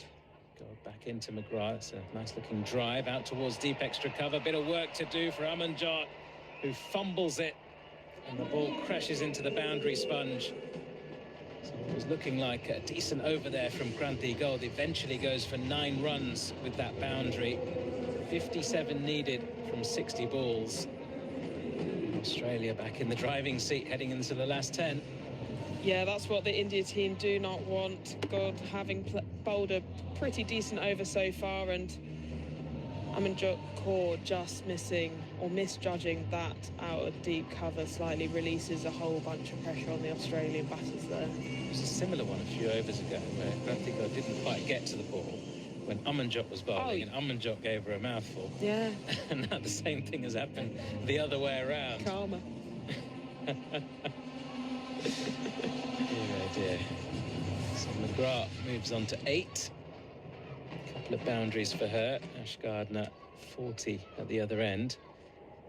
It's going to be Gardner on strike for the start of this new over. It's going to be Dipti Sharma to bowl it. She goes full outside off. It's been hit in the air towards Charani at point, who can't quite get to it. I think it drops just short of her in the end. She was running round to her right, diving forward. Another opportunity for India. Yeah, Ash Gardner trying to hit over the top on the offside here. I think it just about carried as well, didn't it? I think it did. It would have been a great catch. It would have, but those are the catches you need to take in these kinds of situations. Next ball is driven back to Dipti off the bat of Talia McGrath, no run. Yeah, it's almost as though she wasn't really expecting it to come to her, because she was expecting it to fly over the offside for 4 runs. The bowls and McGrath sweeps, and sweeps hard behind square for 4. She's dealing in boundaries at the moment. Here's Talia McGrath, giving the Australians just the impetus they needed after losing that big wicket of Alyssa Healy for 142. She moves on to 12. Australia heave another sigh of relief. Yeah, and Court wincing at that boundary. 52 needed from 57. Lippi's in, big LBW shout. It looks close, but umpire Pereira says no. I think Dipti's pleading with Harmanpreet Kaur to go upstairs, and she does. So India, with 1 review remaining, have decided to try and take it.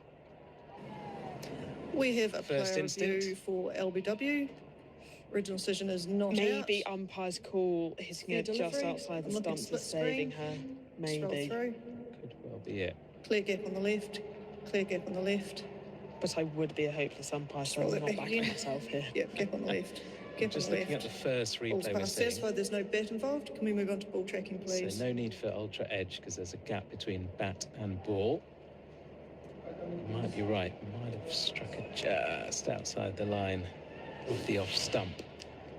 With umpire's call helping her out a little Standing by bit. for ball tracking. And if that is the case, at least India would keep their review, which might prove to be crucial heading into the closing stages of the game. Well, the way Australia are going, they might have it well done and dusted inside the 50 overs. Right, ball tracking on our screens here. Oh, impact in line. It's a red, and it's hitting the top of the leg stump. Umpire Pereira is going to have to reverse her decision. Dipti Sharma has bowled a beautiful delivery there. Talia McGrath, after hitting 3 quick boundaries, is on her way back. And Australia lose another. Is there another twist in the tail here? 52 needed from 57. But India have a 5th wicket. Yeah, you never know. Talia McGrath almost playing a sort of nothing shot there. She's kind of in between. She hadn't fully committed to coming down, but yeah, really smart review there from Court to get Talia McGrath sent back towards the pavilion. Just never know. Australia 5 down. Bit of pressure building up. Starve Gardner a bit of the strike. You never know. Just get Gardner out. Yeah, it's all, yeah, all that. Yeah, yeah, Might help. easy. Yeah, just do that. It's easy. Easy game, isn't it? Easy game. Just get around. Right. With the fall of that wicket, I'm going to hand over to Melissa Stork. Thank you very much, Nikesh. We can see Elise Perry warming up on the sidelines. It's been confirmed by Cricket Australia that she did leave the field earlier because of cramp, that she will be ready to bat if required. And Sophie Molyneux comes to the middle for Australia. 279 for 5. Average of 11 in one-day international cricket. I think she's a far better batter than that average suggests. I think it probably suggests she's come in with maybe 5 balls left quite a lot of the time, and has had to give it a bit of a whack as she drives nicely. With a good one-handed stop at extra cover, thrown at the bowler's end, and Deepti Sharma then wipes out the stumps at the keeper's end as well. Unfortunate enough for her that she did strike the stumps because Richa Ghosh was up to them, and I'm not sure there was anyone backing up, but the heat of the moment getting to her, and they're sending it, I think, upstairs. So it was a dive to the right of extra cover. Throw came into the bowler's end. Deepti Sharma. She's also lucky that she hit the middle of the stumps, because if she edged the stumps, ricocheted off, 4 runs. Australia are there smiling. And I think they've confirmed that Molyneux grounded her bat in the end. So a very eventful dot ball. 52 required from 55 balls. Dipti, that same 4th stump line is driven by Molyneux out to a slightly fumbling Amanjot Kaur on the boundary for just the 1. 41 overs gone, 51 required from 54. And I think after the first week of games in this World Cup, there wasn't many close games, but actually this last week has provided, it feels, a lot of entertainment in terms of either shock kind of games where we saw Pakistan against Australia. No one really saw that coming. Bangladesh, England. There could have been some upsets. And then a few closer games like this one. And even though it's saying it in Australia's favour by 67%, the win predictor. I'm not sure how much I actually believe these win predictors. I would like to know what exactly... I'm assuming it's an algorithm. It must be. But I would like it to be just some person who's in a room. Who's got a gut feel as well. Yeah, and actually it's nothing on the maths. They just go in and they go, who's in the room? Sharon, what's your gut saying? 67? Okay, update it.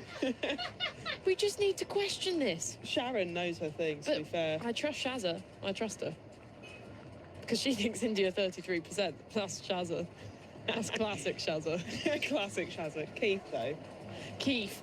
If it's Keith's shift for that day, Keith's a lot more pessimistic. Yeah. And can you blame him because he gets all the bad shifts because Sharon gets all the good ones? Of course. Sharon makes a fantastic brew. So they always want her in the office. 51 needed from 54 balls. As Molyneux facing up to Amanjot Kaur. Starts with a cutter outside the off stump and guided just past the diving point and away. Almost for 4 runs, cut off at the last moment by Sri Charity. Crucial bit of work there from the youngster on the boundary who clutches her shoulder after taking a bit of a tumble out in the outfield. So it's just the 2 in the end. And this is what we can expect from Amanjot Kaur. Just lots of cutters, lots of pace taken off. Yeah, she'll be trying to mix it up as much as possible, but every run here counts. So being able to save those 2 runs makes such a difference. 49 needed from 53. Pace taken off. Waiting for it is Molyneux. Slicing it out towards Charity on the boundary again. Just the 1. 48 from 52. I mean, I still feel as if India probably need to take 2 more wickets. One of these 2 and then... Or 5. Or maybe 5. That would make them feel a bit more comfortable. Sharon would be happy with 5. Make Sharon's job a lot easier if they took 5. 100% India. That's what my gut's feeling. It's all in the walters. A lot of nervous Indian supporters in the crowd. It's angled in at the pads, whipped away by Gardner. Again to Charity. He's been kept busy this over so far. 47 from 51. She only got 1 job to think about now. She bowled her 10 overs, 3 for 44. Now she's got to give 100% out in the field, try and save as many runs as possible. And she really does. She just doesn't always stop the ball as elegantly as other outfields, but I love the commitment. Doesn't matter how. That's what counts. She gets anything on it. This time stopped at point inside the ring. And a good bit of work, a crucial dot ball. Yeah, it can't all be blessed with the elegant gene. So sometimes you just got to be effective. I like using my kneecap to stop the ball. Kneecap. I want to make sure that everyone in the ground hears the echo as the ball goes into my bone. Why throw it in when I could just kneecap it in? Easy. Saves your shoulder workloads. Well, that's what I always say. Nice little drop kick back to the keeper. Broken toes. Been there, done that. Left-handed Molyneux waits. Dragged into the onside, out towards deep mid-wicket, and gets it between the fielders again. And numerous occasions today from both sides. That gap there between long on and mid-wicket's just been exploited so well. It was back of a length, which just gave her time to perfectly angle that one into the gap. And 4 runs. Yeah, she didn't time it how she would have liked, hitting it towards the toe of the bat, but yeah, she perfectly split the fielders, and big sigh of relief from Sophie Molyneux there, who would like to, I guess, come back from that bowling performance where she went for 70-odd runs. So yeah, she would like to make it up for it with the bat here. Harmanpreet Kaur with a concerned expression on her face. She doesn't often look delighted, even if her team's entirely on top. Not the most expressive captain in terms of smiles, as beating the outside edge of Molyneux's bat through to Ghosh. Good bit of bowling there, as 43 required from 48 balls at the end of the 42nd over. I've got a tweet here from Jack Rule, who's listening in, and suggested that Keith is always pessimistic as he gets left with all the rich tea biscuits, as Sharon has eaten all the shortbread. Shortbread is elite. I feel like you've got to dunk shortbread, otherwise it can be quite dry. Yeah, fair. I hear what you're saying. I also feel a bit more sorry for Keith now. Max has only got the rich teas. Yeah. It's when you get the, is it the chocolate-coated custard creams? A chocolate-coated custard cream? Yeah, have you never had one? No. Yeah, I didn't know you could mix chocolate with custard. Hang on. Dipti Sharma's in for her final over. Yeah, sorry, there's a really interesting game going on, but what's more important? 42 needed from 47 for our listeners in Australia and around the world on the ABC and the ICC app as this game gets to a gripping conclusion, but not as gripping as chocolate and custard. I've genuinely never heard, and I think I knew all biscuit combinations, but here we are. You've never heard of that one? I just didn't think that would go. It's quite nice. It's quite a lot. Well, you only need one, I'd say. But you never just need one, Alice. No, but I think you do. Okay. Well, Nikesh has just said you need 5, so I'm getting slightly conflicting opinions here. Mixed messages. I'll have to eat 3. Ask Sharon. Sharon would know. She eats all of them. Dipti. Outside the off stump, it's aerial for just a moment as Molyneux slashes it away to Amanjot. We'll just get the 1. 41 required from 46 balls. Plenty on their feet in the crowd, but probably a bit stunned into silence still from that fantastic innings from Alyssa Healy, who has got her team into this position they are now. Dipti is defended by Gardner, going deep in the crease, but opting not to try and turn that ball into the leg side out of fear of getting that leading edge or just playing around it. Yeah, Ash Gardner needs to carry on doing what she's been doing so well so far and keep getting back into the ball and, yeah, moving back when it's a bit shorter. Chipped up, but safe, as Long on his back and dribbles along to Radha for the 1. 40 required from 44. Ash Gardner's not looking too happy with herself. She played a bit in between there. Didn't fully commit to the ball. I think she's someone that she really wanted to. She probably could have hit that into about 10 rows back. Well, there's a particularly short straight boundary, which is just 46 metres. Could do that with 4 defence. That's your favourite shot as an inside edge into boot.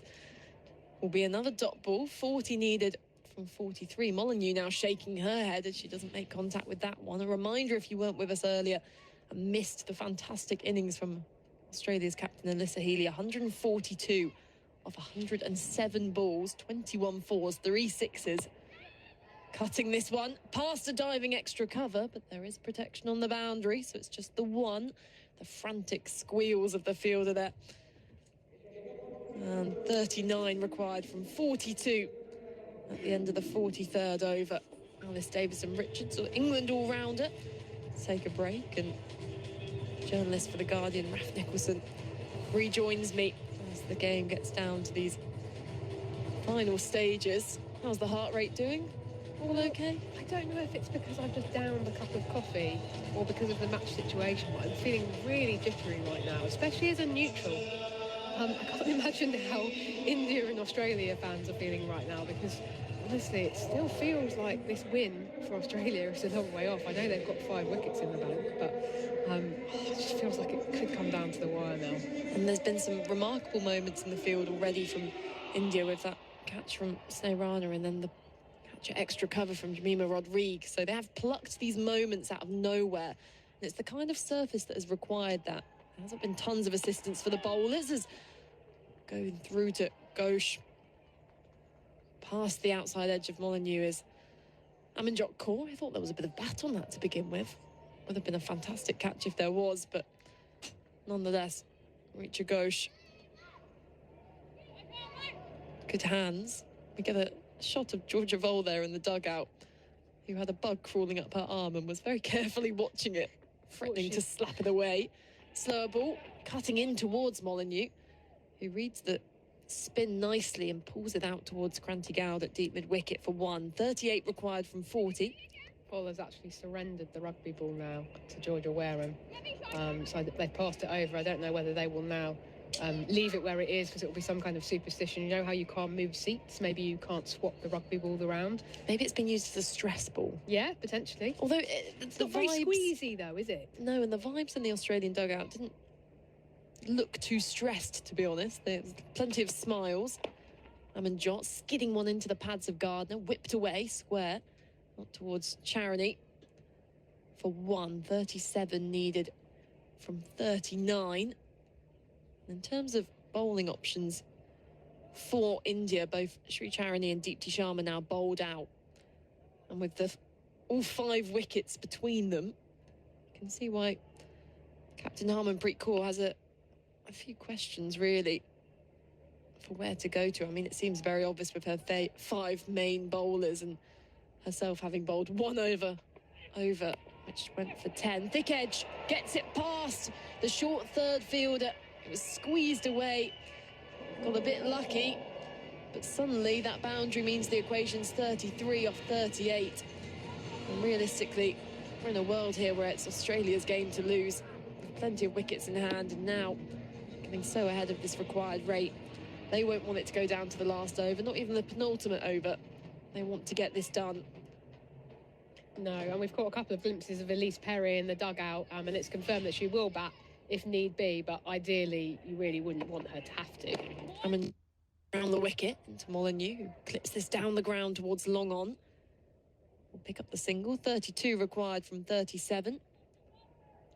And that was a really nice shot from Sophie Molyneux to the previous delivery, just waited on that and placed it well, and it has gone for 4, which has taken the pressure off. But I mean, 32 off 37, they can afford to just jog a few singles at this point, can't they? And Amanjot Kaur here with just 1 ball left in her 7th. Comes over the wicket and bowls it. Gardner goes for 45. Amanjot's first wicket of this innings in Australia, 299 for 6. They need 32 of 36 balls. It should still be going in their favour. But that moment there could just sway things with the set batter and Ash Gardner falling just short of a half century. A slower ball from Amanjot Kaur. It was inside edge into thigh and into the stumps, and suddenly the crowd are on their feet. Yeah, Ash Gardner's just slightly played down the wrong line for that, hasn't she? And paid the price, and as you said, set batter out for 45 or 46. A decent knock from her, but not able to finish the job, and another little wobble here. Australia's 6 down now. Oh, she's back. Elise Perry resuming her innings on 32, and she came in earlier, number 3, retired because of cramp. We've seen her warming up on the side, and earlier spoke about how it probably wasn't within her nature to accelerate quickly at the start of her innings. It's going to be interesting to see how she plays this situation, because she's technically on a higher score than Molyneux, but Molyneux's been out there batting, getting used to the conditions, and Perry won't be able to just snap things on like that, will she? But you never know. She's one of the world's best batters and has a job to do here. Well, she got a feel for the conditions earlier, but that was about 30 overs ago, wasn't it? 35 overs ago, something like that. So actually, potentially, things have changed as the match has progressed. The overhead conditions will have changed. There might be a bit more dew. So she's got to feel her way back into this innings. Fortunately, 32 off 36, so she hasn't got to go really hard initially. Sneh Rana to bowl her 9th, turning one outside the off stump and for a wide. 31 needed off 36, not what India need at this stage to give away those freebies. 300 up for Australia. 44th or 55th over, really. That's India's 9th extra of the innings. Waiting for this one and slicing it through the field out towards Amanjot Kaur for a single. 30 needed from 35. I think the only other thing in Australia's favour, or a large thing in their favour, is that Amanjot Kaur has still got 3 overs left. She only probably need to bowl 2 of those, but she has been going at an economy rate of 9. So by far the most expensive of the established bowlers for India. Rana with 2 left, including this one. Kranti Goud also with 2. Deeper in the crease and defending to mid-on for no run. And because Harmanpreet Kaur bowled that one over, it does mean that one of the main 5 bowlers won't have to bowl their full 10. Nervous expressions on the Indian fielders, straying down the leg side, and gets away with that one as Deepti Sharma at short fine leg throws the ball back into the bowler's end.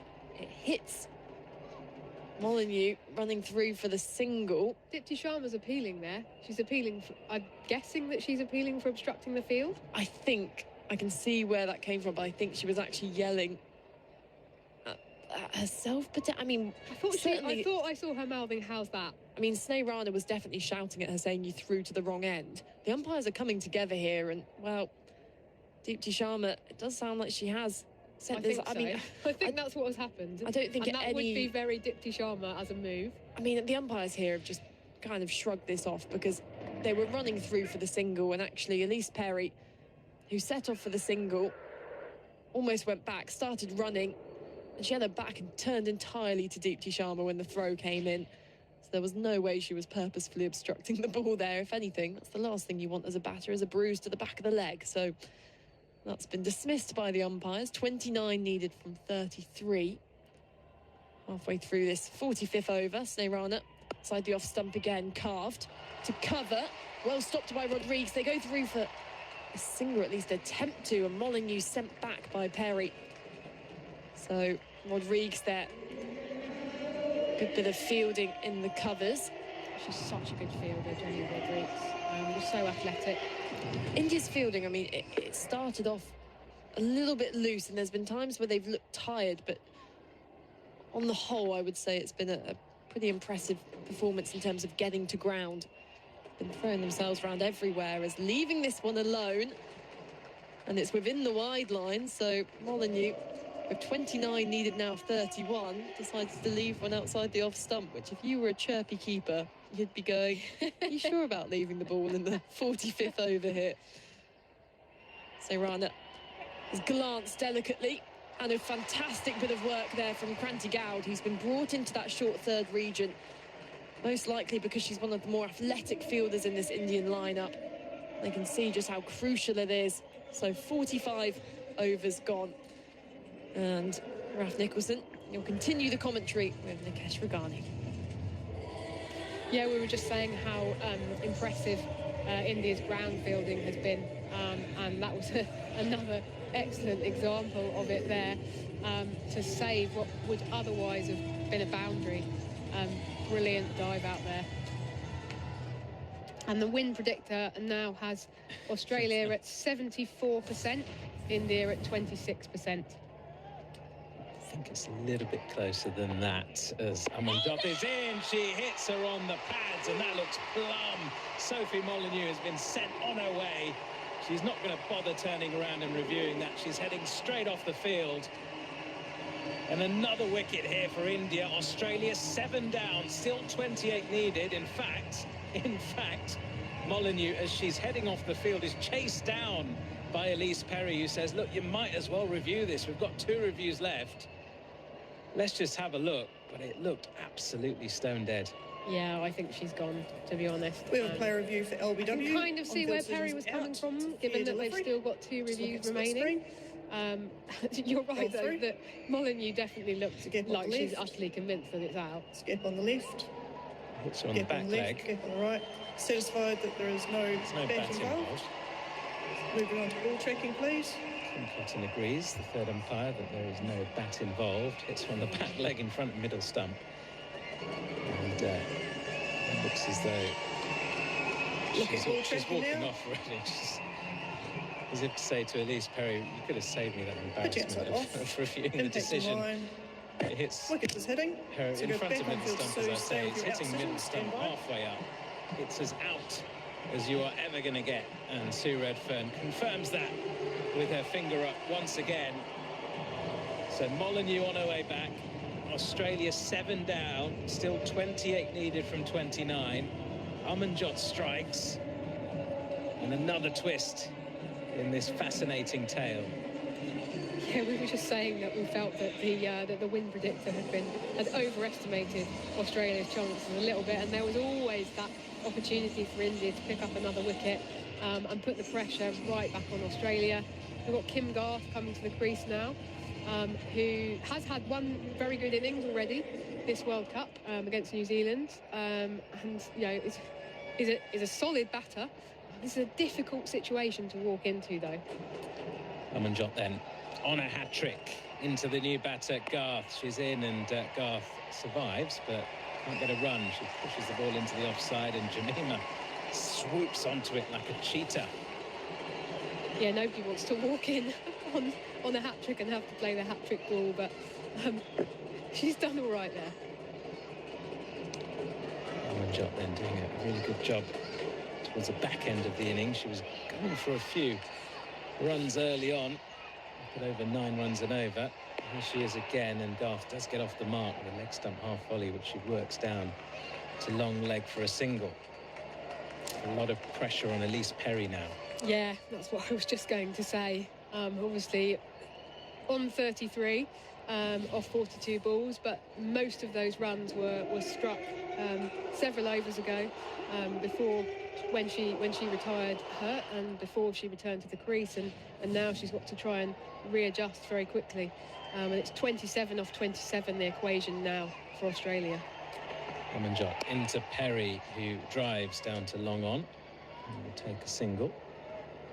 Singles will be good enough for Australia, but they don't want to necessarily get it down to still 6 needed off the final over, because strange things can happen. I believe there would be a super over if the scores were level. Yes. So that could be exciting. Well, for the neutrals, I'm not sure if the fans inside the stadium can handle that kind of tension, as the next ball is knocked away to backward point by Kim Garth. Is a dot ball. It's back to over a runner ball required. 26 needed from 25. Yeah, good pick up by the backward point fielder there, putting the pressure back on Australia. Kim Garth was definitely looking to take that single there, but was prevented from doing so, and that's going to be so important from India over these remaining five overs or so, just to keep the fielding standards up really high.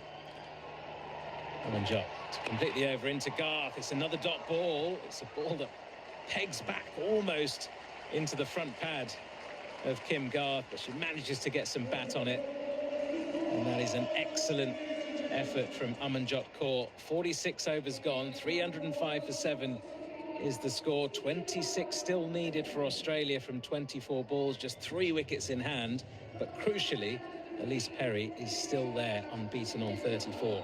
I tell you what, I think I just saw Harmanpreet Kaur smile, which is big news, if so, because she does show her emotions, but generally speaking, it's more kind of annoyance or exasperation, and to see her smile in this situation, I think that shows that the pressure is on Australia here. She should do it more often. She's got a nice smile. But maybe a little bit too early to be smiling too much from an Indian point of view. Still lots of work to do. This could go either way. Granthi Gold back in. Full toss to Perry, which is driven out towards deep cover. Sri Charani onto it and keeps it down to just a single. Yeah, I think they were looking for the second, but it wasn't quite there. Oh, the crowd looking very nervous. Yes, the lady there just wiping some sweat off her forehead. It is very hot, but she's also probably feeling the heat a little bit more, being an Indian supporter and willing her side over the line. 25 needed from 23. It's Kim Garth on strike. She's 1 from 4 at the moment. We would love to keep her on strike for a few more balls here. Gold is in, and Garth cuts away well, and cuts away for 4 out towards the backward point boundary. Too much width offered by Granthi Gold. It's a lovely shot from Kim Garth given the circumstances. Yeah, not a great ball from Granthi Gold. Just released the pressure there. It was building on Australia, and now with that 4 from Kim Garth, it's just, as I say, kind of released the pressure there Back down to 21 needed from 22. So less than a run of ball. Wide Yorker. Dug out by Garth, but straight to backward point. No run. So 21 from 21. As long as Australia keep it at a run of ball, that's what they need to do. It's just when it creeps up above that, that's when you start to feel the nerves, because they have only got 3 wickets in hand. Gold is in, goes for the straight Yorker this time. Garth knocks it away to mid-on, goes through for a quick single. Direct hit would have had her short, I think. The throw misses from Jemima. She did well to make her ground, gather the ball. She was moving to her left, through with her right arm, so the balance wasn't quite right. It took a moment just to get that balance. And then the throw eventually missed. Yeah, and you can see her just sinking to her haunches, putting her hand on her face, because she knows that if she'd hit, that would have been gone. Gold into Perry. Another full-length delivery, driven back to the bowler, who gets fingertips onto it. And the ball heads away to mid-off. There is no run, so dot balls being cheered by the crowd here. 20 needed from 19. Well, you know it's going to be tight when the crowd are cheering dot balls.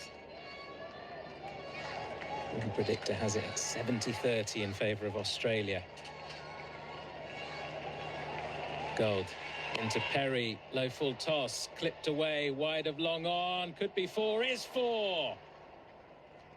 Another slight misfield there at long on, and that is a welcome boundary for Australia. 16 needed off the final 3 overs. Perry on to 39. It was again the deep mid-wicket and the long-on fielders converging on it. And the long-on fielder dived, but couldn't quite stop it. She was going for that Yorker again, wasn't she? Grantley Gold, and didn't quite get it right. Was Perry just able to pick her spot, flicked her wrist nicely to get it away from long on. Despite the boundary, the predictor's now got it 68-32, so it's shifted slightly in favour of India after that boundary, which is interesting. It is interesting, yeah. So I know Mel was talking about this earlier, so I'll say about win prediction in a minute. Amanjot in, and Garth gets a slightly short delivery, which is pulled away to deep mid-wicket. Single taken. So what Win Predictor does, it's not an algorithm, it's a statistical analysis. So it builds a table of every single result in ODI cricket, and then it kind of tries to insert this game into that, and makes a prediction on what will happen based on all of those previous results. So that's how it's calculated, although I did enjoy the speculation about Sharon and the shortbreads. Amanjot is in, and Perry drives gently but straight to mid-off. Another dot ball, so 15 needed from 16. I just want to say, for me, it's all about the chocolate hobnobs. Yeah, hobnobs, that is elite level. Chocolate hobnobs. That's it. Chocolate digestives close behind. Yep. So Australia need 15 from the last 16 balls. Perry on strike. Amanjot into Perry, who drives down to long on. Another single taken. I think ADR's still in conversation with Melissa about elite biscuits and Sharon in the Win Predictor room. I mean, this is what happens when you get to a nervy finish, right? I wonder what the conversation is in the Australian dugout right now. Are they sat there talking about biscuits? They're talking about Indian street food and where to go for dinner tonight. Amanjot is in, and Garth knocks the ball away into the leg side for another single. 13 needed from 14. Tension not going away. Out in the middle in Vizag. At least Perry back on strike. She's 40 from 48. Remember, she retired hurt earlier on in the innings, came back late on, unbeaten on 32. Not a bad player to bring in a crisis situation almost. As she defends the next ball straight to short mid-wicket for no run. So back to a runner ball, 13 from 13. Yeah, at least Perry will be calm. She's bringing all of those long years of experience to bear on this situation. So it's great that she's able to come out and resume her innings. But she can't afford to defend too many out and have a resulting dot ball. Amanjot into Perry, another defensive shot. Big cheer from the crowd, the vast majority of which are Indian supporters. Just 3 from that over from Amanjot. She now has figures of 2 for 68 from her 9. 2 overs remain, 13 runs required off those final 12 balls. If they can get away with an over here, India of just 5 or 6, I'd put them down as favourites. Yeah, absolutely. Feels like in cricket the penultimate over is usually the big over, right? Because what Australia will have in their mind is they'll know how many they're confident of chasing in that final over. Yeah, so that means that with 13 required from 12, they'll probably want to get it down to maybe no more than 6 or 8 in that final over. It's Garth on strike as well. Sneerana to bowl the penultimate over. She yorks her and fields well in her follow through just to get a right hand onto it. It's cleaned up by Kranti Gold running around at mid-on. 13 needed off 11. Yeah, every single dot ball is so crucial at this stage, and you could see from the way that Sneerana dived after that ball to field off her own bowling how important they are. Reverse sweep comes out from Garth. She gets it fine, and she gets it away for 4 runs. What a shot to pull out in that kind of situation. With 13 needed from 11, she plays the reverse sweep to a very full, almost Yorker length delivery just outside off stump, and times it to perfection. 9 needed now from 10. India scratching their heads once more. Yeah, really important stroke there from Kim Garth. Just placed it so well. She executed that. It was always going to go for 4, and she did. Garth comes down the track and knocks it past short mid-wicket. Out to Rodrigues on the boundary. Another single taken, 8 needed from 9. Well, they could do with a wicket here, India. Absolutely. This is probably the most important innings that Kim Garth has played in her international career so far, and that 4 may have been the most important 4 of her international career. Rana back into Perry, who's down the track, hits this out towards long on. It gets there on the bounce, doesn't quite carry to Radha Yadav, and it's just another single. But just for a moment, India thought they had an opportunity there. Didn't hit it too cleanly, Perry, and she's probably glad she didn't hit it a little bit more cleanly, because it would have been down the throat of Yadav. Garth down the track next ball and flicks it away to deep square leg. Another single. 6 needed from 7 balls.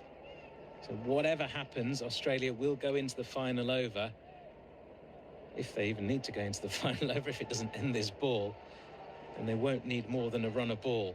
Well, that's a big call. You think Elise Perry's going to try and end it with a 6? Could be. It could happen.